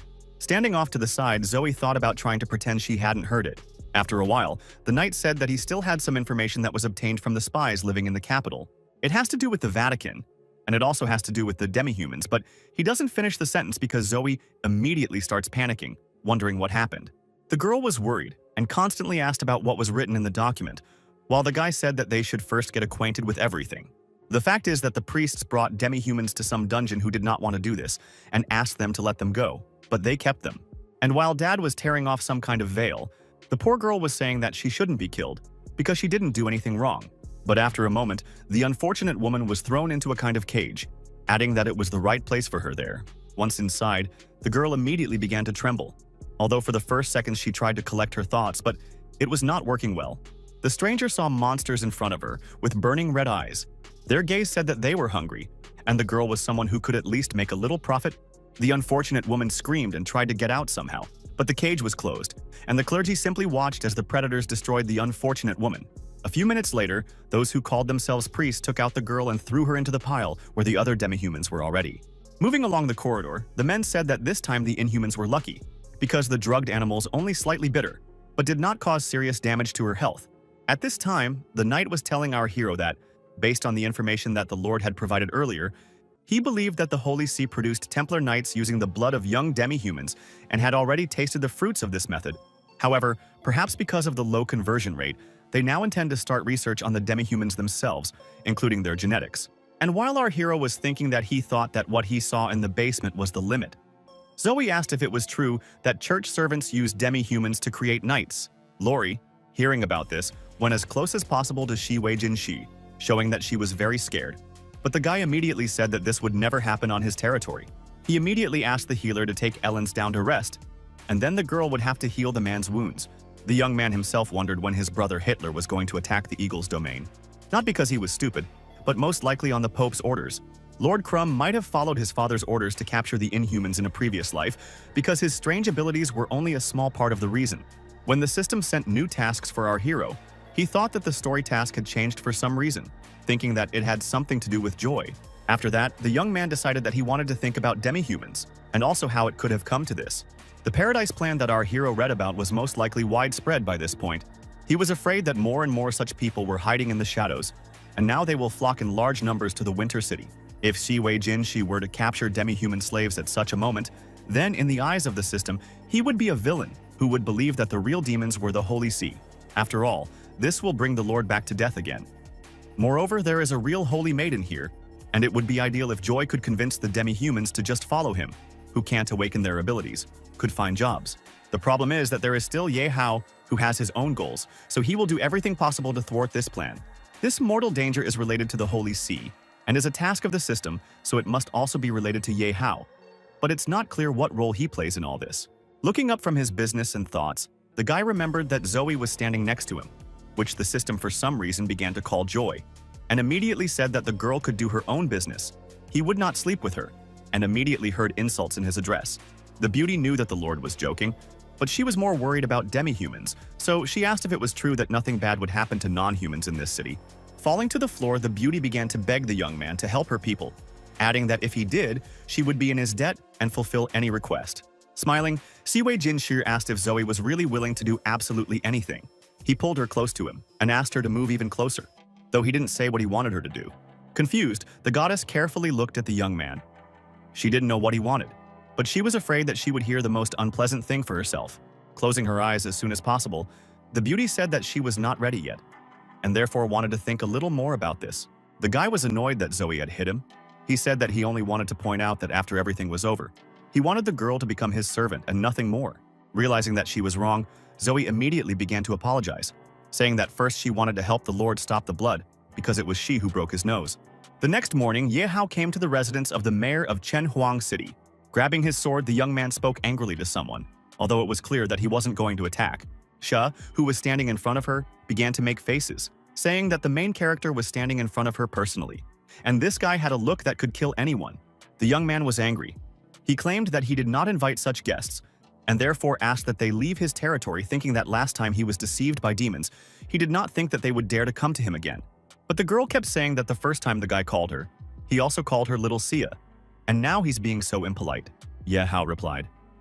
It's because in the past, he had no idea about the rotten nature that a girl is willing to deceive even the closest people. Taking a seat, she went on to say that they were demons and didn't have to follow any rules when dealing with humans. But the master was now a half-demon and had the right to make a fair deal with them. But the young man continued to stand his ground, saying that he did not want to have anything to do with Sia. The beauty replied that this time they are very serious, and therefore the master can look first and only then make a decision. After a moment, something interesting appeared on the table, something that Ye Hao immediately noticed. Immediately, she explained that it was a top masterclass sword, and if it wasn't for some side effects, it would be as powerful as a hero sword. If the player agrees to cooperate, this sword will become his. And if he likes the girl herself, then Lord Filton can give the go-ahead for her. The system immediately announced that the sword is imbued with magical energy. It is so sharp that it can even cut the aura and magic shields, and it also has a strong suppressive effect on light defense skills. Inwardly, he thought that he no longer had any breakthroughs in skills, and he only had one set of equipment. Moreover, he didn't possess any weapons that even slightly matched his strength. The item is good and the side effects are acceptable, but the souls must be obtained, even if they have some requirements, and therefore said out loud that the item is good. He wants to know what the devil wants in return. The beauty said in a languid voice that in fact everything is very simple. Given that Ye Hao has a lot of authority among the demihumans right now, they need him to periodically send the demihumans through the portal to the abyss. However, he didn't understand that if the demons could move freely on the ground, then why wouldn't they do it on their own? She replied that they could walk on the main material plane, but their strength would be weakened, and if they met the holy judge of the Church of Light, it was all over. But the young man did not give up. He did not understand why the demons needed harmless demi-humans who do not interfere with anyone. The girl replied that there was no need to know. By chance, Lord Felton discovered an ancient and powerful divinity in demi-humans, and it wasn't the divinity of a low god like the god of the wildlands, but just a more or less strong divinity in various demi-humans. The last demi-human, named Zoe, possessed a strong divine nature. Lord Felton Hole tried to use the divine essence to enhance his power, but in the end, he did not succeed. So now all that remains is to capture new demi-humans and extract the divinity from their bodies as replacements. Hearing how the guy agreed to the exchange, the devil said that she was glad, although the hero immediately began to play tricks. Noting that the conditions are not enough, they need to be added. The beauty hoped for something else, but after a moment the young man abruptly pushed her away from him, saying that she really thought that he, as before, so easily succumbs to temptations. Then he said rudely that Sia should leave her ministry to Lord Felton, after which he added, his condition is that he is given a squad of demons. He needs as much strength as possible to attack the orc tribes. At this time, one of the demi-humans held a program in her hands, on which it was written that a paradise was offered for the lower races. It would be a boundless home for the lower brethren. After waving to someone, the girl said that her name was Xiaojue. She wanted to ask if the passerby knew how to enter the lower race paradise. Sadly, the man said that he had never heard of such a thing, although the stranger immediately asked him about the brochures. Then she added that the powerful awakened Anna had used her power to negotiate with the colonial empire and the Holy See. The bottom line is that the Holy See has promised to give Anna the entire city of Grim Winter City to run as a home for the lower races. But most importantly, Anna already knows how to awaken demi-humans. All the lower races who went to the gloomy Winter City can get an education, and if the talent is enough, they can awaken the power of blood. And then she added that her friends had already arrived there, but she was still here for personal reasons. At this time, the man thought that if Sister Baya also went, she would get a better education and a chance to awaken. But such a good thing, and so suddenly, at this time, another half-human approached the guys and asked if it was true that they were looking for a paradise for the lower races. Then he added that the gloomy Winter City is very close. He bought materials for the awakening meeting and is going to return. If like-minded people want to go, he will take them with him. While the man was pondering what to do with his sister, someone shouted loudly that the Holy Virgin had returned. The crowd turned their heads, because they had no idea what they were talking about at all. Looking at Zoe, the demi-humans couldn't understand how this goddess ended up with Lord Falcon's men.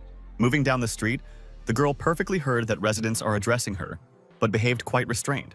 At this moment, little Baya ran up to the goddess, who hugged Zoe, shouting that she had waited a long time for the girl to return and finally waited for her. And then the girl grabbed the hand of her idol and began to drag somewhere, saying that she had to show her something. But suddenly the brother called his sister back, and in a terrible voice he said that they had no time to stand in the square and it was time to go. Zoe wanted to know where these people were going in a hurry, and the little girl was happy to tell them that they were going to a gloomy winter city. There is a paradise for demi-humans, and therefore in that place you can be happy. Moreover, gifted demi-humans can even awaken their abilities, so the girl wanted the Holy Sister to go with them. Zoe didn't say anything, but there was something angry or even hateful in her eyes. She recalled the words of Shi Wei Jin Shi, who had asked her about whether she wanted to save the demi-humans' lives. She remembered bowing at his feet and telling him that she would do everything possible to make these people live, and live happily ever after. At that time, the young man said that she specifically vows that she will do everything possible, although she is already making some plans in her mind. For a moment, Zoe thought about it, as if she didn't quite understand what the Lord was trying to tell her. And he said that to save the demi-humans, she should do absolutely everything he says. And it doesn't matter if Zoe likes it or not. In an icy tone, the girl ordered the guards to immediately capture all these inhumans. Passers-by did not understand what they were going to do with them, and therefore they watched the goddess in surprise.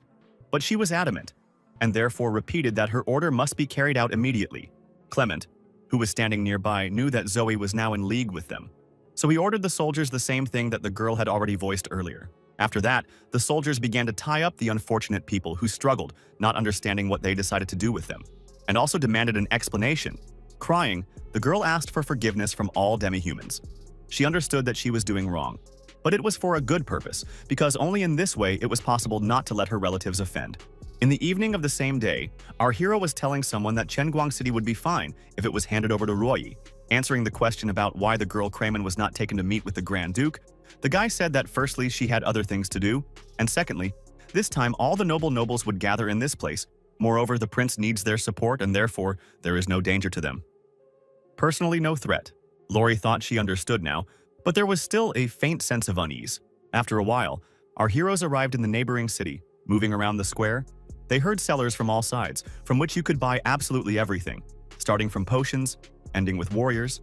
The surprised girl said that the Grey City at night is so lively that it is simply fascinating, although the young man thought that the Eagle Principality is really a whole. Even though there aren't many mages, their density can be compared to the knights in Snow City.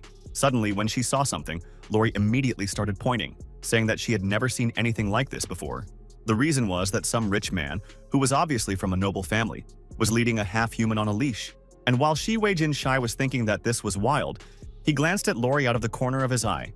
But he thought that she would be sad. But instead, the girl seemed to be envious of something. Although he immediately caught the young man's eye, realizing that he would not be able to pass by because they were well acquainted. As the man approached our hero, he began to talk about how Count Heavy, the second son of the Golden Lion family, was standing in front of him, and the young man, in turn, noted to himself that this was Prince Baelorfrin.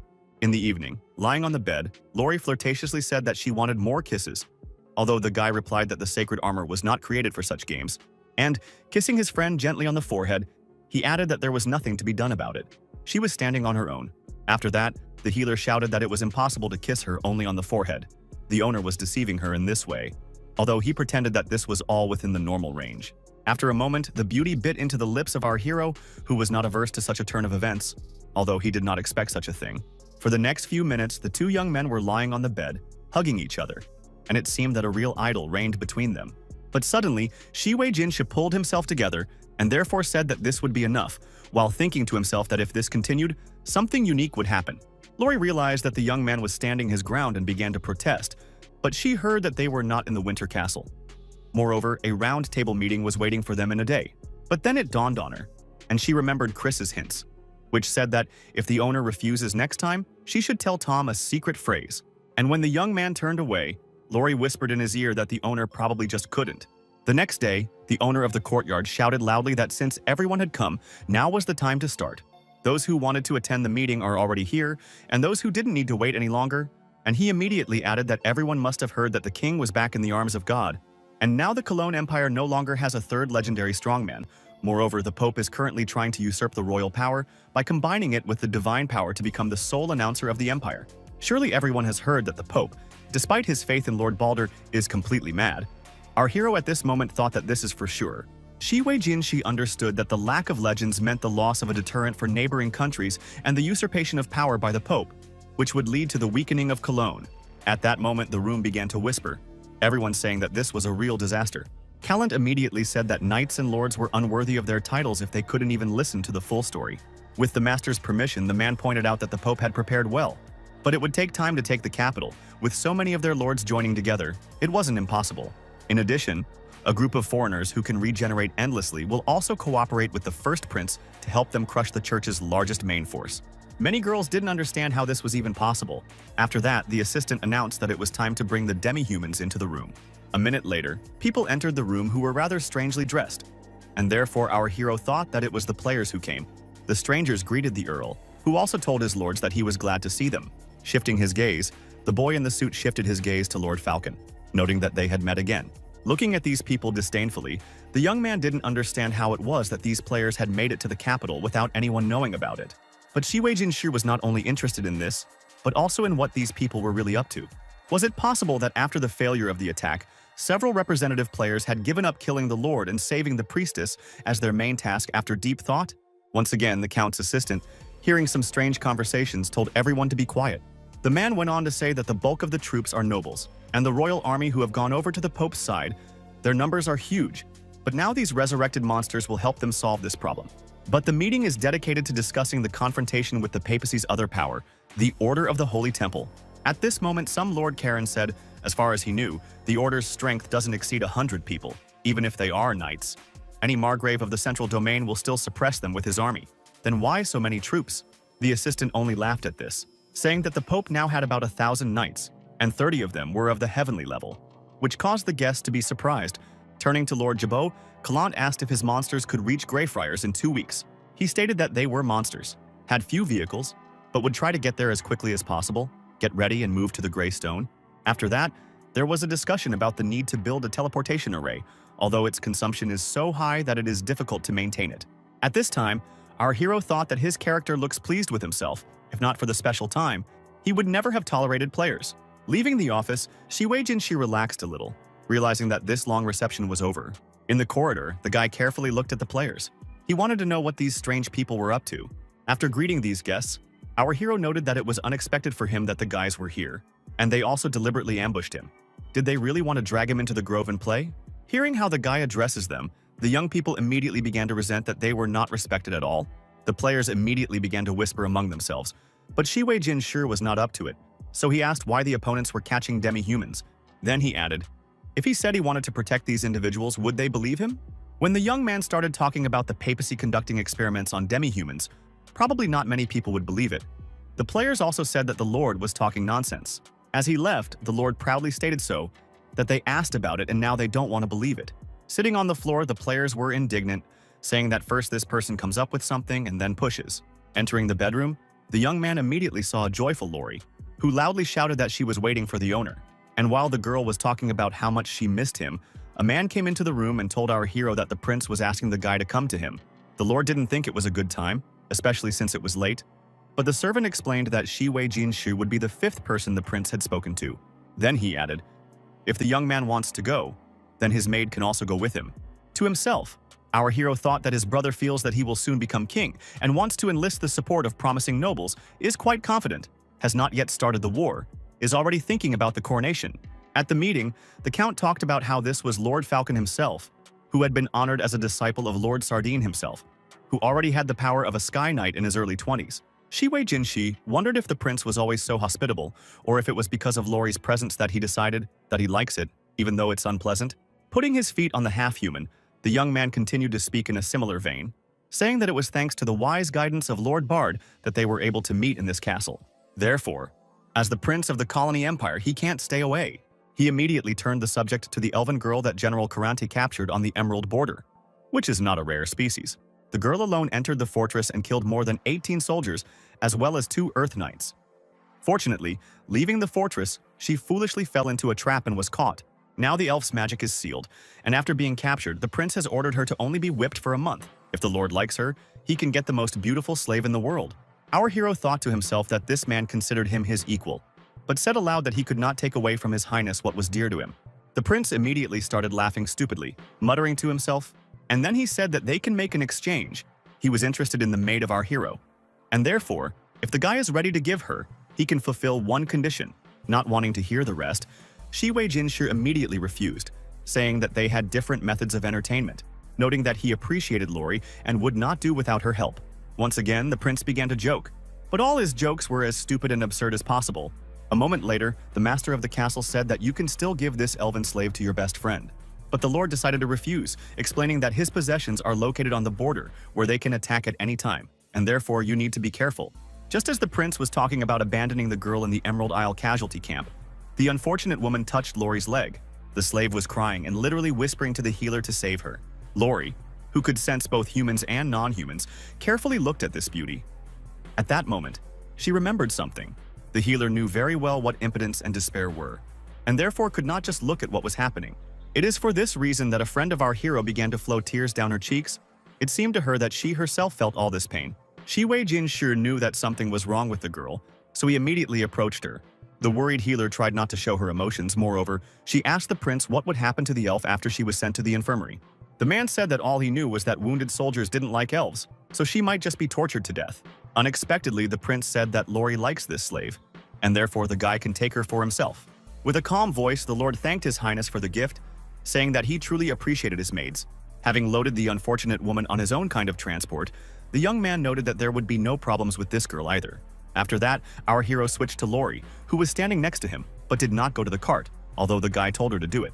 Confused, the healer immediately began to say that it was all because of her, because she caused additional problems. After kissing the beauty, the guy noted that this is just a small sign of attention. In any case, if the prince did not give an elf, he would have given something else. And if he did not accept the gift, he would not have been able to leave the Grey Castle. Embarrassed, Lori said that they were on a street where people were walking, and therefore it was a shame to hug like that. While flying into the air, the girl heard Shi Wei Jinshu declare that in that case they would continue at home. At this moment, a girl was standing in the forest, thinking about what she should do in the current situation. She could see the wagons ahead of her, and she thought that the Holy Virgin was leading an army of humans, especially demi-humans, so she couldn't hide behind the trees. Sitting on the floor, the beauty did not know where to go best, deciding that only the City of Dawn remained. Picking up one of the flyers, she happily shouted that a demi-human paradise was opening up very soon, where she would be welcome. And moving somewhere, she said that she just needed to get to the castle and then everything would be simple. The two men who were standing nearby were discussing among themselves if this girl was the one from Dawn City. Another calmly asked the stranger how she had come to be alone in such a place. After learning that everyone was taken away by Lord Falcon's men, the players immediately began to talk about how the little girl should not worry, because she can go with them to the paradise for demi-humans, where they will help her. The next day, the demi-human paradise was bustling with cute girls working at the entrance, greeting everyone and offering cool drinks. One of the organizers, after looking at the players, honestly said that it was the first time she saw such strange demi-humans. But they said that they had come from the far north, and that they had eaten and slept in the open air all the way, which was why their fur was so coarse. The organizer thought to herself that this was the first time she had ever seen such a scary girl, and said out loud that everyone was welcome in this place. Moving around the city, young people noted that for some reason there are armed soldiers at any point of this place. The second guy said that in fact, the oddities started when this paradise was being promoted, and now it looks like demi-humans can't leave here. At this moment, the guys were called by a girl who introduced herself as Kira. She said that she would be their guide, tell them where to live and what rules to follow. And then she added that after everyone had eaten and drunk, she would take the young men to the entrance ceremonies and at the same time have the opportunity to meet their leader. Near the players, some demi-humans started talking, who were happy that they had escaped from Lord Falcon and ended up in such a wonderful place. Approaching the baby, Kira said in a determined voice that everyone probably wanted to see Eva. Then she added that in this case, everyone should follow her.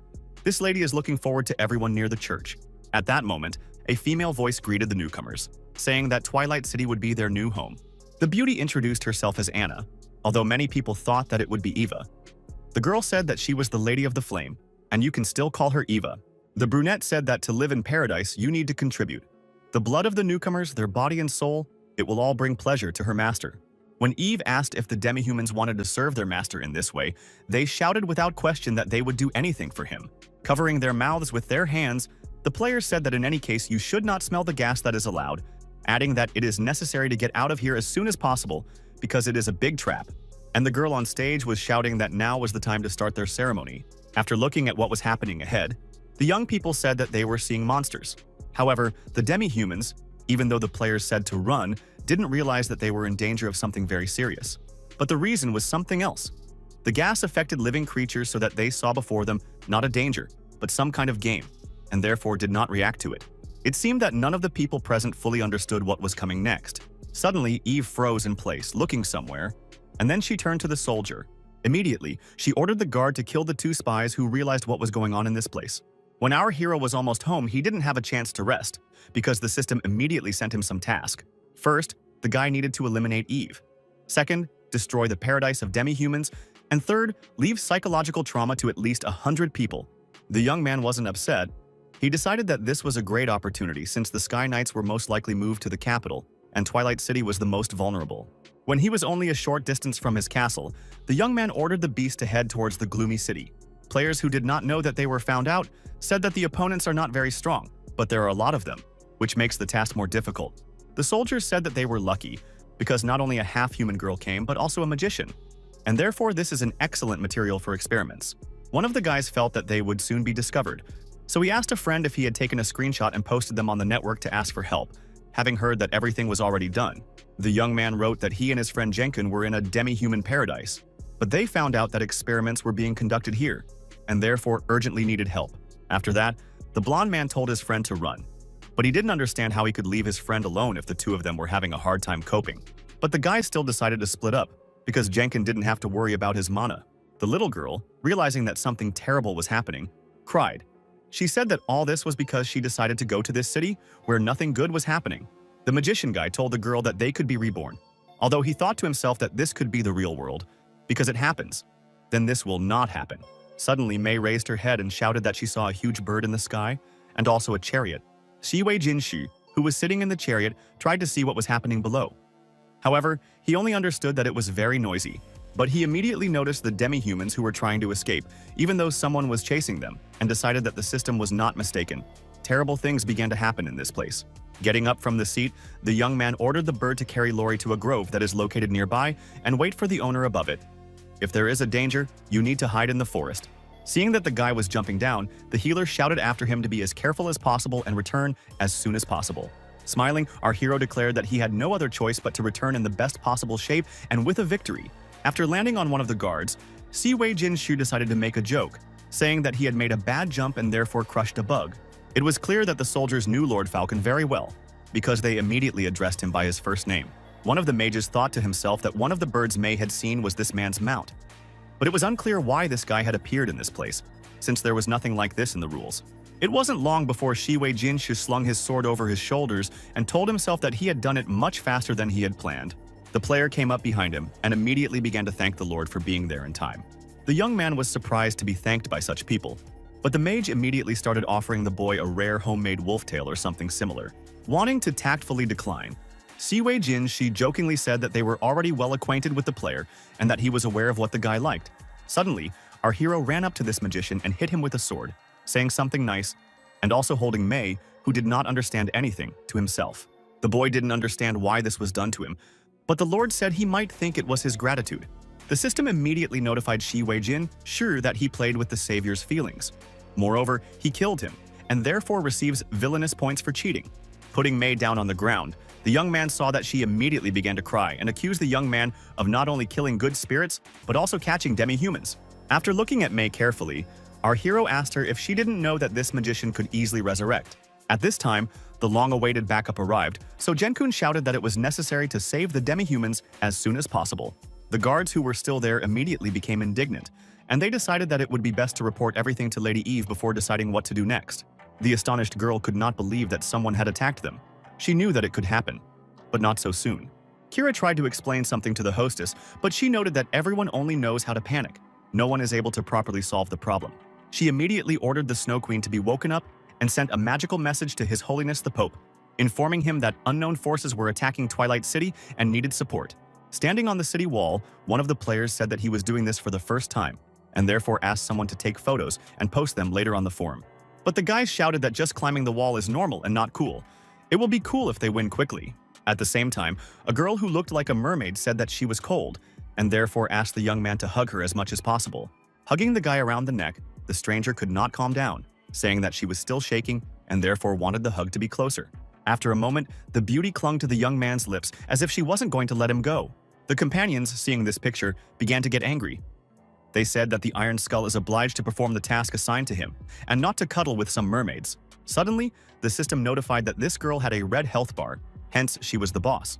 She was the one who said that everyone who trespassed on her domain would be exposed to the ice storm's attack. Another minute passed and the stranger's gentleness was gone. And now she was declaring that everyone would be swept away by snow and covered in ice. Sure enough, the kingdom that the clear sun had just shone over was now beginning to turn into an ice sculpture. The players could hear the computer announcing that complete glaciation would begin in 30 seconds, but there was nothing they could do about it. Our hero, who was able to summon the power of fire, and he himself felt uncomfortable, he thought that for some reason the system, as well as the rules of the game, can only be unpleasant. He wished that sometimes things would be a little different and much simpler. The Lady of Ice, who was sure that all people had turned into cold figurines, was very surprised when she found Shi Wei Jinshu behind her. And while she was thinking that this couldn't be happening, the Lord was already spreading his firepower to take revenge on the ill-wisher for all that she had done. As she dodged, she realized that there was a heavenly knight in front of her, and therefore her spell didn't work on him. The beauty understood that it was difficult for her to resist this man, and therefore asked him to move as slowly as possible. But instead, the guy shouted that now he would be happy to turn the Ice Queen into a milkshake. Falling to the ground, the girl began to playfully talk about how she surrenders and asks to be spared. And then she added that if the guy agrees to let her go, she is ready to give him everything she has. After a brief pause, she added that Mirabelle would kiss him and serve him faithfully. Grabbing the girl, our hero noted that he does not like cold beauties. However, if you warm them up properly, you can still think about this. The injured Ice Queen wanted to add something else, but the Lord noted that he had said before that her performance was completely soulless. Since this is called paradise, then at least you should take care of high-quality treats. At that moment, Eva came on stage, looking at Shi Wei Jinshu carefully, asking him what he was going to say next. The girl added that the Lord's aura is really intoxicating, so why not join them? Because Twilight City needs talents like him. But the young man wasn't going to waste time on these conversations. He knew exactly why he was here, and therefore he had to finish the job. The young man remembered the phrase that villains die from chatter, and he needed to win and get his points. Seeing what the Count was doing, Eve asked, startled, if he would rather drink the penalty first and then make a toast. Shi Wei Jinshu immediately activated the power of the flame, realizing that this girl was cunning, and therefore she might do something unexpected. After a moment, the beauty replied that the knight was strong, but as long as she did not become a vessel of flame, she was under the protection of her master. Then she added that he is Asian, but for some reason worships the god of war and fire Balder. Our hero replied that faith knows no bounds. What he has is given by his master, and naturally, he will devote himself entirely to this master. Shi Wei Jinshu was bluffing. He wanted to see the reaction of his opponent, who said that her master is above all else, and therefore the guy will become food for him. The guy wasn't going to argue. He just said that, in that case, he wanted to see if her master could protect her from what would happen. Looking at the Lord in horror, Eve screamed in a trembling voice that the madman in front of her had devoured the Ice Queen's ice heart. To himself, the young man thought that he had it in his inventory, and about aloud said that it also quickly weakened. The fire, of course, resists this thing, and running up to the girl, he shouted that now it was his turn to act, because it was time to end this. Eve looked at the young man carefully, and there was something strange in her gaze. The guy paused for a moment. It seemed that he was beginning to doubt what he had planned to do since receiving his assignment. Eva immediately said that she remembered the night, and he thought that his movements had become much slower, so he decided that her eyes were somehow affecting him. While twisting the energy, the girl told the young man to be afraid, because he would soon lose his head. Lord was furious. He did not think that everything ended like this, and therefore began to insult the opponent, noting that she could not play fair. Suddenly, a half-human girl appeared outside the window. She started whispering something, after which a fire broke out in the room. After that, the crowd saw an explosion. People said that the church collapsed. The players didn't believe that the Falcon Lord had staged this entire battle, but they were sure that they wouldn't see him again because he had died. Talking to a friend, one young man said that it's fine. If the guy is dead, they will take his equipment. If half-dead, they will finish him off to get points.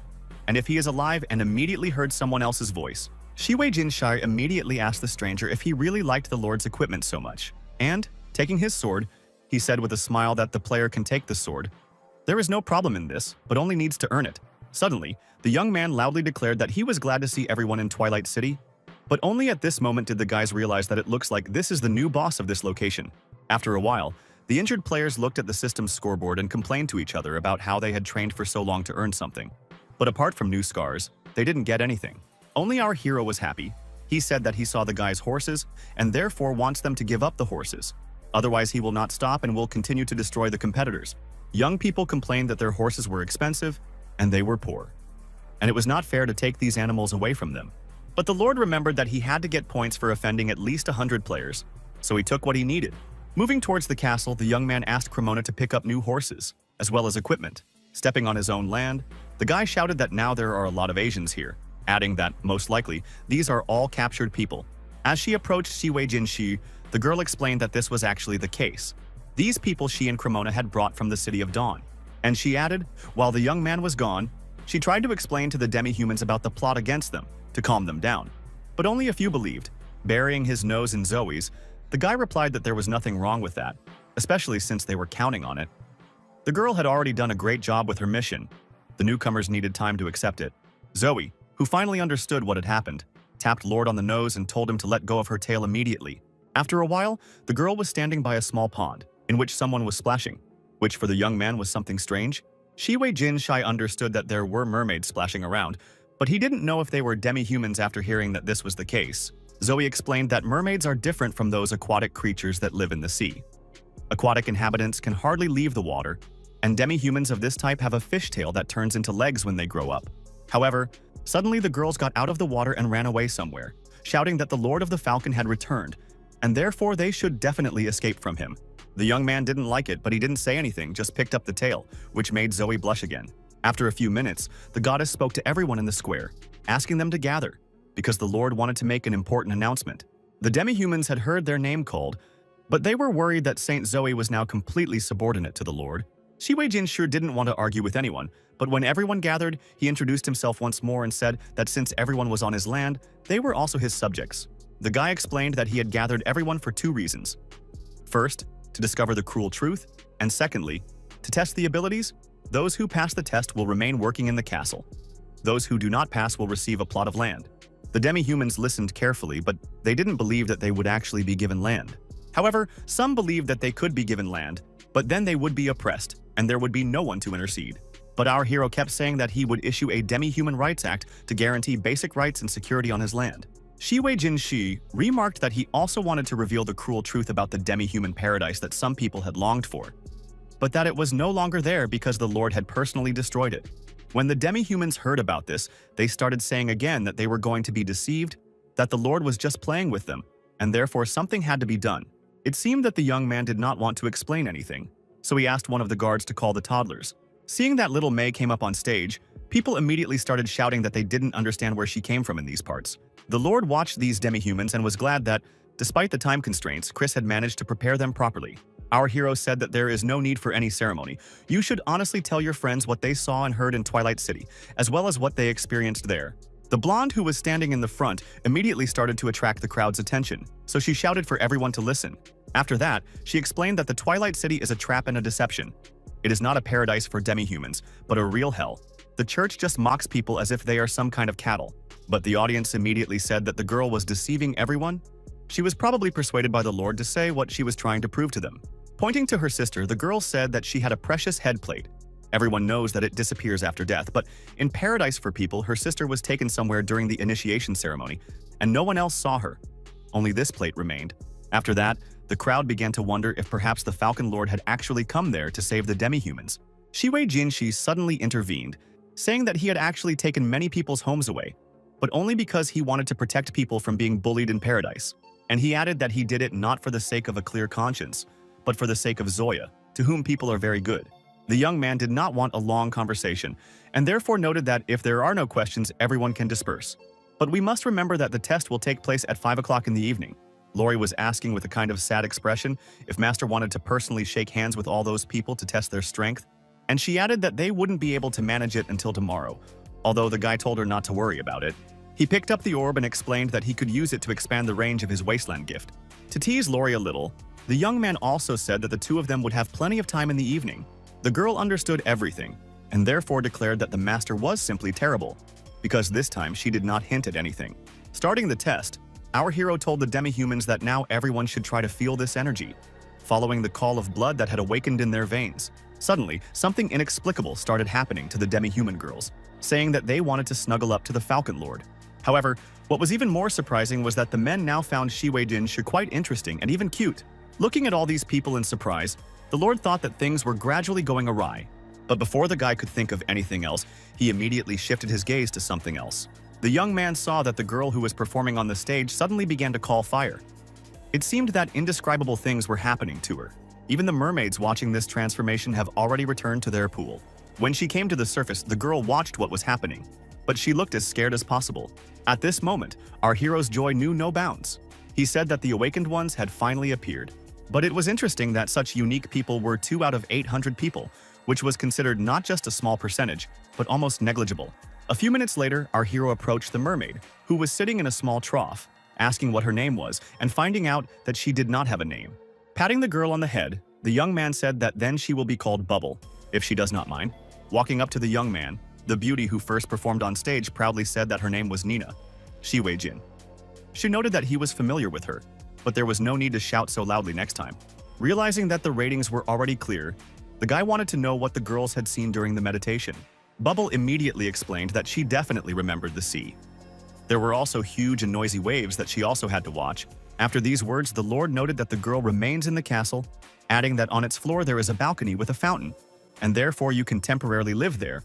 Bubble, hiding in a barrel, nervously asked if it was true that if she lived in the castle now, they wouldn't catch her with a net. Hearing that this was a matter of course, the happy girl shouted to Nina that now it was her turn to tell what she had seen. Remembering what happened during the meditation, the blonde said that at first there was pitch darkness and some dirt around, but then there was the usual desert, seafloor, and volcanoes, and there were also different stones. The phrase about stones surprised the guy. He thought that maybe it was some kind of ore. However, in general, the moment with the stones greatly confused our hero, who was worried about how this girl would not start throwing stones. But once he deigned to leave the gifted at the castle, he said that he didn't know what to do with Nina yet, and therefore in the initial stages she would have to look after the kids. The girl was glad that now she will live in a comfortable environment, and therefore again loudly shouted that it suits her. After saying that the beauties could go about their own business, the Lord turned to Clement, who was standing nearby. He immediately ordered that it was time to resettle the demi-humans, and to do this, he wanted to know how the reconstruction of the lower city was progressing. Having learned that it was actually completed, the Lord also ordered that the knight register all demi-humans and then find them a job in the winter city. As for housing, they must be placed in renovated rooms and must be given food for 3 days. The man said that everything was clear to him, but immediately explained that there was one problem, and that was that they had run out of money again. Hearing about this, the young man was a little angry. He didn't expect this. He thought to himself that they recently held a round-table meeting. All the nobles from the area were there. They can't just rob their neighbors, and until the demi-humans start generating income, it won't pay off anything. Suddenly it dawned on the guy. He decided that charity is fine. You cannot blame everything on one lord. Then he told them to have all the rich people of the city gathered at the castle by 9 o'clock tomorrow morning, because there would be a meeting, and if anyone refused, they would go to the mines. As he went back to his room, he remarked aloud that it had been a busy day, and that it was time for him to get some rest. But at this moment, Siwei Jinshu noticed out of the corner of his eye that someone had swung the lamp and was about to hit him. Automatically catching someone's hand, the guy had time to think that someone dared to attack him in his own castle. Seeing the elf slave that they had rescued a couple of days ago in front of him, the young man was very surprised. Our hero honestly said that this is as strange as possible. He saved her from a sadistic demon, and instead of gratitude, he gets almost a knife in the back. The young man wanted to know what the girl was up to. Perhaps she was some kind of fake person, and therefore asked about it directly. The system immediately announced that this girl's name was Isilia. She was the elven princess, the sister of the current elven queen. She was a master of magic and had many other privileges. And while the girl snapped back, saying that our hero deprived her of the house, although he had nothing to do with it, he decided that her identity should be kept secret because she would be used as a hostile coin, although he did not need another problem for himself. They were both silent for a moment, as if each of them was thinking about what to do next. Smiling, the young man said, "Really, the girl did not agree with the position that he voiced to her. I thought to myself that I hadn't noticed the line about the elven lighthouse at first, but now I think I'm beginning to understand what it means." Isilia immediately asked how the guy knew what was going on, although of course he couldn't say that the system told him everything quickly. It turned out that the elven beacon was a magic mark that allowed members of the elven royal family to determine each other's location within a certain radius. The Lord knew that the girl had activated this beacon to get help, but he didn't understand why it was in his castle. Observing the elf's behavior, Siwei Jinshu decided that it was useless to discuss anything with her, because she was still doing everything for evil. So the young man decided to ask the system if it was possible to turn off the beacon and found out that this can be done. But you need to find a label. To avoid detection, elves usually put it on the tailbone or lower abdomen. After activating the beacon becomes visible. For this reason, the guy began to look for a sign. The young man knew that he couldn't deviate from his plan, so he was going to search until he found it. But in less than a few minutes, our hero exclaimed with joy because the mark was on his stomach. Clicking on this picture, the guy could not understand how the label was turned off, because it did not look like a button. At that moment, Lori came into the room, who immediately began to ask the owner what he was doing. Siwei Jinshu didn't understand when the girl managed to enter, but she explained that the door was open, so she decided to enter. The young man remembered that he had completely forgotten that he hadn't had time to close the door. The offended healer boldly said that such things should not be done with the door open, but the guy tried to explain that there was a small misunderstanding. The girl noted that she did not need to explain anything about who the owner shares a bed with. This is his personal business, and she is an ordinary servant, and therefore cannot interfere. Once again, our hero stated that, first of all, Lori was not just a servant for him, and secondly, He wanted to turn off the elf tracker on his stomach.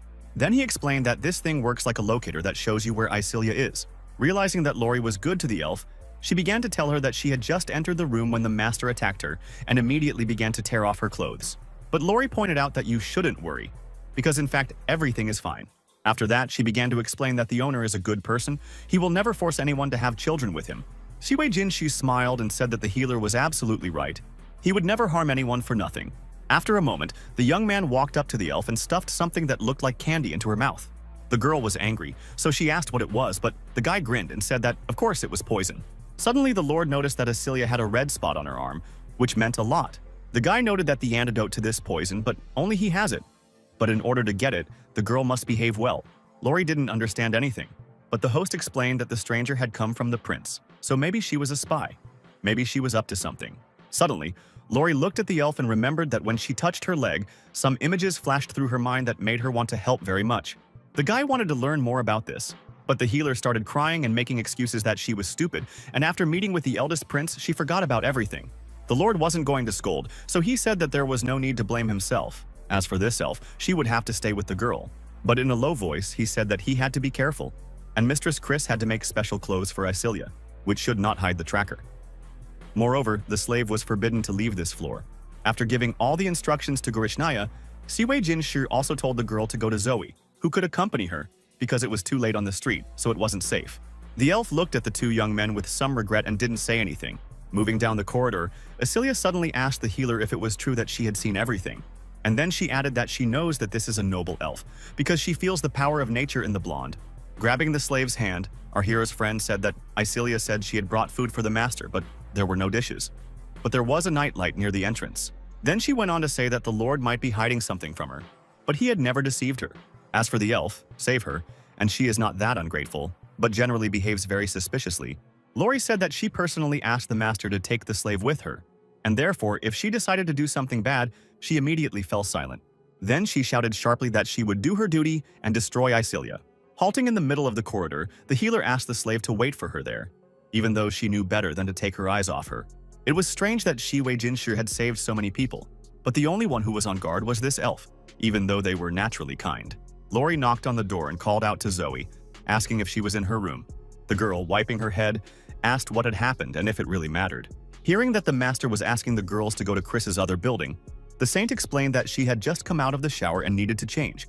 At this time, the healer said that she had left the slave a little further away because she wanted to ask something in private. Lori wasn't one to beat around the bush, so she asked directly if it was true that Zoe also liked Lord Falcon.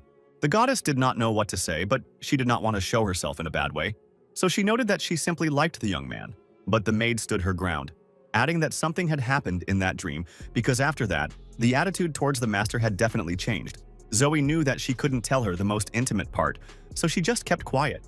At some point, the girl decided that she was not as vulnerable as they thought, and therefore proudly declared that it was better for Lori not to know about it. The confused healer suddenly shouted loudly that it was she who would bear children to the master, but the saint immediately asked if it was true that they had come to this. The girl didn't want to lie, so she noted that everything was already decided, although from Zoe's answer she knew that nothing had happened. The goddess sensed people.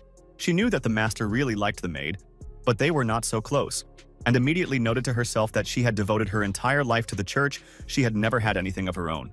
An inner voice screamed that you can't just give up and bury your dreams.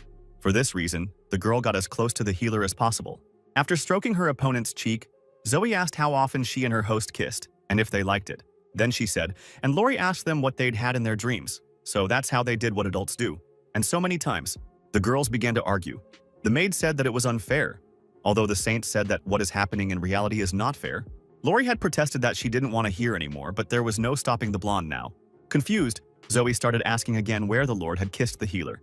Maybe it was his neck. She threw her arms around the girl and immediately clung to her neck, even though the maid had asked that the goddess not do so. The girl couldn't break free, so she screamed, asking her master to save her.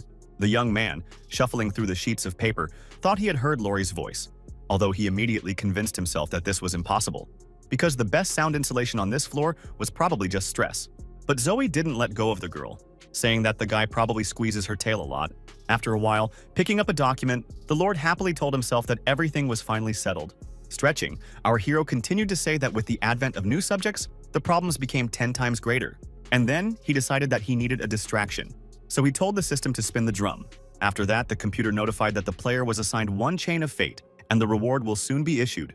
A moment later, the system once again sent an alert that the host had received 30 necromancer ghouls, as well as 10 dreadriders, and all would be fine. But the guy did not understand how this reward can be delivered in a rational way. Suddenly, something strange started happening in the room. Turning around, Siwei Jinshi tried to figure out what the noise was, but he still couldn't figure out where it was coming from. But what scared the Lord even more was the black smoke that filled the room very quickly. Standing still, the young man tried to pull himself together and understand what was in front of him. But it was difficult to do so. After taking a closer look, Siwei Jinshu decided that they must be the Death Riders. And when the system told him something, the guy decided that they definitely weren't riders from the Kane continent, because they weren't so powerful, just skeletons sitting on bone horses. Although it was more important what to do with them, and also how to explain all the appearance of such creatures with him, because an ordinary person cannot command such entities. If the Church of Light, which is constantly at war with such creatures, finds out about this, they will probably send an archangel to turn the Lord into dust in no time. He smiled and thought that apart from the horses, the heavy-armored knights themselves were not so different from the living ones. It might be possible to put the horses in head-to-toe armor. As for the smell of decay, if it wasn't the priests of light, then no one would notice. Looking out of the window, the young man ordered his new troops that until there was no armor for them, they would have to sit in silence in the warehouse. When he was done, he decided it was time to go to bed, even though he saw Lori standing in front of the door. Seeing the girl's confusion, the guy asked why she was stomping around, but did not dare to enter. The beauty, without hesitation, again began to work. She said that she was the first person with whom the owner talked about children. Confused, Shiwei Jinshi asked if the girl was probably hinting at the same thing as always. Showing a small wound on her neck, the girl explained that someone tried to bite her.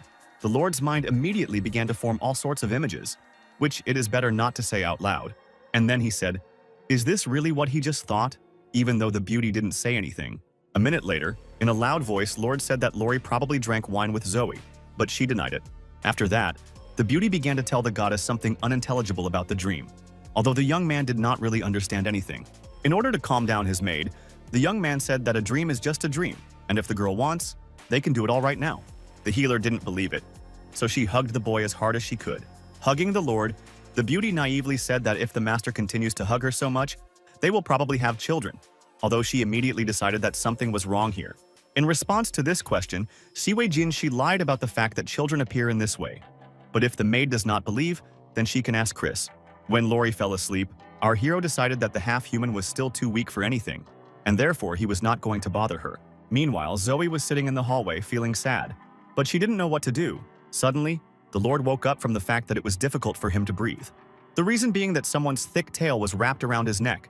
After looking around a bit, the young man was horrified to admit that there was a goddess in his room. In a languid voice, the beauty asked to be loved as much as possible. And then she added that the guy probably likes it when a girl comes to him like this. Moreover, when you can be so close to her. Privately, he thought that if the plot was true, then tomorrow there would be rumors that he had dishonored the Holy Virgin and he would be executed. Right now, the most important thing was to survive. So he had to pretend that the dream was most interesting. Zoe, realizing that the young man did not react to her in any way, immediately began to slow him down, telling him to wake up as soon as possible. Beauty didn't know if the Lord was really pretending to be asleep or if he was really tired, so it was hard to wake him up. Suddenly, from the other side, the young man also began to hear a voice, but this time it was Lori who was mumbling in her sleep. Gritting his teeth, Siwei Jinshu thought that he was in a difficult situation, but he couldn't show it. Zoe remembered telling the healer in the corridor that if she wanted to get close to the Lord, they should work together. The girl was going to get what she wanted, so she immediately went for this deal. The next day, one of the city's wealthiest men gathered in the boardroom and asked if anyone knew what they were all here for. And while the door opened, the men assumed that they were going to raise taxes again. Our hero walked confidently, and it is interesting that two of his colleagues, or rather, girls with whom he sympathized, came to the meeting with him. Looking at all this, the rich people thought that there was something really wrong with the Lord, since he decided to bring these two demi-humans with him. The townspeople believed that the beauties had taken advantage of this young man, and therefore had no idea what to expect from him. Suddenly, some of the people in the audience started talking about how the master was going to sell demi-humans as slaves, but the master asked them not to talk nonsense. Shiwei Jinshu got straight to the point, noting that he had gathered everyone for two reasons. The first being that his castle was now producing perfume. Opening the container, the young man asked those present to assess whether they have commercial potential. Inhaling the delicate fragrance, the men said that it was something amazing, something they had never smelled before. Men admitted to themselves that the fragrance is like standing in the middle of a lavender field with a beautiful girl.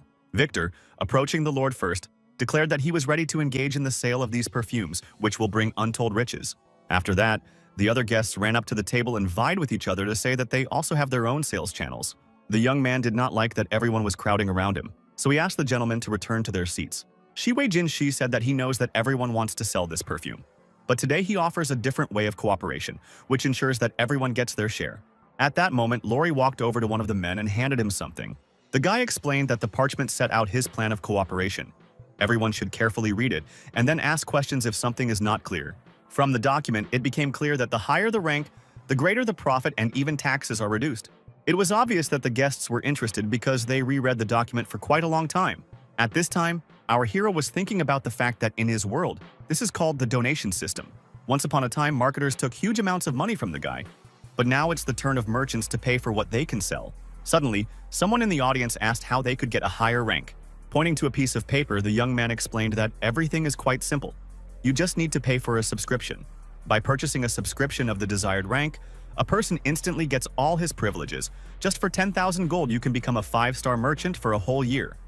Of course, the amount is considerable, but if divided into months, it will be almost nonsense. The cost of this perfume is 100 gold per bottle. The guy's product is bought for 120 gold, and you can sell it in the capital at any price. Therefore, the profit can be very high. Many men started saying they didn't have that kind of money, but Lord pointed out that there were different subscriptions at different prices. Once again, Victor approached Shi Wei-jin and he immediately said that he wanted to become a 5-star merchant, so he would arrange for the payment to be delivered soon. Calling Lori over, the guy opened the box and said that the man was the first to receive a badge indicating that he was the top merchant in their city. Immediately, the other contestants started calling out their names, talking about what ranks they wanted to get. When this happened, our hero thought to himself that everything went even better than he suspected.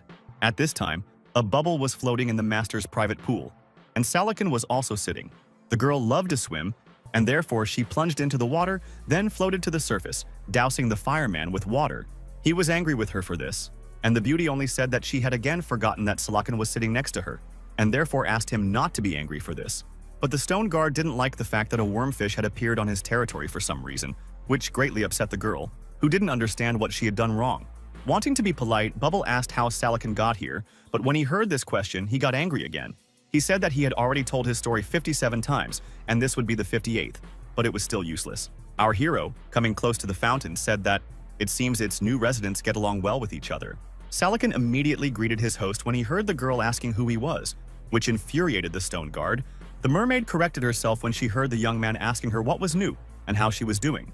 Saying that everything is fine, the guy came closer and asked the girl to tell him again what she sees. Suddenly, the Lord placed his hand on the beauty's head, causing her to be a little embarrassed at first. Bubble said that, as before, she sees a beautiful sea. It is deep, and then there was another school of fish, a dead whale sinking to the bottom, and then the bubble was silent. However, the mermaid continued to say that she still saw a fisherman who was returning from the sea. This person says that the girl should wake up immediately so that she does not become a vessel of God and forget about everything. After that, Shi Wei-jin thought that it was actually a great success because they had another awakened one. And while the system was sending out some notifications, the guy was trying to figure out why Bubble had fainted so unexpectedly. Although after a moment, when he calmed down a little, he decided that it was probably too much of her energy to wake up, as Lori had done before. To himself, the guy thought that before waking up, the girl said something about the vessel of God. Is it really those gods who fell asleep at dusk are now trying to return? Although it is not clear why they need demi-humans, or rather, their bodies. The gods can't just walk around Cain. They are locked in their divine domain, but they need the faith of mortals to increase their power. So they are trying to get into this world by all means. Demi-humans are the best tool for this. It is interesting that the awakened must also have a special divine spark, which is associated with the power of the ocean, for example. If our hero's guesses are correct, then there will be few awakened ones, and incredibly powerful forces will fight for their possession. Lori could see that Lord was very worried about something, but he only said that he was just wondering when the bottle would wake up. Zoe, who was also close to Shi Wei-jin, explained that the girl would probably sleep until tomorrow morning. At that moment, the girls began to argue about something, although they immediately declared that they had agreed to cooperate. But it was difficult for the Lord to understand what they meant. The guy said that he needed to know what was going on, but he heard from the beauties that it was advisable not to interfere in this. Hearing that the system sent a notification that the store has already been updated, the young man immediately asked to see what is there now. Most of all, our hero was interested in the second-level barracks for 40,000 points, which was tempting also because there were more than enough points for this. He remembered that the battle for Winter City, where Lori had helped him out so much, had made quite a profit, and that Zoe and Acilia's outburst yesterday hadn't been in vain either. That's why I decided that in the future we should leave everything as it is, because one run is 5,000 points, and two runs twice as much. This was important, because the guy was going to capture this continent. Of course, it was good that Lori was there, but there were still not enough powerful fighters. Priests seem to be just what you need. They are a kind of battle priests, and therefore it is probably worth building a monastery. Immediately, Siwei Jinshu told the system that he wanted to buy a monastery that should be located next to the watchtower. After that, the young man smiled because his system worked exactly like clockwork. Realizing that all this time, while the guy was looking at the computer, the girls continued to swear. He said that he did not want to listen to this, and therefore went to the garden. However, the beauties noted that they would not budge, which only made the young man laugh. A short time later, the Lord was in the backyard of his castle. Left alone, our hero said that he also wants to hire 10 more priests. A second later, the men were standing where they were supposed to be, and they immediately protested to their master. The Lord was surprised to see that they were real big men, and these maces were bigger than they were. These people looked like some kind of support fighters. Pointing to one of these priests, the system reported that this is Sigma. He is so strong that he can protect himself in any unusual situation. Although the guy was surprised that instead of a sermon there will be a punishment, realizing that these are the real fighting priests who send to the other world with the help of divine power. Returning to the system, Siwei Jinshu casually reminded him that he had completed the saint desecration task the day before, so there was still one more draw left. Immediately, the system provided the young man with a mysterious crystal fragment, as well as a mysterious egg, although the hero was confused by the fact that everything was too mysterious. What's interesting is that at this moment, Yehao, who was standing in the middle of the street, was trying to figure out where some of the crystal from the pendant hanging around his neck had gone. It seemed to the young man that this was some kind of evil joke, because nothing like this had ever happened before. But that wasn't the only problem. The players who were out there shouting that there was something wrong with the system. Indeed, the computers were alerting you that an unscheduled update was currently taking place. After that, a message appeared on the screens that 500 new places in the Falconlands are being opened to improve the player's experience, and therefore everyone can try their hand. Many guys were happy about this opportunity. They said that getting to the villain is a real success. Moreover, in the Winter City it is much better than in the City of Dawn. After a moment, several people recognized each other but said they'd better talk later. The reason was that everyone was making a fuss because so many people had new roles. Standing in the armor, the newcomers noted that they saw Lord Falcon, and with him were girls with whom many met. Zoe, in general, almost everyone knows personally. But at the moment when our hero was ascending the stage, one of the guards asked everyone to be quiet for a while. After a moment, everyone was greeted by our hero, who first introduced himself, and then said that he had good news for everyone. Because the war was coming, its flames would cover the entire Cologne Empire and would not subside until every corner of Kane was burned down. In the days to come, under his leadership, newcomers will take part in this war, witness the birth of a new world of blood and fire, overthrow a rotten dynasty and establish a new order. And then he added that the guys were lucky that they will fight with him shoulder to shoulder. And it's a great honor. The guys wanted to taste something new, which is why they shouted that they would follow the villain wherever he said. And while the young people were rejoicing, the guy reflected that he managed to get new warriors by innovating the system. After that, Siwei Jinshu remembered that an hour before, he had almost played too much with the beauties when he came to Zoe and gave her something. Seeing the gift that the shard served, the saint sincerely said that no one had ever given her anything in her life. He didn't want to keep this shard, but he guessed that if he could collect all the pieces, he would be able to recruit new players. While the system was saying that Yehao still had the power, the Lord suddenly noticed that there was a crack on the shard. Confused, Zoe replied that she would accept any gift from the master. Moreover, this pendant is beautiful in itself. Hugging the girl, the guy explained that her first gift should not be flawed. He will find the most beautiful stone and give it to her, and this fragment will take for himself for the time being. The young man realized that if Yehao saw the shard on the goddess, there might be serious problems, and that was something to be avoided. So the piece of stone had to be hidden. Lori, who had just arrived, was thinking that there was some sort of tense atmosphere between Zoe and the owner, as if something had happened between them while she was visiting Chris. And again, our hero turned to the newcomers. He said that now he would send people who would help everyone get used to it and tell them what they could do and what they would inevitably die for. Then he noticed that a lot of demi-humans had recently arrived in the Winter City. Therefore, now the fastest way to increase your level is to cut down trees, mine ore, and build houses. This city is full of slums, and the task of beginners is to put them in order. And if some said that they got into some kind of construction simulator, others said that it was a great job, People were offered different classes, thanks to which they could advance further. Therefore, the young man said that the guy should swing to the 10th level and therefore come to him, then he will change the class. Smiling, Siwei Jinshi thought that he would have to persuade these people to work, but they do not spare themselves, just give them a job. After a while, sitting in his office, the guy thought that everything is more complicated than he thought, because the players have so many questions accumulated. Taking a deep breath, the Lord knew that he could sit in silence for a while, even though he immediately heard someone enter. Still sitting with his eyes closed, the master asked Lori to pour him some water. A minute later, Isilia poured some tea into a cup and was already carrying it to the young man. Sipping the drink, the Lord said that everything was fine. But for some reason, the tea has a different taste. Suddenly, Siwei Jinshi finally opened his eyes and looked carefully at the girl who was standing right in front of him. And if the young man was still thinking about what to do for a while, then he decided that the best thing to do was to spit out the tea. And while the girl was thinking about how unpleasant it was to stand at tea, her host immediately asked her why she had come to his office, and also why she was dressed so provocatively, if you can call it clothes at all. The embarrassed girl noticed that it was Lori who told her to put on this outfit and go straight here. As for the outfit, it was the master who ordered something like this to be made the day before. Confused by this remark, our hero noted that he only asked to leave a mark on his stomach, or rather, the appearance of this mark, but did not think that Chris would think to sew something like this. After a moment, the young man was embarrassed, because he thought about how Zoe and Lori would look in such outfits. A minute later, those who the guy just remembered appeared in the office. The beauties explained that all the wanderers were settled, so there was definitely no need to worry about this. After a moment, Lori turned her gaze to Isilia, then abruptly asked her why she had come to this office, since she had been told to wait in the hallway.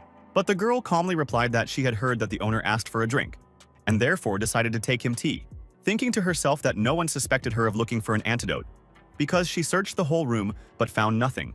There was an awkward silence in the room for a moment and no one knew how to break it.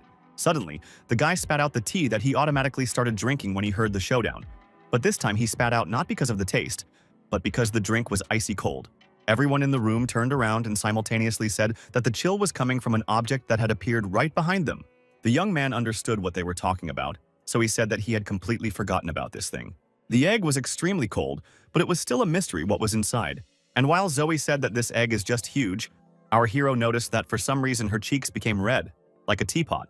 But the girl explained that the reason was not in her. Just around this object it became sharply hot, so much so that it was even difficult to breathe. Now there were two lights coming from the egg, one blue and the other yellow. This was the first time the Lord had ever seen such a thing, and it seemed to him that there was some kind of icy fire in front of him, although it was something impossible. Coming closer, the guy tried to figure out how two opposite elements can peacefully coexist in one body, but it should also explode from the difference. The system immediately informed us that the egg doesn't have a name, and the bride can be raised from this egg, although it wasn't clear what this meant. Instead, the object changed color, and our hero decided that the egg is shy. The young man wanted to know how to hatch an egg, and the computer again came to the rescue, explaining that the object likes magic cores, it appreciates when it is washed and rubbed the shell. If you do everything right, the shell will soon collapse. Lori, who had gotten as close to Siwei Jinshi as possible, asked in a frightened voice about whose egg it was. The girl was worried that it was someone's child, although Zoe immediately tried to explain that it wasn't. And the guy wanted to explain that the egg, like Salican, was sent to help him. Although they didn't explain everything about this item, after wrapping up the egg, the young man told the object that he knew that it liked to be washed and cleaned, and that it probably wanted one of the orcs to do it. But then I decided that I could give the players a task so that they would take exercise every morning to take care of this new pet. Thinking about it, the young man decided that it was quite possible. The egg simply doesn't want to be shelled, rubbed, or bathed. And as for the system, it was wrong. The guy didn't stop. He also suggested that perhaps the body doesn't want to be bathed by these maids. It wants to be looked after exclusively by the master. The girls didn't like all this. They said that they were also going to take care of this object, and they could bathe with the Lord themselves, although the young man asked everyone to be quiet. Realizing that this sport can last forever, our hero said that they will talk about personal things later. Now the most important thing is to give this egg a name.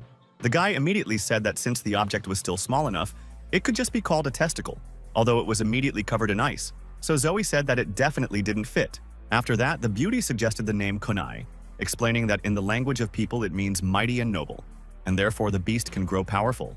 Feeling a warm feeling like a breeze, Siwei Jinshu said that most likely everyone liked the name, and therefore they were glad that the name was sorted out. And then he said that now we should deal with the food.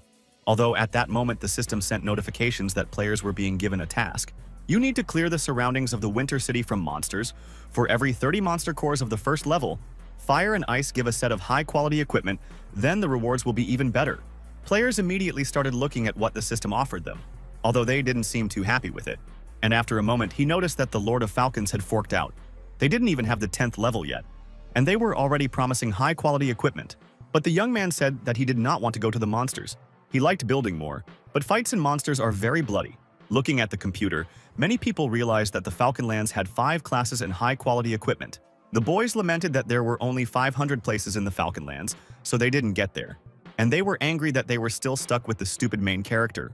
Yehao slammed his fist down on the table and shouted that there were no more demi-humans in his town, so he didn't know what the point of them sitting in the same place was.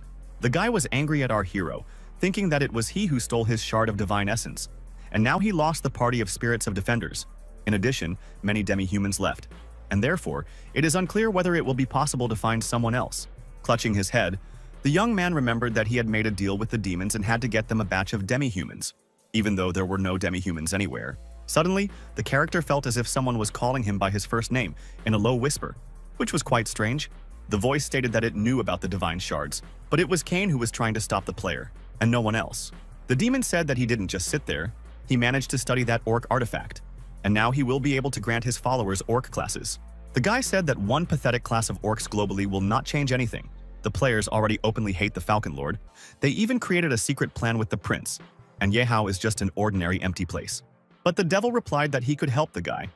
He explained that the Prince of Cologne made a deal to gain power and become a vampire.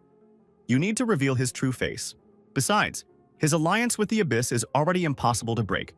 Yehao must go to the Church of Baldar to help fight the demi-humans, and when the war begins, the young man will lead the followers of the Demon of the Abyss, stab the Prince and the Falcon Lord in the back, and then they will share the spoils together. The ancient gods of Cain awaken from their slumber, and the Lord already has 4 vessels. The demon has obtained an artifact in the boundless ocean of Cain that can awaken the god of the deep sea. It is very important to help him get back. Then he will pay back, and very well. Yehao knew that he couldn't change anything by himself, so he asked what he needed to do. After passing something to the guy, the man in black said that the player should find a mermaid named Starry Sea. Then you will need to pierce her heart with this object. The young man thought to himself that he had never heard of such a thing, most likely. She did not live in their city, and asked aloud what kind of trident it was, but was told that it should not be touched. This was the corruption of the ancient gods. One touch and a person would plunge into the abyss of madness and then become a weak-willed slave of the ancient gods. Suddenly, the system notified that a temporary epic battle mission had begun, namely the battle for the capital. Other players also shouted that the Falcon Lord had updated the game, so it was no surprise that they immediately changed everything. Although there were those who thought that it was just the developers mocking, wanting to take revenge on the guys for what they decided to team up with the prince. Others stated that they initially disliked this prince because they saw the players as easy prey to eat. Despite this, the young people decided that they would accept this task. Young people understood that they would serve the highest bidder, and if problems arose, they would immediately switch sides, as they had done before. Sitting in his office, Shi Wei-jin-shi knew that the settlement problem was almost solved. But now someone was pulling troops to the border. Perhaps this person was going to beat absolutely everyone. The next minute, Zoe came into the room and said her name in a low voice. Standing not far from where the guy was sitting, the beauty stated that she decided to talk about demi-humans if at all possible. The girl said that she wanted to thank Shi Wei-jin-shi for what he did for her relatives. She feels at home here, and immediately added that she once promised to become a servant. Realizing that Zoe's outfit just screams that she wants to seduce him, the goddess noted that this is an old outfit of Lori. It's a little small, I had to change it, but it's still tight. To himself, our hero thought that this might be a hint that he should completely tear off these clothes. When the beauty came close, the guy decided that foxes can turn your head no worse than other races. At this time, the players were actively fighting monsters in the woods, grabbing a fireboar. They shouted that if they could handle this beast, they would get excellent equipment. One of the guys grabbed a sword and quickly walked towards the boar, realizing that something very important was at stake. Soon Crystal was already at the winner. The guy said that we need to hurry. It will soon be dark, and therefore we should exchange all the cores. Turning to Frost, the young people noted that he was getting better and better with his shield, although they immediately shouted at him to be careful. Pulling back, the young man tried to figure out what it was, but the system immediately wrote that it was a forest wolf spider. The players were afraid because the beast was level 9, and other than that, its strength could only be envied. Frost, grabbing his sword, commanded his colleagues that there was no need to panic, of course. There were not so many of them, but if they used skill and kept calm, they would be able to win. The young man was confident, Though when he noticed the pile of glowing eyes a moment later, he realized that he was slightly mistaken. The reason was that these monsters all belonged to the 9th level, and the team was too small, so reinforcements were needed.